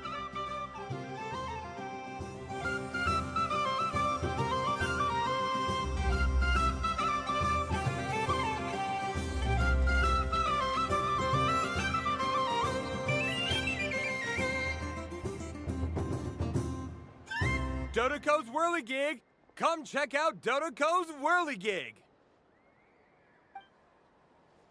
Ah, welcome home, Moon Goddess. Might I ask what this is? Ah, it's a very special amusement sponsored by the great mage herself. Ride on a soft and furry Dodoco and embark on an unforgettable adventure. I say that, but I'm just following a script here. Who is this mage, anyway? And what the heck is a Dodoco? I'd like to ride. No problem. But, are you by yourself? Is that not okay? Oh, no, it's fine. It's just that each Dodoco can accommodate 2 passengers. Would you like to bring a friend along? My friends...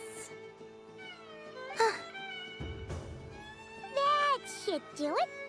Now, we just need to get everyone else to draw something on it too. But we gotta keep it a secret from Columbina. Traveler.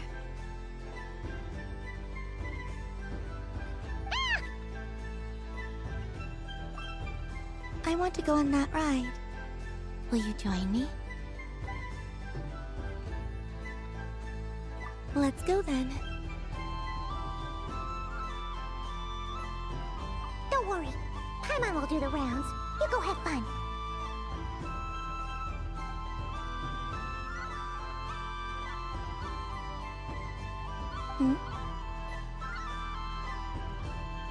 All right. I think we have to wait in line over there. Please take your seats. For safety reasons, you mustn't try to leave the ride before it comes to a complete stop. All right, you're all set. I wish you both a wonderful journey.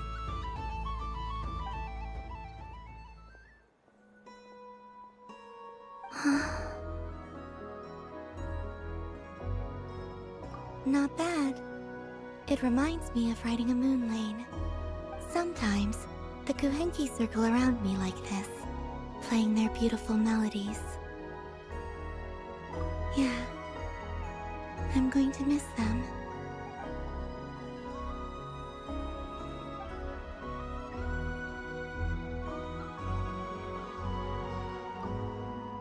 It does. I've felt scared in the past, too. But this is a little different. You know something? I got to see a lot of fascinating things during my disappearance. I saw how the Frost Moon Scions act around their families. So different than how they used to act in my presence. And I also saw how they interact with their friends. It made me curious at first. Why do people act so sincere when they're worshipping gods, but save their truest, warmest feelings for each other? Slowly, I came to realize that it's because they trust one another. They know, deep down, that they'll be accepted for who they are. All of it. The good and the bad. I know. I knew it the moment you started calling out my name. What I fear now is the end. I fear losing all this the very night I have gained it.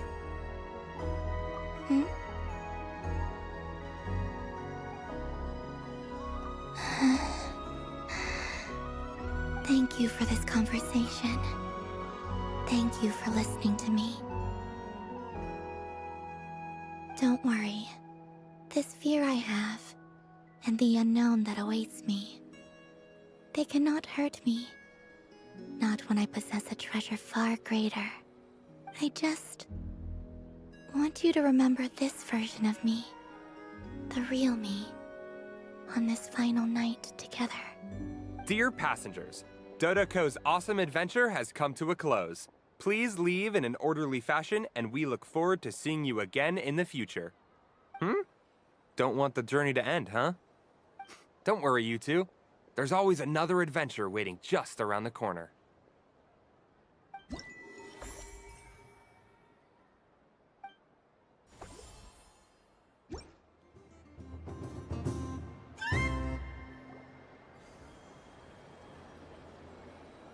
This must be the mage's stall. It feels like I've entered a fairy tale. Ah, how lovely.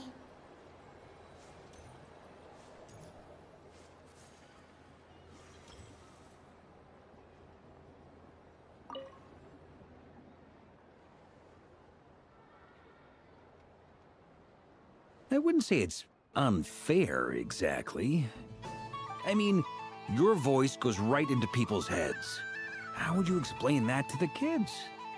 You can't just explain it away as magic. Is something the matter? Ah, Miss Columbina! No, nothing you need to worry yourself about. Ah, impeccable timing. Stick around for a second, Miss Columbina. I need your input on something. This self-proclaimed Knight of Justice has yet to give me a satisfactory answer. I, for one, would like to hear your verdict on the matter. Hey, now, I left the flagship just to help you out, Miss Nicole. What's going on?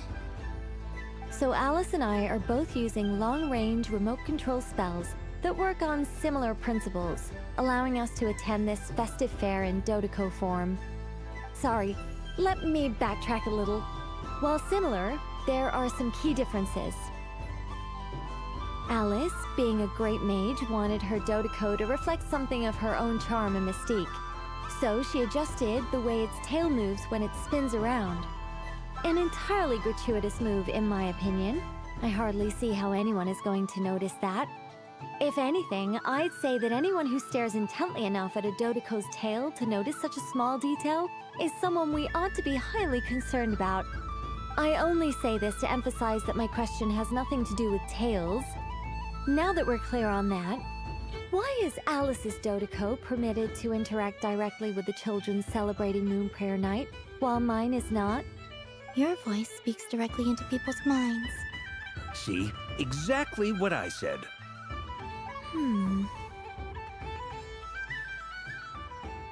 Miss Nicole? Ugh, I can't stand it. I know that probably makes me sound like a whiny child acting out in front of their parents. And it's a little embarrassing now that I think about it. But hey, I've said it now, I can't take it back. That would be even more embarrassing. Also, don't go reading too much into that analogy. It was off the top of my head. I'm actually an awful lot older than either of you. Miss Nicole, are you saying that you'd like someone to play the game you've prepared? I'm not so invested in that. It's just something cobbled together using items I borrowed from Alice. She probably didn't even make them herself. The point is, I want to know everyone's thoughts after they receive their prizes. But as you've said, I can't just ask. I've been biting my lip for so long, and I've had no one to vent my frustrations on. I thought this was going to be a nice, straightforward festival where I'd get the chance to guide people to treasure. Well, can I play? I can't guarantee that I'll win a prize, but... You will? I'd like to try. Then what are we waiting for? Let the game begin! It's like they forgot I was ever here. Ha ha ha ha.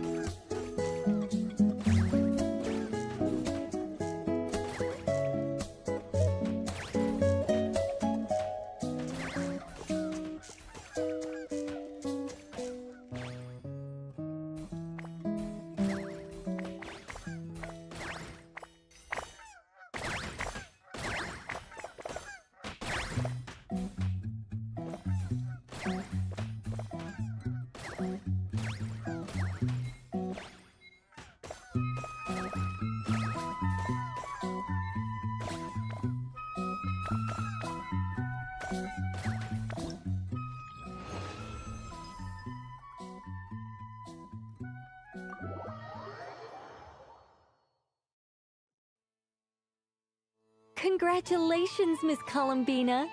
With your great wisdom, you have overcome every obstacle in your path and conquered the great challenge posed to you by fate. Fate? Well, something to that effect. If you'd prefer something more poetic, it could be the icy winds or the dawn. Anything you like, really. You could even go with the challenge posed to you by Dodoko, if that's what you're into. Anyway, you can take or leave my suggestions. Moving on. All my hopes are now resting on this. Can I open it now? Stop teasing me. Please, I'm begging you. No more talk. Just open it. Wow. What a lovely sculpture. Classic and cute at the same time. Thank you, Miss Nicole. I'll always treasure it. Ah, there we go. Music to my ears. You have my sincerest gratitude, Miss Columbina. Thank you for sharing your precious time with me and fulfilling my wish. Don't mention it. You've all done much to help me. And still, I'm the one receiving all these gifts.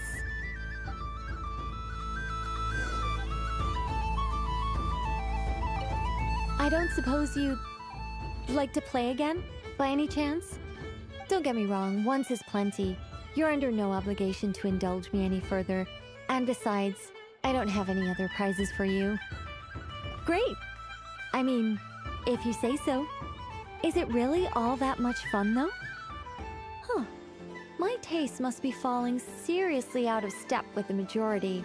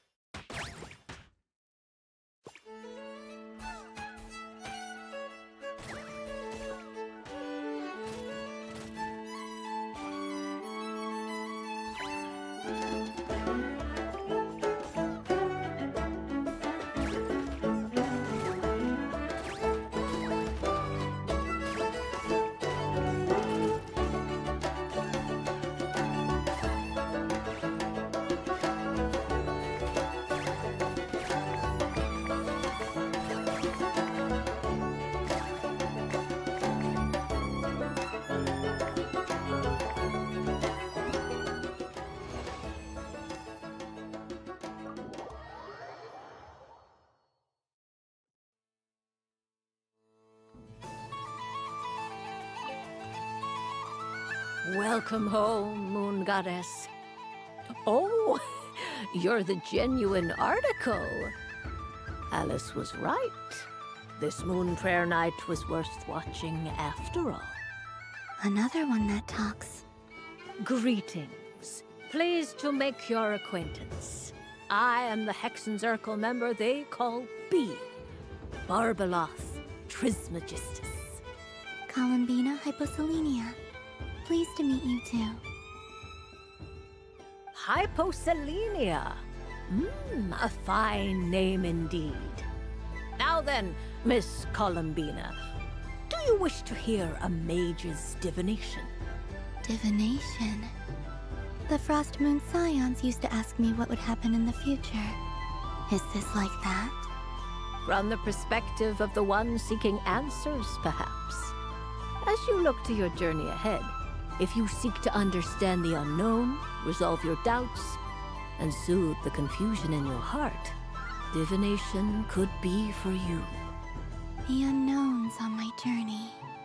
Of course, if one wishes to peer into fate, then hydromancy is the more precise option. But that is a complex affair, and to relegate that majestic art to the status of a festive amusement would seem somewhat uncouth. Besides, it is sometimes better to not know fate with great certainty. Hence, I shall use the suitably festive Luna Arcana to tell your fortune instead. It is more popular with the youth in any case. Lunar Arcana. Indeed. Unlike hydromancy, this will only display possibilities and trends.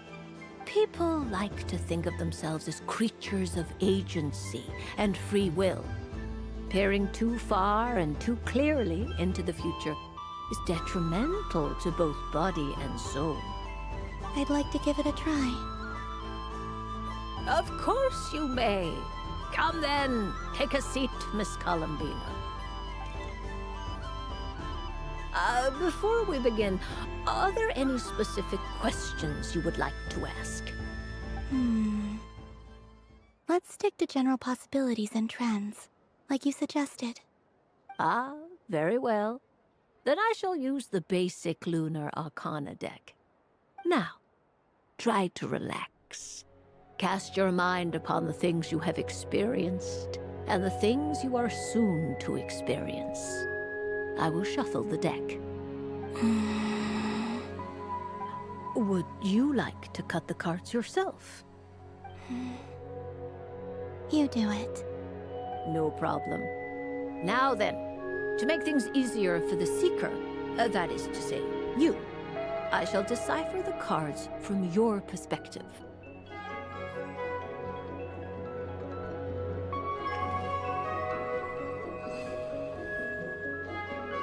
Please, draw the first Lunar Arcana. This represents destiny and is the foundation for the divination as a whole. Now, draw your second card. This will stand for the past, the sum of all your experiences that have come before. And now the third Arcana. This is the present, your interpretation of the current moment. Finally, the last card. This shall speak of the future, which... Oh. Kuvaki Pulse? Fascinating. I've never encountered this before in my role as a diviner. Something has exerted an influence upon this card, causing it to leave its designated position. What do you make of this, Miss Columbina? Perhaps this is the guiding hand of fate in action. Of course, if you wish, you can choose to deny the validity of this card and draw the future for yourself. No, it's fine. Let's go with this one. A bold decision. I must say I'm looking forward to the results. Well then, let us flip the Lunar Arcana in sequence and see what emerges. Sure. First, Destiny. No surprises here. The card that represents yours is the moon. The moon. Indeed. The moon can represent the truth at some times, but deception at others. False peace, destructive calamity, and the world-changing power that lies within. When the moon is placed on the destiny tile, it indicates that your destiny is not what it may appear on the surface. Instead, it may yet have a hidden side. It symbolizes a journey through the fog, fraught with uncertainty and deception, where one must face inner challenges head-on. I don't understand. Patience, my dear. This is but the first card, which serves as a basis for the interpretations that follow. Our divination will only grow clearer from here on out. Now then, flip the second card, the one that speaks for the past. Ah, the Hermit, but inverted. Inverted? Yes. The Hermit symbolizes solitude, introspection, and the pursuit of truth. When inverted, it represents isolation, truth out of reach, and a path that leads one astray.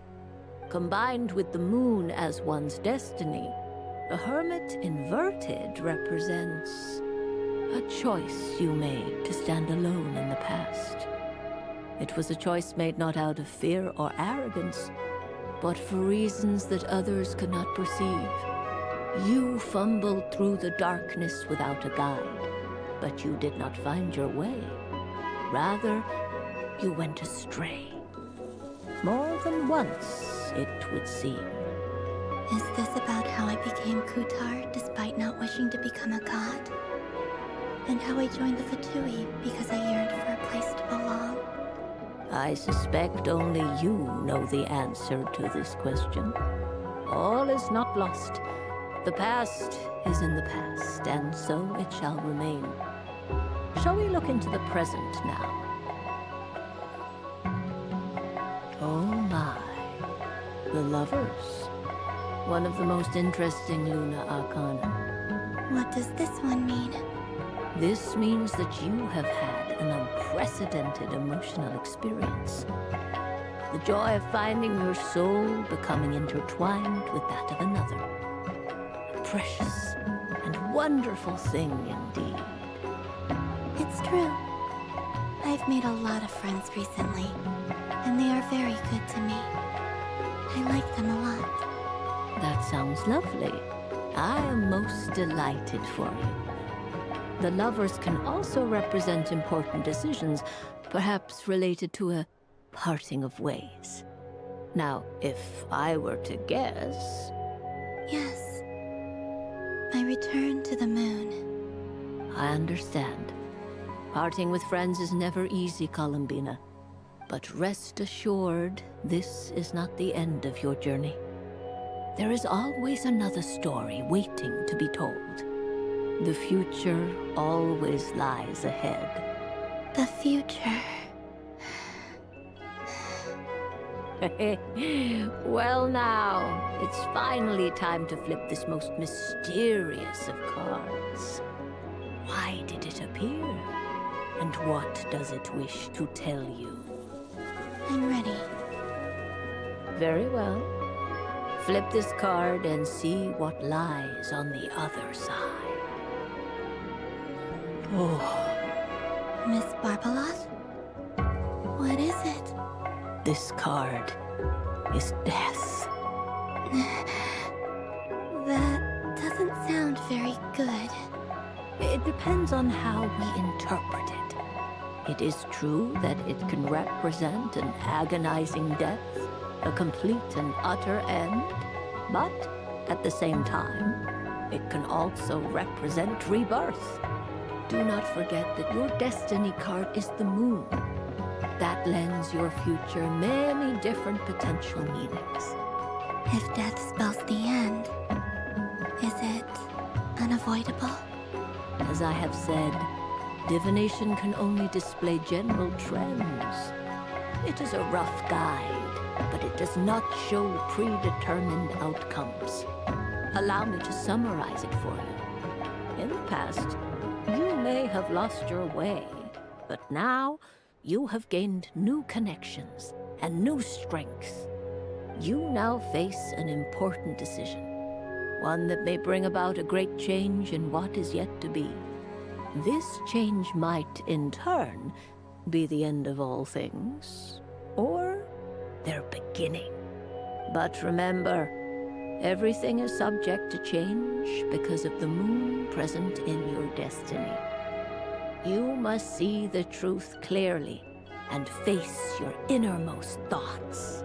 The truth. My innermost thoughts. Thank you, Miss Barbeloth. Don't mention it. Some people dislike divinations, the fear of glimpsing an ending to their story that they wish was not so. But I can see that you're different. The result of this divination will not sway your decision. This is a rare quality, and one that diviners always hope to see in the seeker. We are here merely to guide, not to exert undue influence.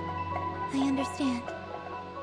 Go then and illuminate your future, Miss Columbina. The moonlight that shines from you now is most captivating.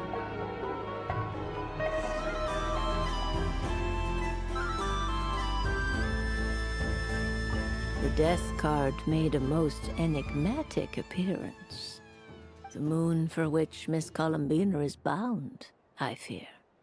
Fretting is of no avail. I will have a chat with Alice about it sometime.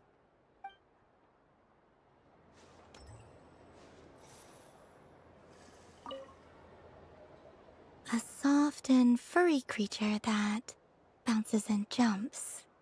Welcome home, Moon Goddess. This one talks, too. Allow me to introduce myself. I am a Dodoco from a distant archipelago, the most mischievous of all my Dodo brothers and Dodo sisters. When the going got tough, I powered through, and when I met obstacles, I boomed them away. That sounds like a lot of fun. Doesn't it just? Oh, but then the trouble started. Recently, I found a lovely beach, the same beautiful jelly color as my hometown, and so I dove in to have a look. Only to find it overgrown with seagrass and nasty little spiky fish everywhere, looking to turn me into a Dodoco kebab. I made it back to shore by the skin of my teeth, but my tail was sorely hurt. Couldn't you just boom them away? Oh, I wanted to, believe me. But I've heard that you, Moon Goddess, can understand animal speech. The last thing I wanted was to cause a gigantic fuss and get taken to court by a school of spiky fish. I'd be driven out of these waters for good, and my winter holiday would be ruined. And so, dear Moon Goddess, I was wondering if you might lend me your allegiance. Are you roping me into a crime? Oh, let's call it a once-in-a-lifetime carefree adventure. Does that sound better? All the festival goers tonight are dressed up as the Moon Goddess, but there's nothing to say that the Moon Goddess can't disguise herself as a Dodoco, is there? Besides, this is your home. You should be free to be whoever you wish. I'm afraid I'm not well acquainted with Dodocos, Madam Mage. Oh, that's quite all right. We Dodocos are innocent, happy creatures with a free-spirited nature. Many, like myself, are mischievous troublemakers. Others are lazy souls who like nothing better than to lie down on a nice rock and take a nap. In our eyes, every creature who yearns for happiness and freedom is a Dodoco. But perhaps in yours, we Dodoco are a fluffier and more mischievous breed of Kuhenki. Yes, that is a much easier image to follow. Oh, wonderful! Then let's play! Grab onto my tail and follow me into the sea! Time to settle some scores with the bad guys!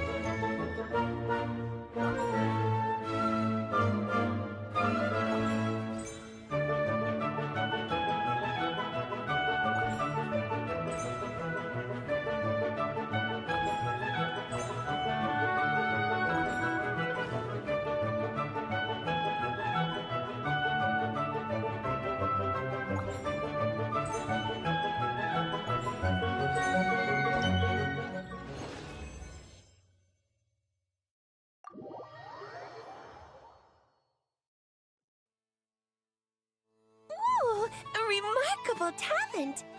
So, what do you make of it?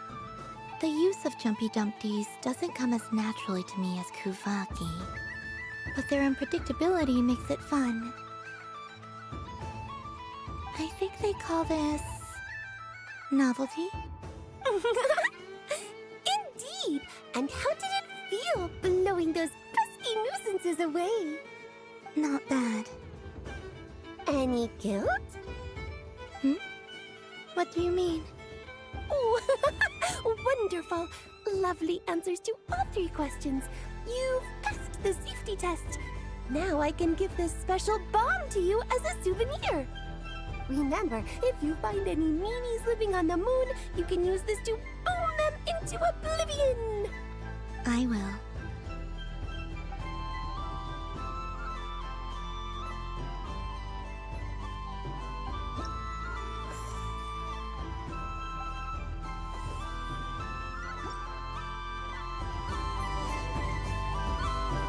Up for another round of fish balls? Oh, I mean of bye-bye, bad fishies.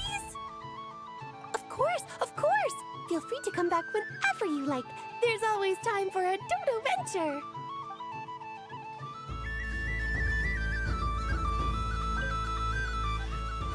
It'd be rude to just leave without saying anything. But at the same time, I don't want to barge into their lively conversation just to announce that I'm leaving. I guess I'll just wait a little longer. Huh? Albedo? This sketch is for you, Grandmaster. Oh, a gift for me. Thanks. Let's see what you've done for me. The North Wind left in the lurch.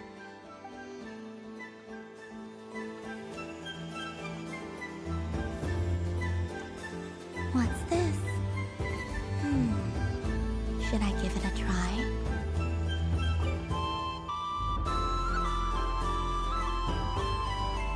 Come on, Citrus. One more round. Just one more. But my neck... oof. It's acting up again. You should take a break. Health comes first. Yeah, don't push yourself. We'll find someone else. Hey, don't look at me. I'm the referee. What are we gonna do then? Do you need any help? Yes, we do. We need one more player for our game. All right. Could you teach me how to play? It's really simple. You just throw the dice and move by that number of tiles. First one to reach the finish line wins. Rolling a hamster means you move 1 tile. A paper frog is 2 tiles, and a flying squirrel is 3 tiles. 'Cause they go the fastest. Okay, I get it. So, we're all set? In that case, please take your places and let the game begin!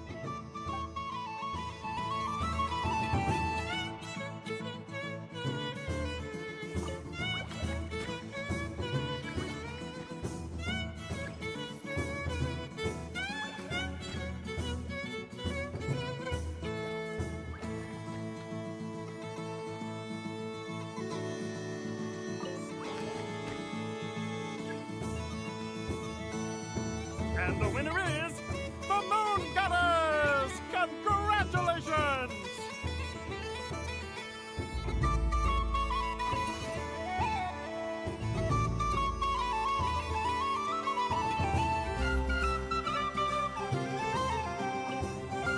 It's a pity that my good friend Faro Bear is busy working on a training program for Princess Semest.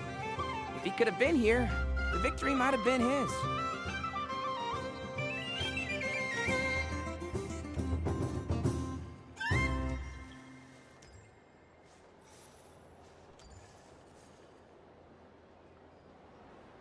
But I was aiming right at it. Aw, what a pity. I saw it with my own eyes. You were so close. So very close. That's not true. It dodged out of the way right as I was about to snag it. I'm sorry?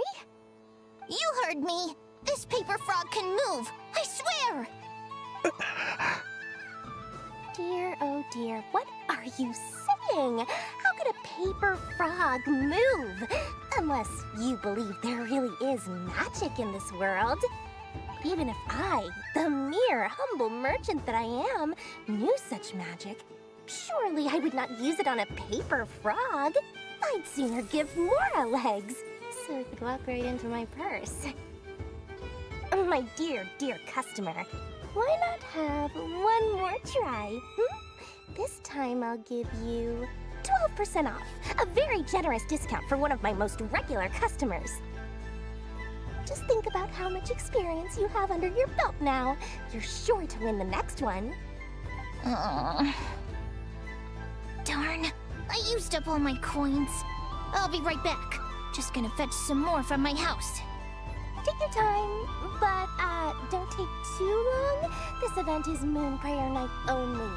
Miss it, and you'll have to wait a whole year before I'm back. Next customer, please. Welcome.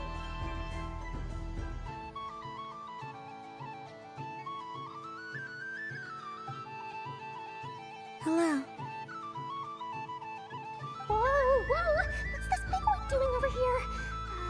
How do I tell my employees not to go running around this time? Shooting them a glance won't work. I haven't known them long enough. Dory? Why, hello there, Miss Columbina. Would you like to play my ring toss game? The rules are very simple, and it's easy to get the hang of. How much for a round? Oh, first time's free. Not a single Mora. After that, well, we can cross that bridge if and when we come to it. But with your sharp sharp skills, I'm sure you'll win all the prizes in one fell swoop. That was an obvious enough hint for them, right? Right?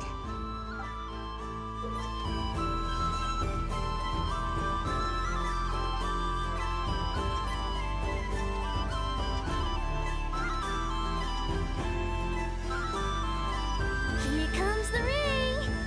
Oh, peanuts.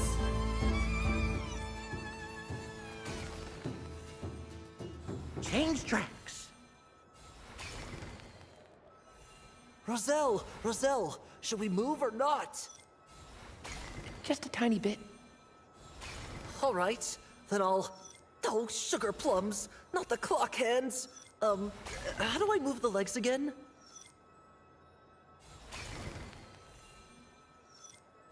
Stop it! Let's see now.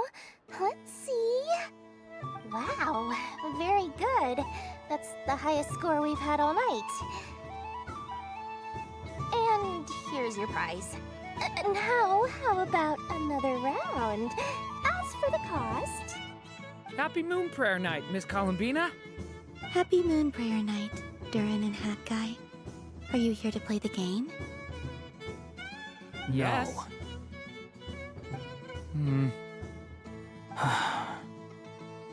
You said we were just coming here to say hello.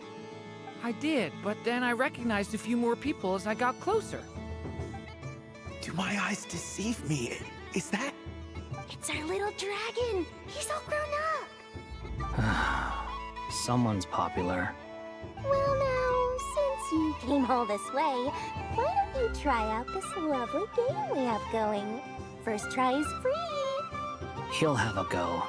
I'll pass. It's only one free try per customer. You can't give your try to him.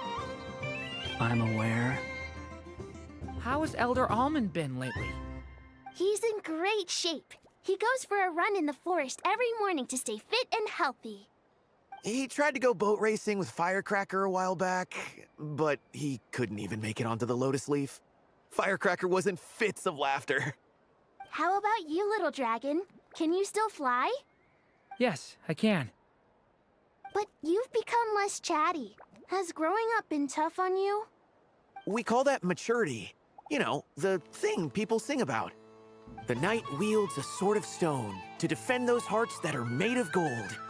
Stone is very heavy. That's what keeps him from talking too much. That's awesome! I want to be a knight when I grow up too. Ring, here I come!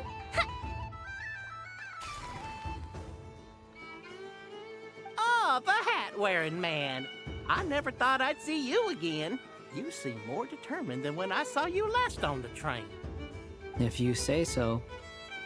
Oh, I do say so. The people you once helped see it clearly. It's because you are once again on the right track. May the engine in our hearts propel us to the station of our dreams. I can move! I can move now, Roselle! What are you doing? Running into the rings like that? You got them all so quickly! I've never seen anything like this in all my travels. Is this guy actually an old friend of theirs? But how? They're origami animals and clockwork people from a fairy tale. Getting to know them would be quite an arduous task, unless they share a hometown?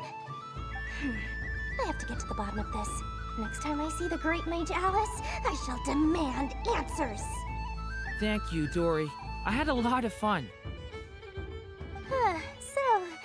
Now for your prize. Where did I put it? Give me a moment to dig it out. Oh, sweet grand prize. How I wish I didn't have to let you go. Good thing I've already turned a profit from the customers earlier in the night. Otherwise, I'd have wasted all my hard work. Okay, I'm back. What?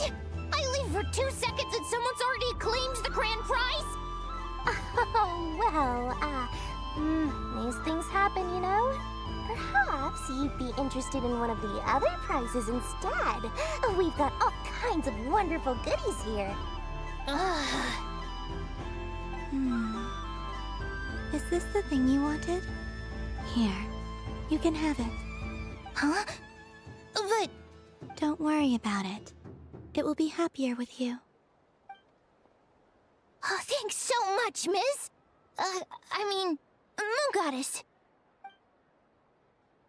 Oh, goodness gracious, Columbina. Give me strength. How am I supposed to make any more money from this child at this rate? Daddy, look! That's the game I was telling you about! Forget it. She is the Moon Goddess after all. I'll think of some other way to swing this. Maybe I can try to hook this new kid. Huh? Oh, someone already won the grand prize. You can take mine if you want. What? Why? Why are all these bleeding hearts coming here to ruin my business? Happy Moon Prayer Night, everyone. Happy Moon Prayer Night.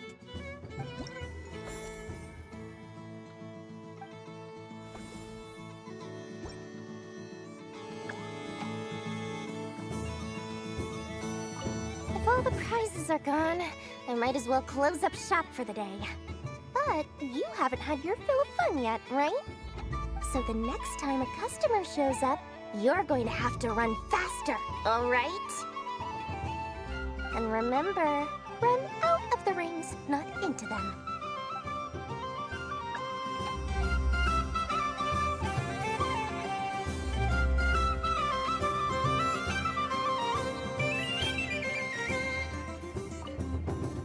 Done being a do-gooder yet? Thanks for coming here with me, Hat Guy. Are there any games you'd like to play? It's your turn to pick. I'll come with you. Why does that hamster think you've grown up? You haven't changed at all. I know you don't mean that. You're just taking the opportunity to make fun of me, aren't you?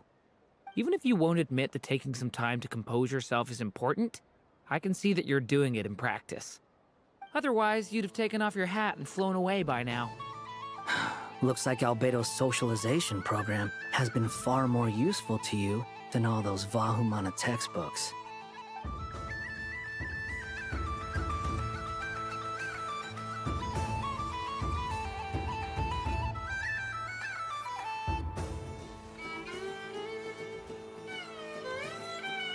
There are so many attractions here. Since I rarely get out, I might as well make the most of it.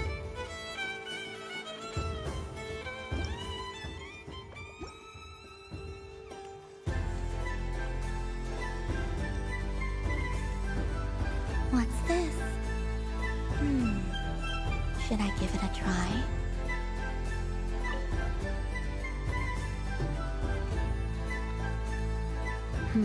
I don't have enough data. Need more samples. Who should I ask for help? Is this one of the amusements? Or is it a research project? Bit of column A, bit of column B. I'm currently running some synchronization tests on these bots. Basically, you need to press the button to help them successfully obtain the treasure. But you've got to time it right. I'll record your data, which will be used to improve the robot's accuracy. But, ma'am, I mean, Moon Goddess, don't you think you should take your eye mask off first? There's no need. I will be all right. Okay then. Whatever you're comfortable with. Great. Then let's begin.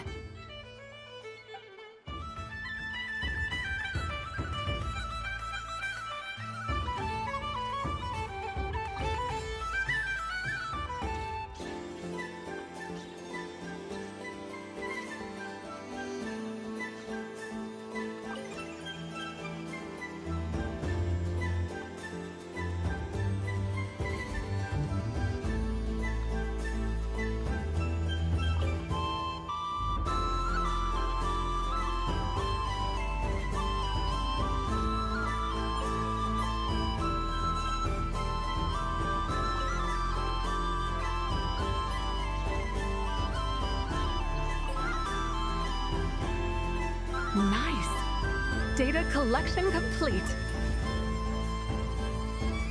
Cool. So much useful data. I'm progressing much faster than I expected. Thank you so much, Moon Goddess.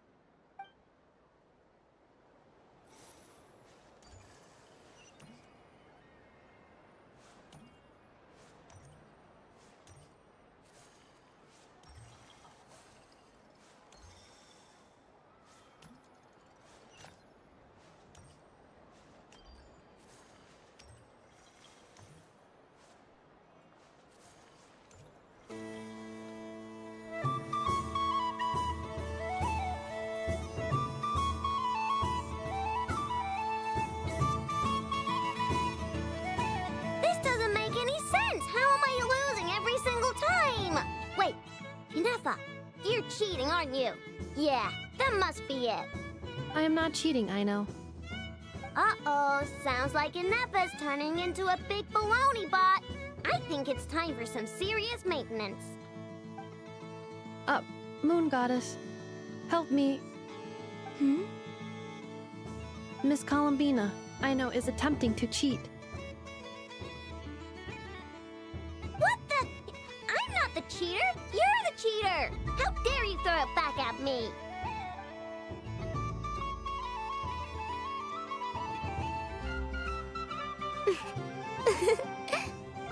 Alright, fine. Let's all laugh at Aino. Just you wait till I get home, because I'm gonna make a game bot that can win 100% of the time. Let's see you laugh when I come back and beat your butts. You'll all have your heads covered in stickers when I'm through with you. We came to check everything was okay after all that yelling, but,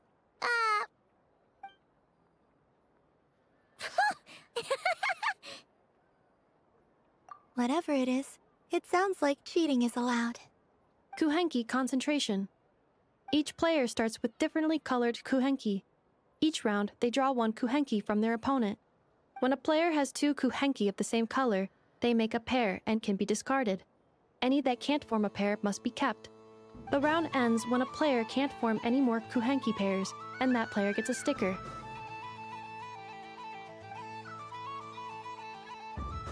ooh! Can 4 people play as well? That is fine, so long as the turn order is fixed beforehand. Alrighty then. In that case, the 2 of us will join as one team. Okay, but if you lose, you're both getting stickered. I don't want to hear any excuses. Sure. And if we win?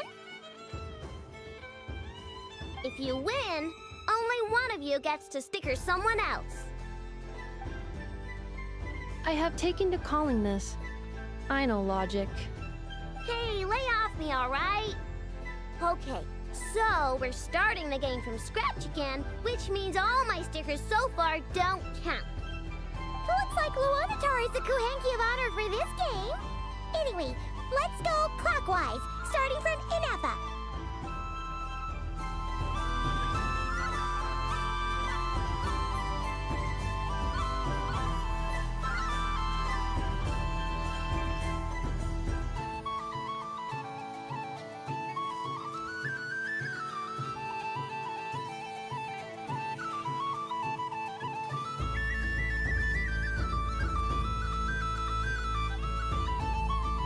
Nice! That's a pair!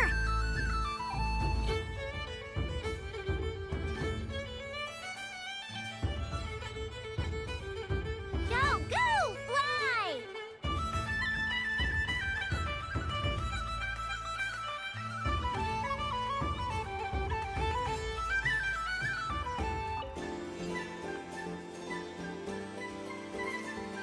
Go on.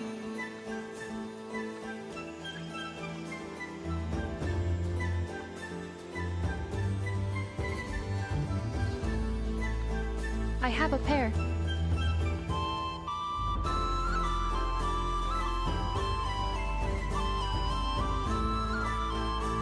Uh-oh! We gotta pick up the pace!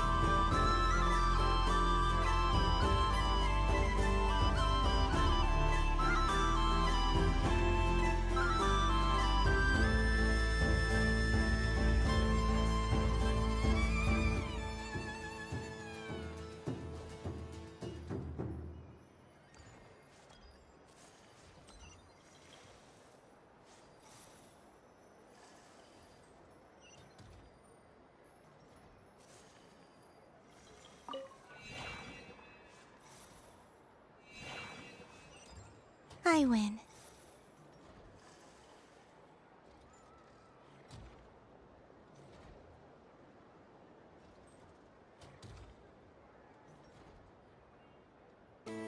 Phew, that was too close.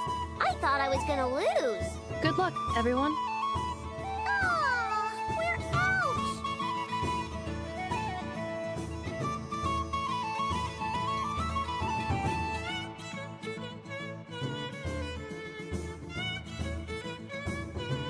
Let me pick a good one.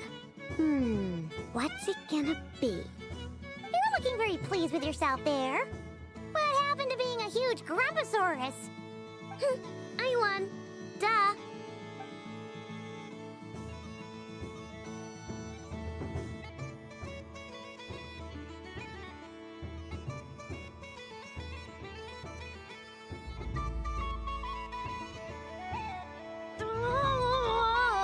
Me again? Don't fidget too much, Aino, or the sticker's going to fall off. I don't care. If it falls off, it falls off. If a pair of Kuhenki get discarded, why not a pair of stickers? Huh? Huh?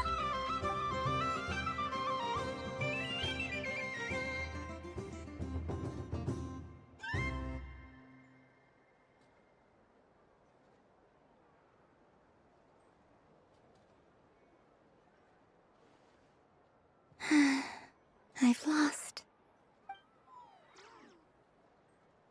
Sticker, sticker, sticker!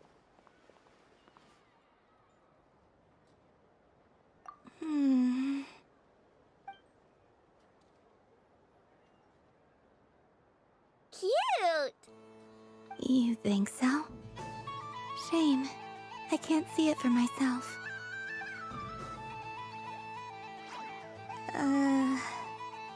What did Luanatar say? She said it looks so cute that she wants me to lose a few more rounds.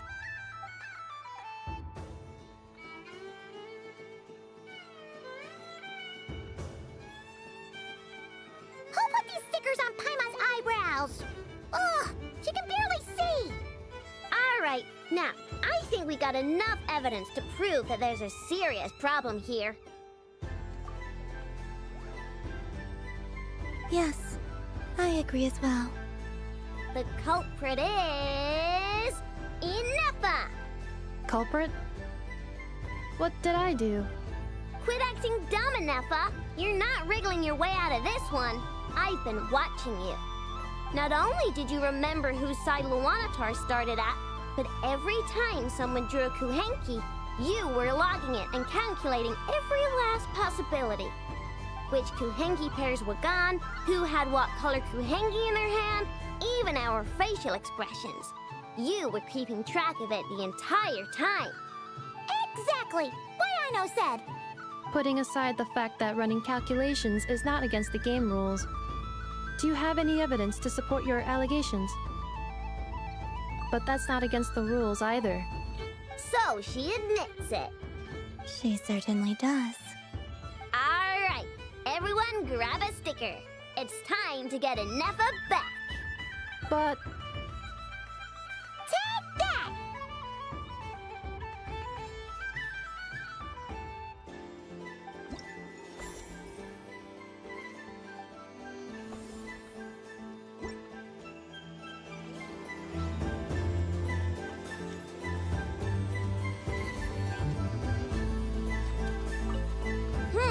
I'm never playing games with you ever again, Nefa.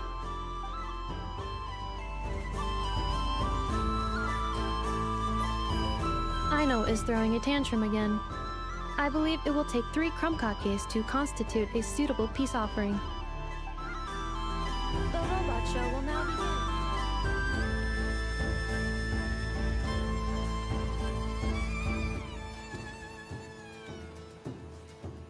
Please welcome to the stage.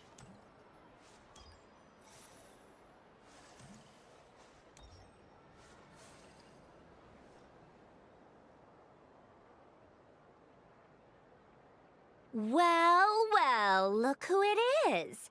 I heard someone went and disappeared on us the moment we let her out of our sight. They looked all over for you. Frankly, I didn't think you'd be back for Moon Prayer Night. Were you worried about me, Sandrone?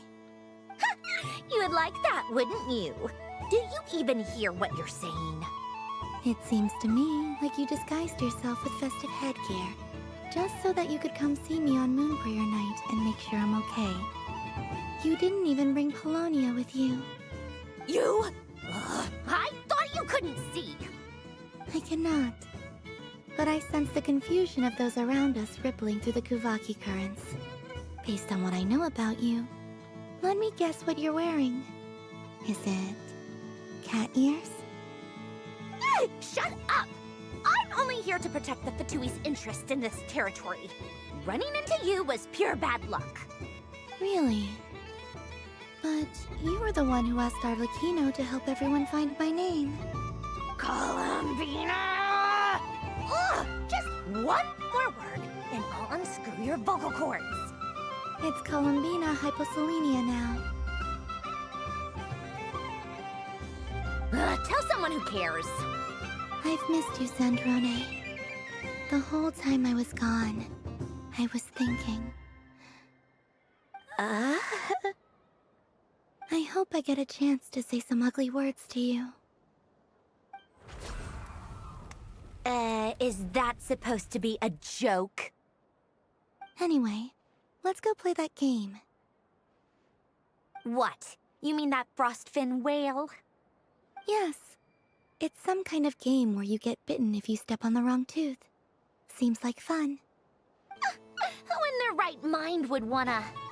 Because you're not a scaredy cat. Fine! You wanna play? Let's play.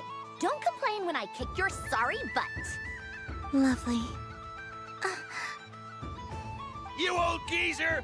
I'm gonna beat the pants off you! Just you watch! I almost forgot. Sandrone? What is it now? You'd better not lose, or I'm going to beat your head in. What? Allow me to demonstrate since I'm feeling so nice. You just step on the teeth, like this.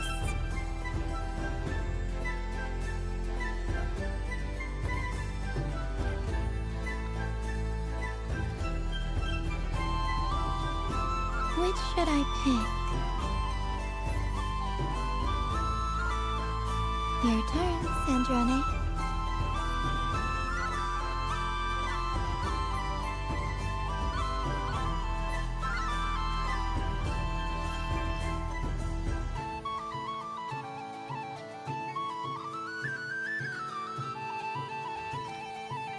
don't come crying to me if you get bitten.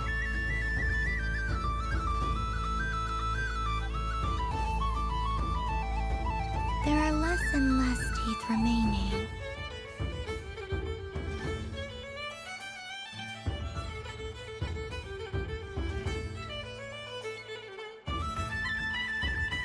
Huh? What's that noise?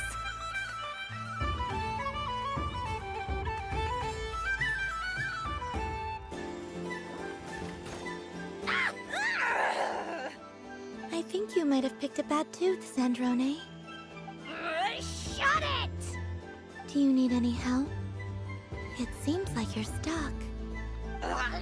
No! It's just a blasted toy! How is its grip this strong? Stop laughing! All right. Well, you lost. So just like I promised. Hey! What are you doing? Are you seriously? Hiya! Why, you... Oh, just you wait! Rematch! Are you all right, Sandrone? That was quite a strong bite. Are your clockwork parts? Quit your fussing! I don't need it! All right. I'll go first this time.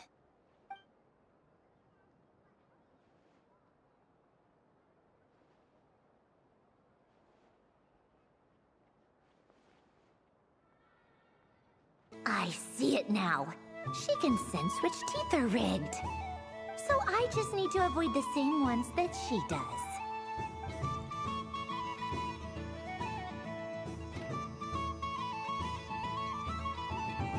This one... Seems fine. She avoided that one then? Now I've got you. All right, my turn.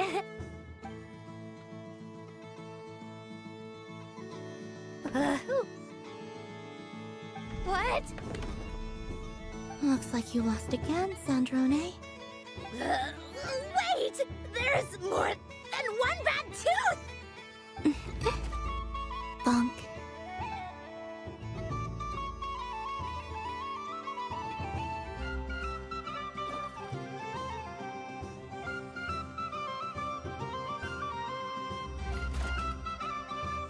Stupid game! What idiot came up with this? Are you all right, Sandrone? You said some nasty things just now. Oh, I'm peachy. Should I let you bonk me on the head as well? Ah, forget it! Come on, bonk away. It can be your consolation prize for losing so badly. I told you, forget it! Gah, you've always been so annoying. Singing right outside my door, inviting yourself to my tea parties, going AWOL. And now you're off to the moon or something. Of all my days with the Fatui, the times I spent with you, Arlecchino, and Rosaline, they were my favorite. I will not forget them. Just as I shall not forget this moment. We'll always be friends, no matter where we are, right? Who would want to be your...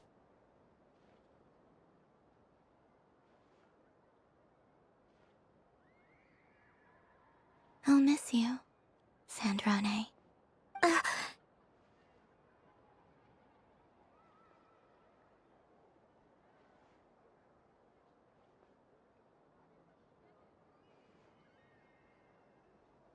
Goodbye, Sandrone.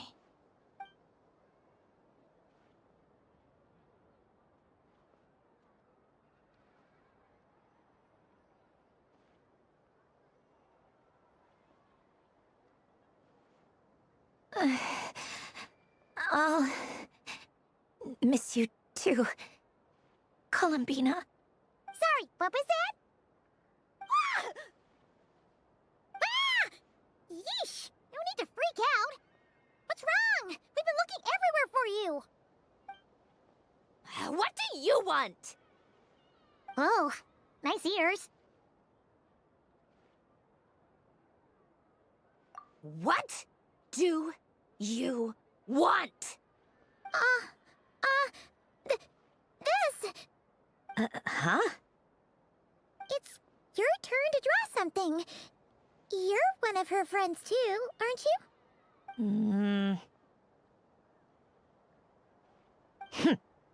Doesn't know how lucky she is.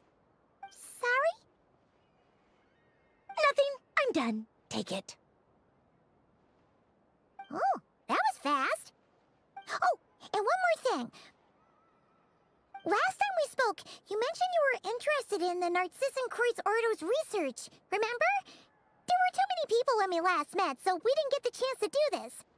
What are you talking about?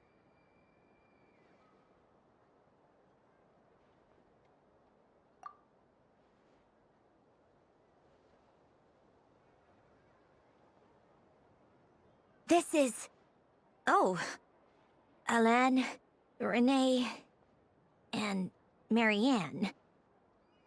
Huh. The Holy Blade. A savior's plaything. It's not about whether I approve or not.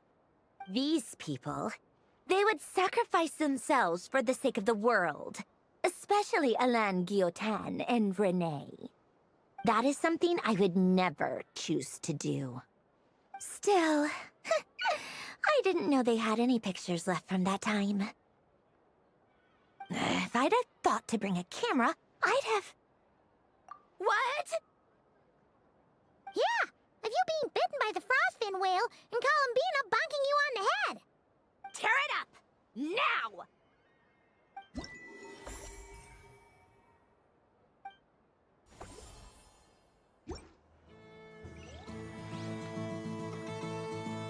Okay, that was actually really nice. That little cutscene with the flashback to the Ordo and the picture of Sandrone with the other members of the Institute. And the whole thing with her and Columbina. That was really nice. Okay, I just wanted to say that.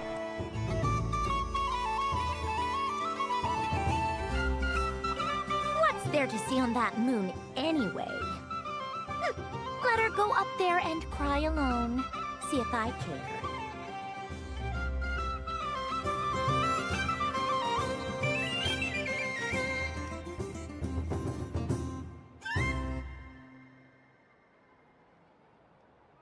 What is going on over here? It looks like fun. Hold it right there! You can't run away from me, Moon Goddess. Are you talking to me? Of course. Do you see anyone else here dressed up as the Moon Goddess besides me and you? Hey, come on! Call me by my title. Happy Moon Prayer Night, Moon Goddess. And the same to you. Anyway, there's no time to waste. Get ready for the duel of a lifetime. Duel? Meet my partner, Stacko. Come on out, Stacko! Well, don't just stand there. Let's see your partner. Partner?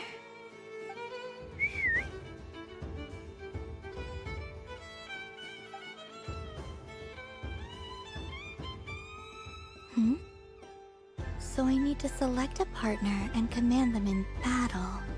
Partner. I need a partner.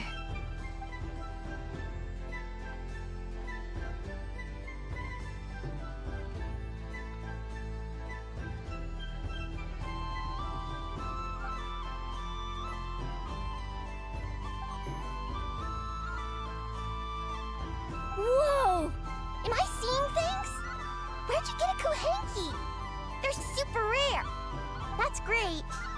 But you can only bring one partner to battle against me and Stacko. No ganging up allowed. They all look so eager to be picked. Which one should I choose?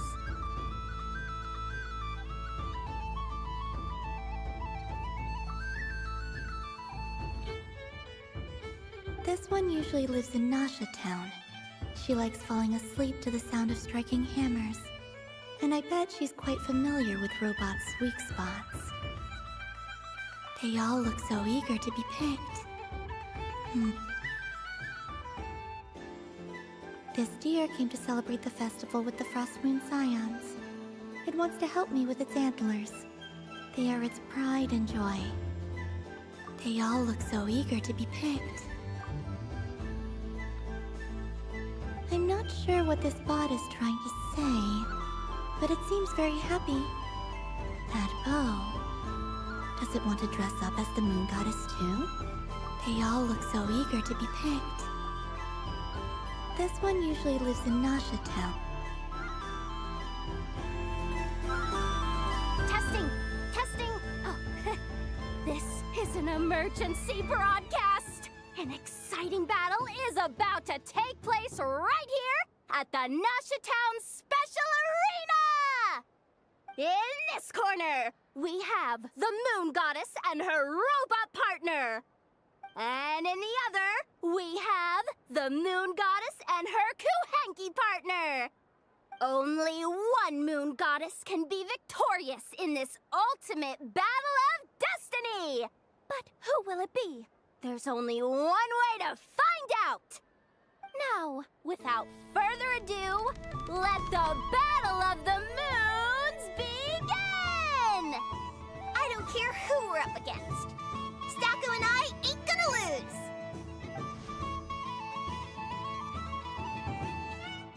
Let's strike first. Stacko, formation shift.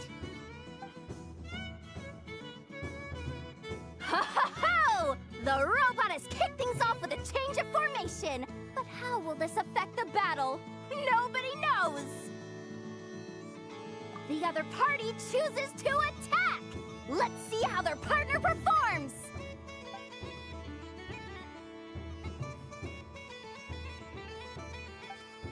Stacko! The attack lands! And if those sizzling sounds are anything to go by, it was very effective. Okay then. Stacko, maintain formation and enter your empowered state.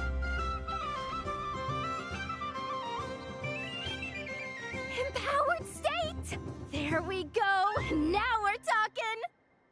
Absorbing the immense Kuvaki present on Moon Prayer Night, this lean, mean machine has greatly increased its offensive power! Oh, they chose defense! But Stacko's about to attack with full force! Is it too little too late? The battle is heating up fast! I'm about to start sweating machine oil over here! Go for it, Stacko! Set Kuvaki to maximum! Can their opponents withstand this blow? And what will this moon goddess do? Don't be afraid. Fight however you wish. It's a moon lane! A deft use of a moon lane allows the Kuhenki to dodge the blow, and now it's spiraling around its foe in circles! One loop, two loops, the robot's screen is bugging out! It's getting dizzy!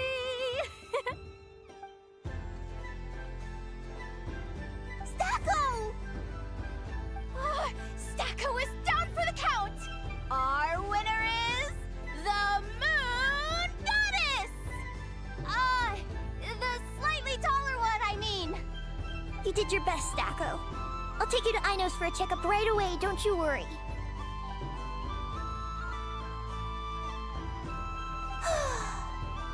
Well, you beat me fair and square, I guess. Honestly, I underestimated you. Won't make that mistake again. I think my partner deserves most of the credit. Just you wait. When I'm a little bit older, I'm gonna come back a whole lot stronger. You ready for a rematch? I'm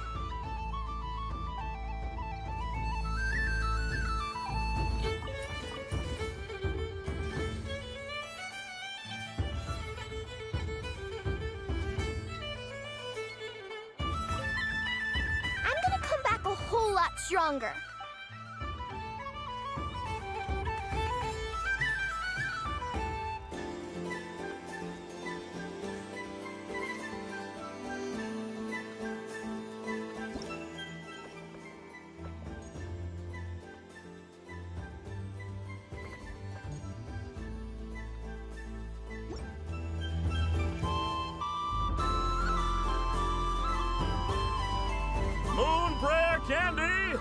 beautiful, tasty Moon Prayer candy. Buy a whole box, share it with your friends and family. Candy? To share? I wonder what flavors everyone would like. Welcome home, Moon Goddess. Fancy a box of Moon Prayer candy? Sure. I knew you would. Now, what flavor would you like? I'm not sure. What flavors do you have? Is this for yourself or as a gift? A gift for my friends. Ah, I see. In that case, I'd recommend apple, lockaberry, or midsummerberry. Those are the most popular. Do you have nocturnal blossom flavor? Huh. I've seen couples give those as gifts before, but I did not know they were edible. No? Okay then. Moonfall silver? You did say this was for friends, right?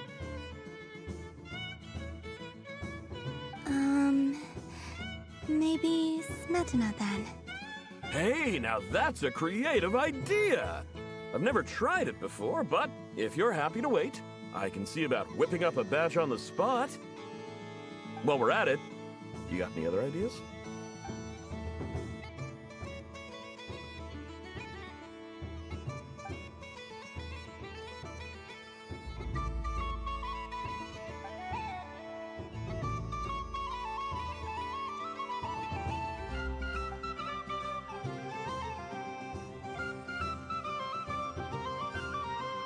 Here you go.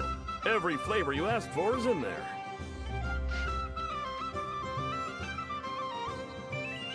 Thank you. I should be the one thanking you! You brought me a whole bunch of new business.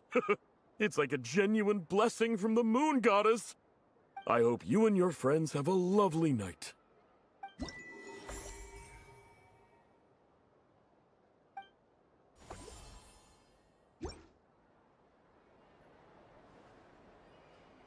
Assorted Moon Prayer candy! All your favorite flavors in a box! All right, kids, just line up over here.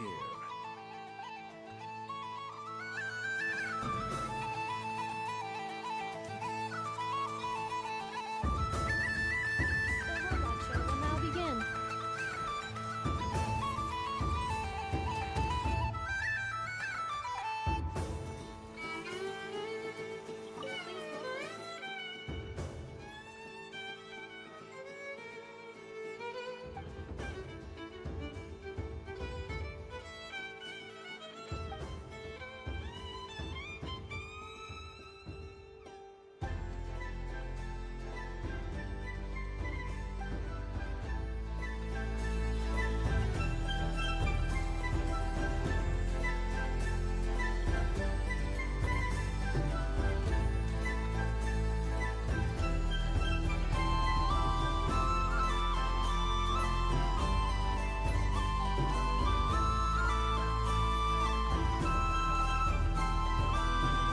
Happy Moon Prayer Night, adventurers. May you have a lovely evening.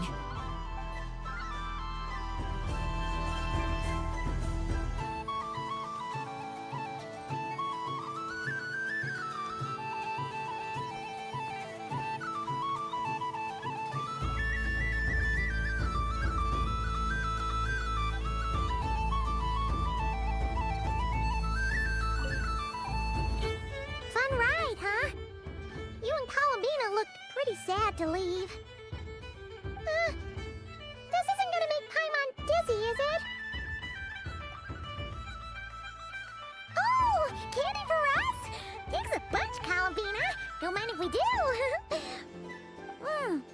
Whoa, this one's intense. But it's so tasty. What about you, Traveler? How does yours taste? Oh, sounds good. Paimon's drooling now. Are there any more Smetana candies in the box? Yes, I believe so. Okay, gotcha. Let's see.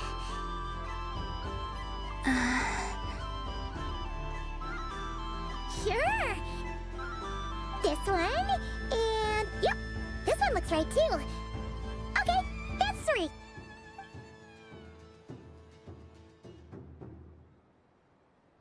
Here we go. 1 per person. It's so sweet.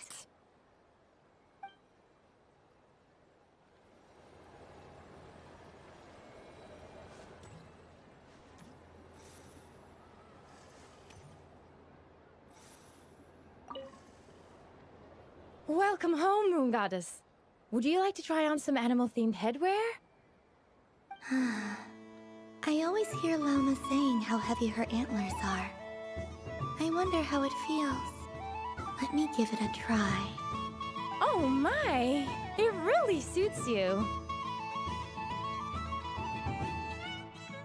It's a little itchy, and it's hard to turn my head. Should I keep wearing it?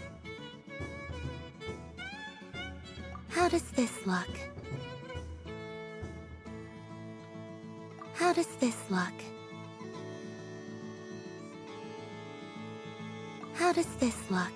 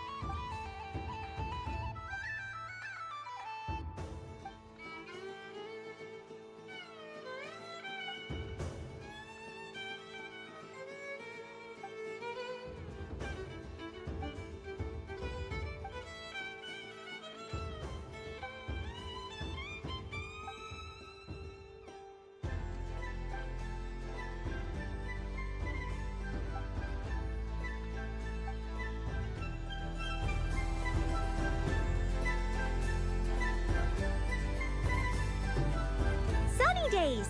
I prefer sunny days. Ah, well, you are as warm as the sun itself, Moon Goddess. Very well. I believe your spirit animal has to be this most adorable chic badger. Wow! Thank you, Mr. Talking Magic Lamp. Have a very happy festival, Moon Goddess. Lance? That's you, isn't it? Shh. It's our little secret, my dear traveler in Paimon. Okay, sure, but why are you here selling sugar sculptures? Everyone celebrates in their own way. After gazing into the abyss and spending time around gravestones all year, what better way to relax than to see sunny smiles on the faces of the living?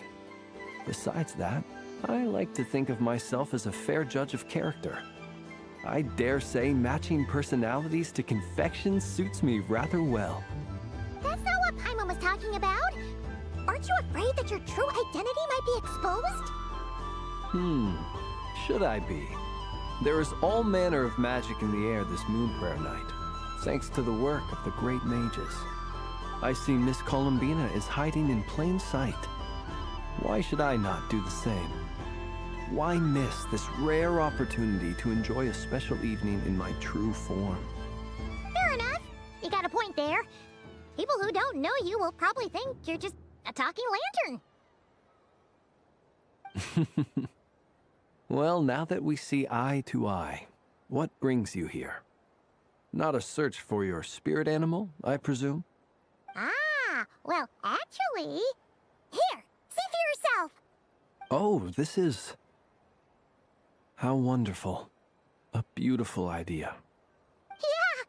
We just met Varka, and he said that having everyone draw their own section was kind of boring. So, he did your bit for you. Ah, Varka. Ever the maverick. I see his artistic skills are truly one of a kind. In that case, I shall paint something on Mr. Albedo's behalf in a short while. What? Why not now? Ahem. Welcome home, Moon Goddess. Whew, that was close. Hello, Flint. She recognized you right away! What keen eyes you have, Miss Columbina. Especially considering they are shut. I did not see you. Rather, I sensed you. I can sense the fluctuations in Kuvaki all around me. One would expect no less of the Moon Goddess. Might I interest you in some candy? Yes, please. Excellent. I shall make some for you right away. Hmm? Something the matter, Miss Columbina? What about my spirit animal?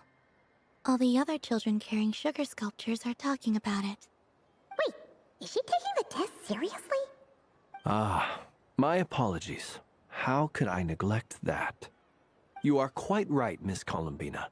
Every one of us has a magical creature living in their heart. Would you permit me to help you find yours? Yes, please. Do you prefer the day or the night? Night. Which of the 4 seasons is your favorite? Winter. Think of a perfect day. What is the weather like? Sunny, rainy, or perhaps cloudy? Rainy in the morning, sunny at night. What kind of answer is that? Forests, lakes, and open seas. Which do you prefer of these? I like them all. Imagine you opened your very own shop. What would you sell there? Moonlight, I think. Wow! Paimon would totally shop there. It wouldn't cost anything. You'd just need to visit. Aha! I believe I know what your spirit animal is. Here, for you. Oh, it's a Kohenki! Indeed. A free-spirited being with a deep love for all things here in Nodcry, who selflessly lends her aid to as many people as she can reach. It is the perfect fit for you, Miss Columbina. Thank you. It would be my honor. But you shall have to forgive me. We have known each other for quite some time. I doubt there is any answer I could give that would come as a surprise to you.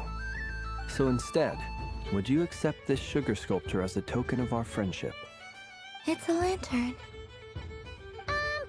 Hey, why don't you two go enjoy your candy over there? Paimon wants to try out this spirit animal thing too. Right, Blitz? Come on, play ball. I get this drawing done. But I want to hear Paimon's answers. Ah, but it'll probably take ages. Paimon's a complex soul. And we don't want your candy to melt while you wait, huh? Oh. Okay then.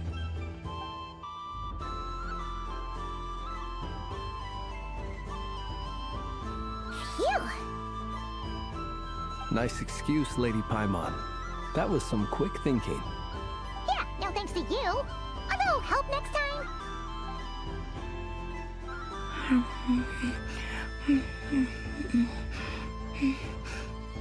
It's sweet. Is that Lockaberry? I wonder what flavor the traveler got. This way! This way! It's the candy-selling lantern! I'm coming!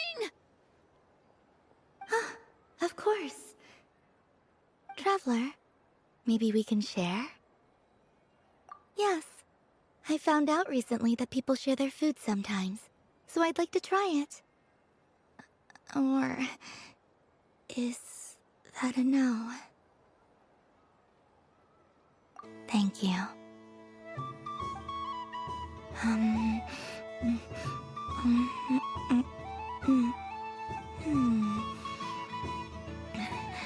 Yours is a little more sour than mine. Here, you try it. Amazing. My sugar sculpture has shrunk, yet my heart is filled with feelings of sweetness. I will remember this feeling.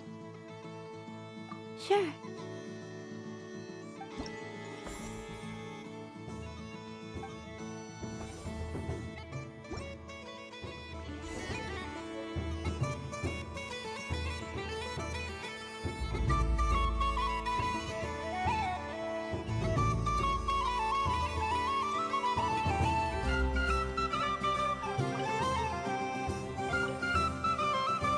Traveler. Hey there, Kalamina! Are you done checking out the festive amusements already? Are you sure you don't want to look around some more? You might not get another opportunity like this for a while. Right now, what I'd like to do is... Thank you. But I think I've had enough fun for one night. I've made plenty of precious memories. Really? You're sure you don't want to have a little more fun out there? Final answer! Yes, I am sure.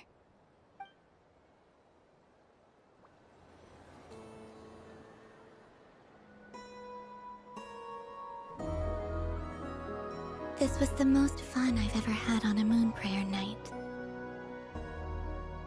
Everywhere I went, people were saying, "Welcome home," and there were friends at every turn. I only wish it could last longer than one night.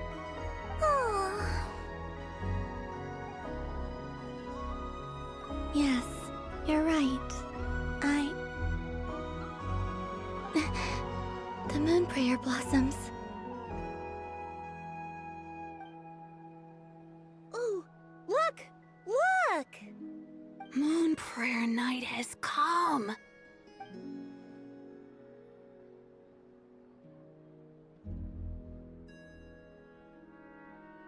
The moon. It's so beautiful. Happy Moon Prayer Night, dear. Happy Moon Prayer Night!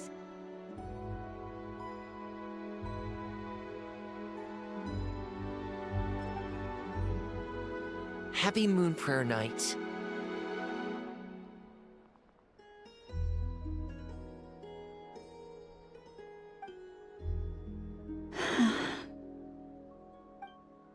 Aww. Huh.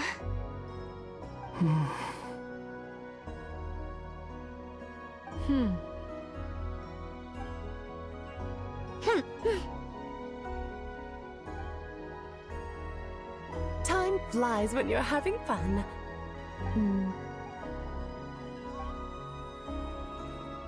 Oh.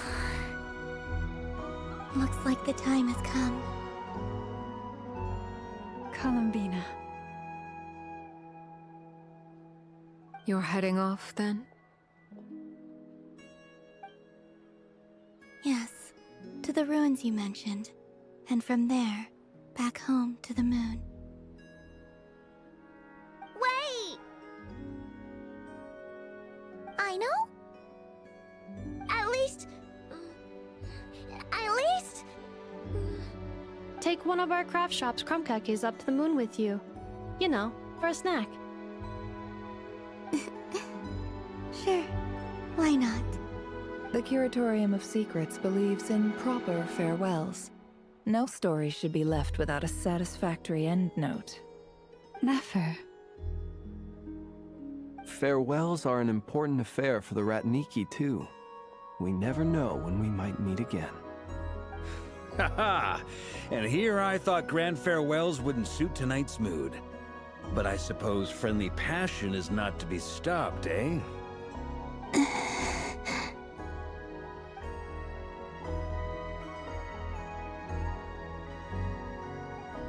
We made a little something for you, Columbina. What is it? A Moon Prayer Night greeting card with drawings by all of your friends. You did mention that you'd like a portrait done, so I took the liberty of creating one for you. I, meanwhile, did the portrait of Mr. Albedo, and Mr. Varka did the same for me. I mean, I think my work was pretty true to life, don't you think? The picture of Ashru was my doing. The two of you seem to get along rather well. Oh, wait, was I the only one who did a full-body picture? That's so embarrassing. I did pictures of me and Anefa. I did my own portrait and one for Hat Guy. Plus, there's the two mages, Arlecchino and Sandrone. So, if you ever miss us, just flip the card open and we'll all be right there with you. I don't know what to say. Thank you so much, everyone. This whole Moon Prayer Night was more than I could have ever asked for. It is the greatest gift I have ever received. Lama, I figured it out. Figured what out? Remember how the Frost Moon Scions used to use milk as invisible ink to write hidden messages? That was a very long time ago. Oh, are you saying? Yes. When I miss you all, I shall use moonlight in the same way, to write words that only you can see upon the moon itself. Wow, that sounds lovely. Quite. But how will we see them? Simply open your windows on nights when the moon shines bright, and the moonlight will naturally flow towards the words I have written. That sounds most fitting indeed. Very true to form. I'll try to write them in places that won't disturb your sleep. I, for one, would sleep all the better for having read one of your messages before settling down for the night. Exactly. So don't worry about disturbing anyone's sleep. Just promise you'll write to let us know you're okay, all right? All right. I promise.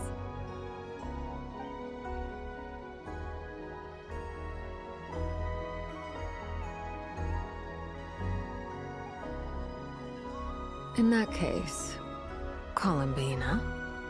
I'm ready. Very well. Let's go.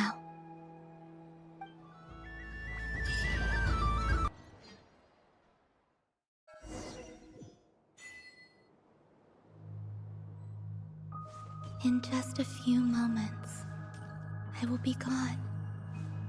I still don't know what to expect on the moon. Will I really be able to send messages to my friends? The Kuhenki, the animals of Not Cry. I'll never get to see them again. I wonder where I'll be when the next Moon Prayer Night comes.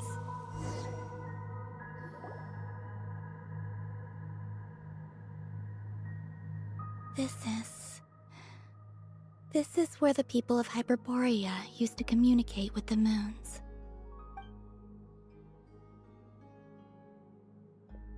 Eternal moon, frost moon, iridescent moon. When the power of all three converge, the gate to the moons shall open. Moon marrow preparations are complete. Only the final step remains. I'm sure Nasha Town is livelier than ever at this moment. Yeah, it's a shame you couldn't be there for it, but it's now or never, right? It's fine. I'm more than happy with this. My last piece of luggage. My only piece of luggage.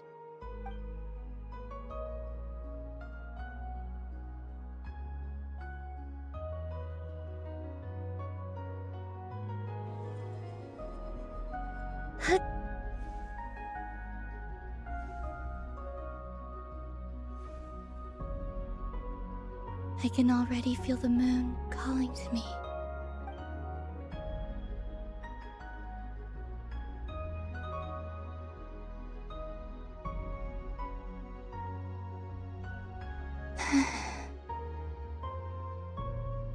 Your home lies on the far side of this light, Columbina.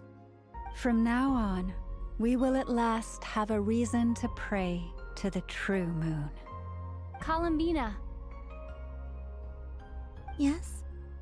I'm listening. Be sure to come back and see us when you get the chance.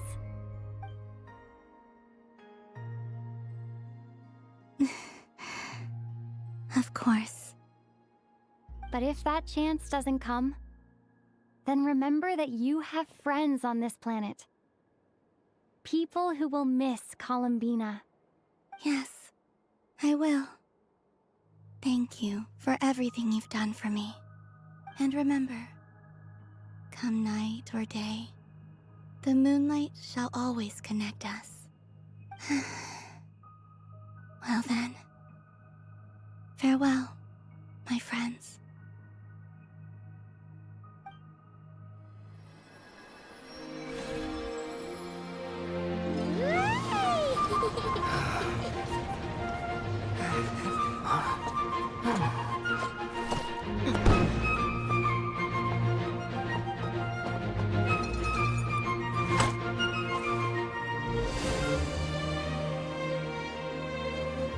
Thank you. This was my happiest night in Teyvat. Farewell, Columbina.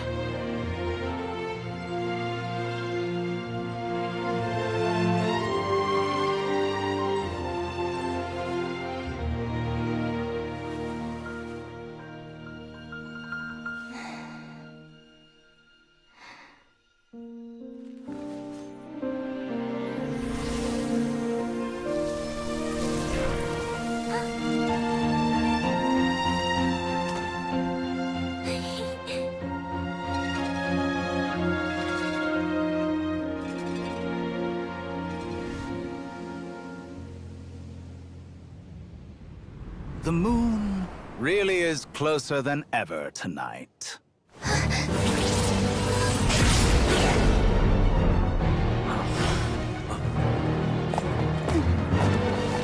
Columbina. All 3 moons in one place. Time for one final experiment. Reason, life, death, time, and space. They all believed I would fail.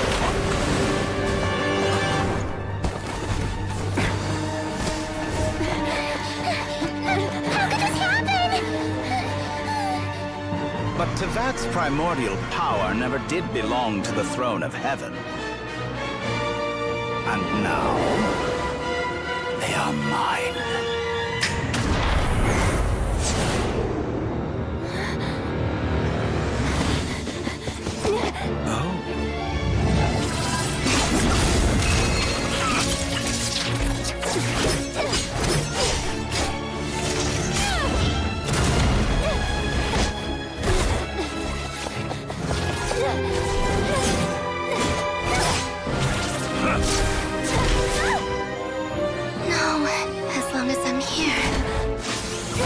Is free to wield the 3 moons' power.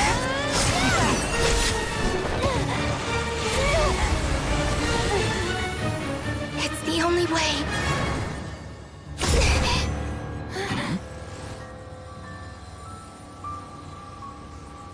I guess I won't be going home today. Columbina! No!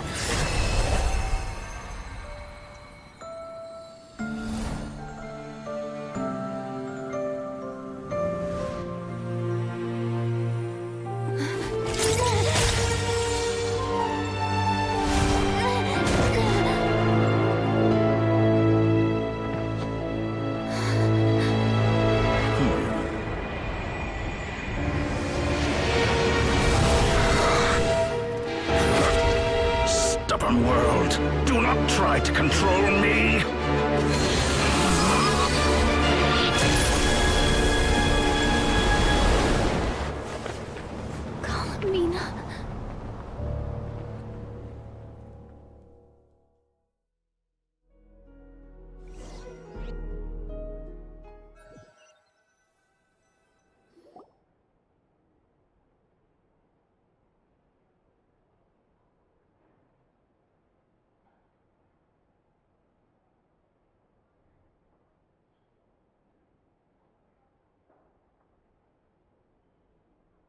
Are you all right?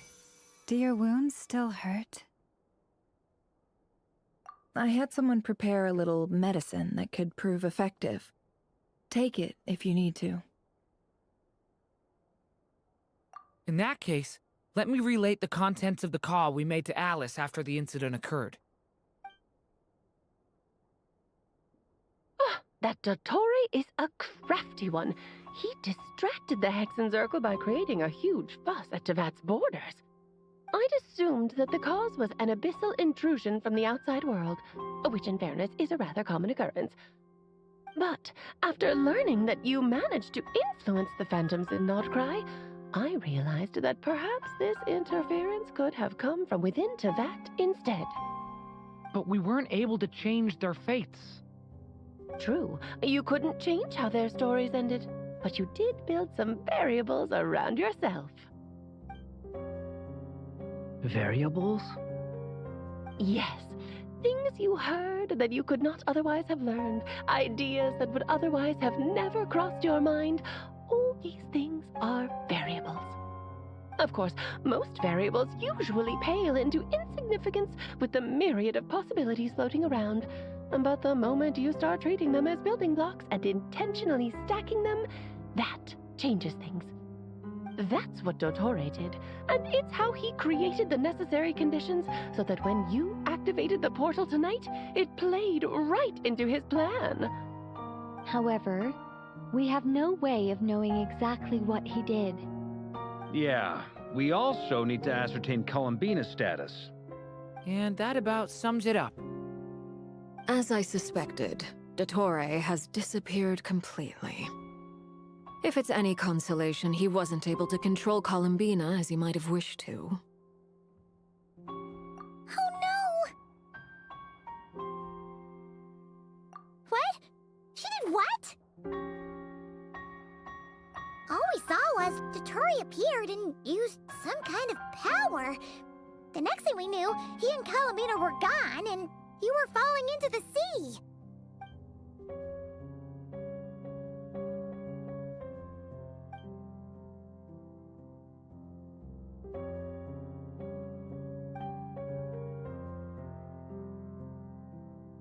So, Columbina intentionally opened the Moon Gate and escaped into the same mysterious world as Rerir and Thalindus. Sounds like bad news.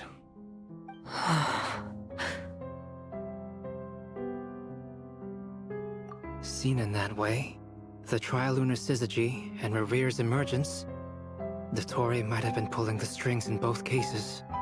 According to Miss Alice, he is attempting to transcend his destiny and finish an experiment that only a god might complete. An utter lunatic. Wait a sec, where's Hat Guy? Seems like he'd want to be here for this. He took off with the Dodo communication device after we spoke to Alice. He said he had a hunch that he wanted to investigate by himself. The look on his face was terrifying. I've never seen him like that before.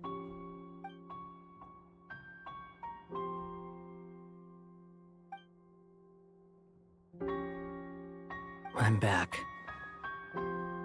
Hat Guy! I went to look for the Hyperborean phantoms again. I think I've gotten to the bottom of it. I got them to talk to Nicole on the other end of the communications line. Turns out, the history they describe is different from how Nicole remembers it. Really? But how? Surely Nicole can't have been wrong. Because the phantoms are the ones who were deceived. They speak of a savior who appeared in their history. One who never should have existed. This savior promised to create a new moon within the false sky, and even bring back their moon goddesses.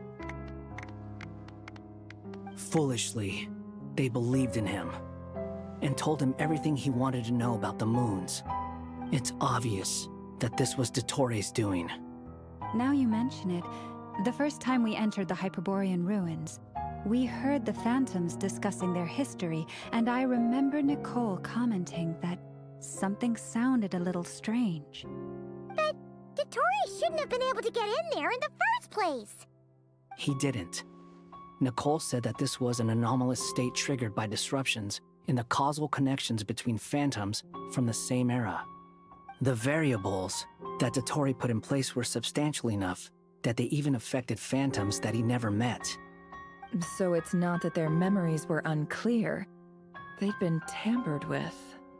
That's exactly the possibility Dottore was trying to manufacture. He turned these variables into knowledge and engineered the situation so all that knowledge would fall into his hands. Then, he harnessed that knowledge on Moon Prayer Night to truly create a false moon. How is that even possible?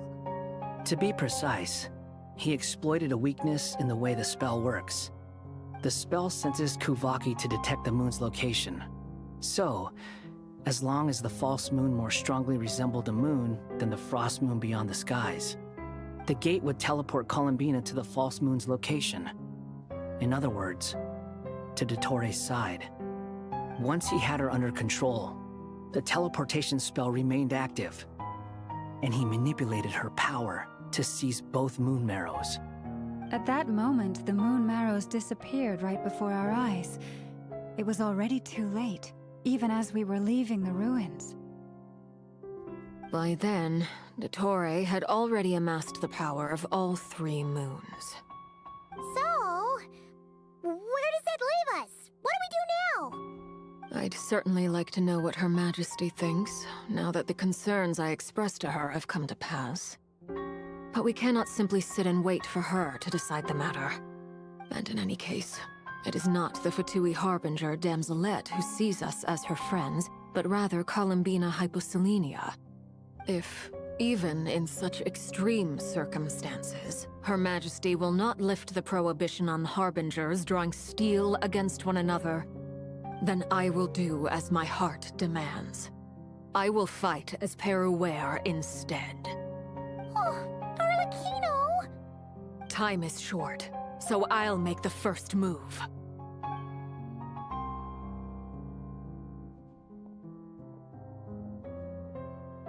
Whew.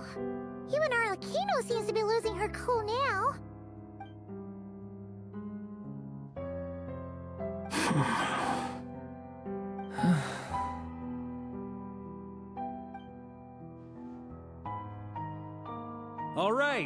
All right. Lose those dejected looks for a moment and let me get a word in. It looks bad, I won't lie. Very bad, in fact. So Dottore's pulled some real dirty tricks to gain the upper hand. For now. And yeah, it's to the point where even the mages say that his variables have affected destiny. I'm not so sure, though. Many have told me that Tevat's destiny is fixed, and that does appear to be the case. Well, what makes Dottore so sure he'll be the exception? And since he was able to stack these variables up, who's to say we can't do the same? You of all people should not be discouraged, traveler from afar. This isn't over yet. And you're not alone in that. Everyone here does, whether they've spoken thus far or not. But none of us are the type to sit back and wait for the sun to shine again. That's exactly how a knight should roll. If they knock you down, you get back up and get back in it. Don't forget, Honorary Knight, you're a legitimate member of Mondstadt too. Fark is right. This is far from over. Dottore's already way overdue a butt-kicking given his past shenanigans. And after this, he's earned himself a double dose. That's what I'm talking about. How's everyone else feeling? I'll use Kuvaki to investigate Columbina's whereabouts. I am not ready to give up either. Leave the intel gathering to me. Whatever happens within Nodcry's borders, when the Curatorium of Secrets wants to be in the know, we always find a way. Ano and I will do all we can to support you. We will attempt to reverse engineer Dottore's actions and seek a breakthrough that way. Alice and Nicole are busy dealing with an emergency at Tevat's borders, so they can't return just yet. But they're both very angry about this. They've asked Albedo and me to act on the Hexen Circle's behalf and do everything in our power to fight back against Dottore. Are you ready then? We're going to have to conduct a lot of research. even in the early stages. I'll do my best. As for me, I'm pretty familiar with Dotori's way of doing things, so I can try to predict his next move. I'll help with your investigation. Nice! Looks like we have our basic division of labor. I'll get in touch with Flints and Itlua, get them to have a chat with their Starshiner. It couldn't hurt to bring the Lightkeepers on board as well. At the same time, I'll pass on instructions to the Knights present in Nodcry to assist the Lightkeepers and other organizations in ensuring the safety of those living here. Yeah! We'll show him! That's it then. Good luck, everyone.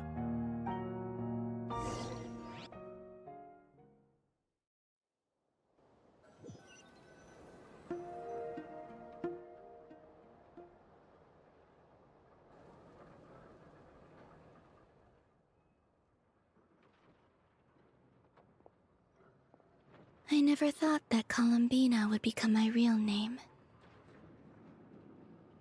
It went from being a Fatui code name to something my friends call me. And remember, come night or day, the moonlight shall always connect us.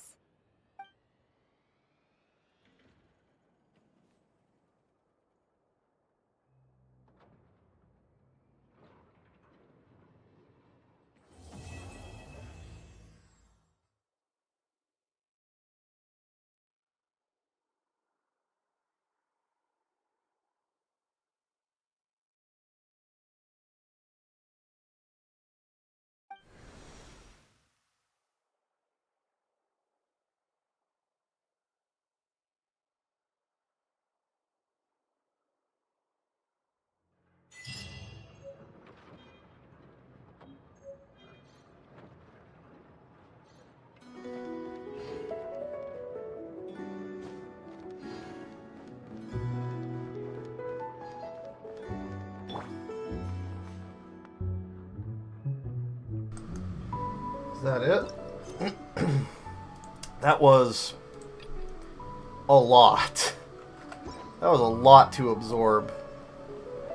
That was an interlude patch? Like, man. That was actually really, really nice. I really liked that story.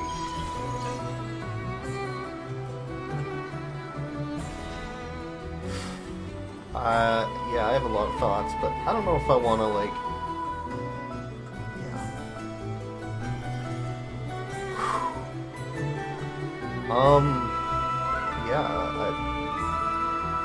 It's very touching. I mean, I could see right from the beginning with the way that Alice talked about finding the name, I could see that, you know, the real name was the friendship we made along the way, you know? But, it was still nice. And getting to have the entire Moon Prayer Night Festival as Columbina was really cool. Getting all those cutscenes, all that dialogue, all those character interactions. It was nice to see all that. And,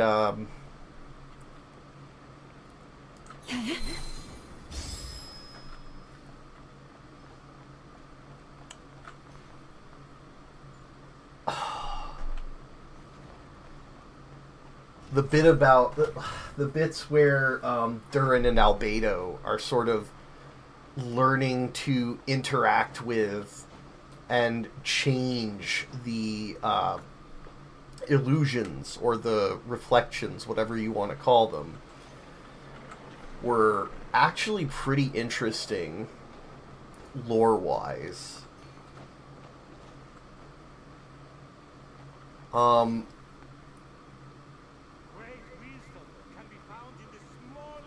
It raises a lot of questions with how those reflections actually tie in to Irmin's soul and the world's memory.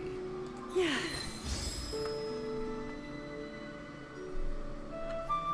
It is interesting and makes sense that the Traveler was not affected by Dottore exercising complete control over the moon's powers. And it kind of makes sense, like, he could stop time, since the moon goddesses were the original controllers of the time domain, the death domain. What are the other domains? Ruler of time, death, space, and then logic, I think, are the 4 domains. I've seen a theory that there's 5 domains based on the artifacts, how they're like, what is it? Logos, so logic, Eonathem, time, death, life, right, ruler of life, okay. And then, I don't know what Eonathem is, I don't remember, but obviously you've got logos, logic. So I've seen a theory saying that there's actually a 5th domain or principle or shade or whatever you want to call it. But I'm getting sidetracked. Yeah, it's very interesting.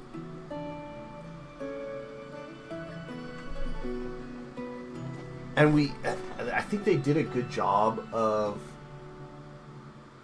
weaving in during character development into the story, weaving in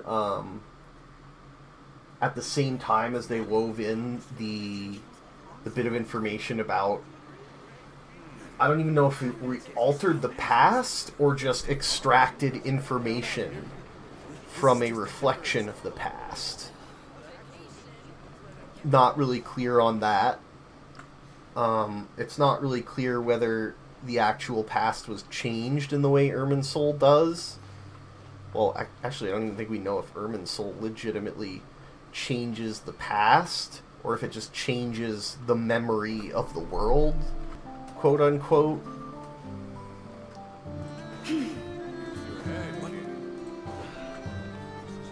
Yeah, there's a lot to digest there, and then obviously I knew we weren't done with Thelandis and Rerir, so Columbina opening the gateway and going through to the other side, like, we're 100% gonna run into them again. It just didn't make sense for his part in the story to end so abruptly. There's a lot of threads. I think, like, it was a very long patch, very, very long story. Like, I started right away and we're 6 hours in, but I think they did a good job of managing to do a lot of things simultaneously, and also did a really good job of having a very touching, heartfelt farewell to Columbina. You know, I mean, obviously we're going to get her back. She's going to be playable. Like, it's not even a question. Until, you know, whenever, because, like, the game, right? So, like, we kind of know that because it's a game. But they did a really good job of that. I think the only thing I would have liked to see is, like, they did do a good job of getting it out there, getting you thinking about, like, okay, Dottore's somewhere, what's he doing? I would have liked to actually see some traces of him before the sudden, like, reveal at the very end. But I think it was fine. But yeah, like, they set up so much. I mean, they brought Alice in. We finally got the Alice reveal. We got the Nicole reveal. And I think this is the first time where, for the most part, I never felt like any of the dialogue was, like, unnecessary. Like, it was just wasting my time. Even with the Nicole exposition, like, they kind of... I think they did a good job of walking the fine line and being self-aware about it. of like saying, oh yeah, we want to give you these explanations of concepts and things, but then they did a good job of using Varka to sort of rein that in and sort of keep themselves from becoming exposition dumps. Where it's like, okay, we maybe got a little more than we needed, a little less than we wanted, if you're, you know, kind of interested in those things about the world of Teyvat. But enough to strike a balance, and also they did it in a way that let us understand, oh, Nicole's kind of a turbo nerd. Okay. And kind of awkward. And they, like, I feel like this was a really good, like, a really well-written story. Like, they're definitely improving.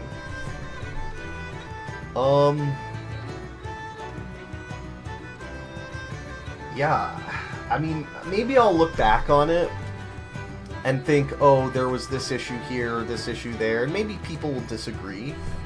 And I think that's fine. But, you know, initial impressions, like, the entire Moon Prayer Night festival, it was long. And, man, I really feel it, having sat here and done the entire story in one shot. Like, both the start segment and that segment and the finale segment. But it never felt like I feel it didn't feel like it flew, like that part for the most part felt like it flew by. It was just the part where I had to like wander around and find the last stall, because it was a little bit like they didn't specifically mark it. Yeah, for the most part it really flew by. It's like, I do feel it, because, like, I you know, been sitting here for, like, 6 hours. Jeez. You know, but, like, while I was in it, while the story was happening, there was never a part that took me out where it's like, oh my god, this dialogue is useless and annoying, or just repetitive, or whatever. It was like, all of the parts that normally would have been 3 or 4 Paimon sentences that would have taken like 15 or 20 seconds to say, she's just like, instead they just had her say, what was it, like, understood, or, you know, what was it she said, like, check, or affirmative, or something, but it was just like a quick one phrase thing, and it was like, oh, thank god, that was all she needed to say there. So easy. And that's not, like, you know, I understand, like, there's Paimon haters. I'm kind of neutral, but, like, I think the biggest problem with her is that a lot of the time, she completely regurgitates everything we just heard in a very long way at the end of every scene. And this time, there was like, I don't feel like they did any of that. Maybe there were, like, a couple instances I'm forgetting, but I feel like for the most part, when the scene was ended, they didn't try to make Paimon, like, repeat everything that just happened back to us. They just had her say, affirmative, understood, and it was done like that, and it was great, and the scene stood on its own, and we got all the information. It was really good. So, like, without having to deal with that, like, the writing just flowed really well. Like, way, way better than in any other patch, in my opinion. At least that's my initial impression. Like, if I go back and I really think about it and I rewatch, like, old story scenes, maybe I'll think I'm wrong. But just coming out of it right now, I feel like it all just kind of flowed and moved forward as it needed to, and we got, like, a bunch of really nice scenes that flowed really well, that established characters, that established relationships between characters. Yeah, I guess I'm just coming up with a really long way of saying the writing was I don't want to say just good, but I mean it kind of was, right? Like it was fluid. It just felt like, okay, the story is happening and I'm along for the ride and I was able to get into it and it didn't take me out of it. And that's, you know, considering it was a really, I think it was a really good story and, you know, it flowed really well. That is like a really, because I think there's I think there's a lot of decent stories in Genshin. I think that there's just sometimes where their writing sort of breaks the flow of that story. And even though, like, the overall narrative, when you think back on it, is really good, like, in the moment, it sort of breaks your immersion. Like, that didn't happen. So, like, they did a really good job of having writing that just flowed, that never broke your immersion, and the story you were immersed in was well written and well constructed, and the character interactions felt actually organic. Even when the night is gone, and even when the sky Like, is some of the hidden from characters, you know, they had their sort of, like, Still the fate moon conflicts. shines its light Some of upon them, you know, like Innefa and Aino having that dispute over cheating in the Kuhenki game. Yeah, it's really good. It didn't feel like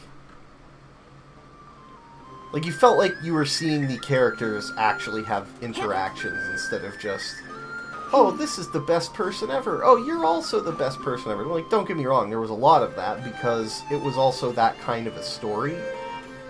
Like, it's a story about, you know, Columbina's connections to all the people around her. But getting to see, like, the moment where Sandrone kind of broke down and actually admitted that she wanted Columbina to stay, that she would miss Columbina. I mean, it's simple. It's, you know, kind of a trope, but it's effective. It worked. It's really good. So, yeah, there's a lot that I think was really good. Yeah. I think that's where I'm going to end it, though, because that was... It didn't feel long, but now that I'm, like, not on the ride anymore, I definitely feel the fact that I've been sitting here for 6 straight hours without even getting up to move. Like, oh, really kind of uncomfortable, actually. So, yeah, I'm going to end it there. For anyone that did watch and enjoyed, thank you. Yeah, I tried to do it with as minimal interference as possible and just let the story play out and do it all in one swoop without interruptions, and I did it. So, yeah. Yeah, just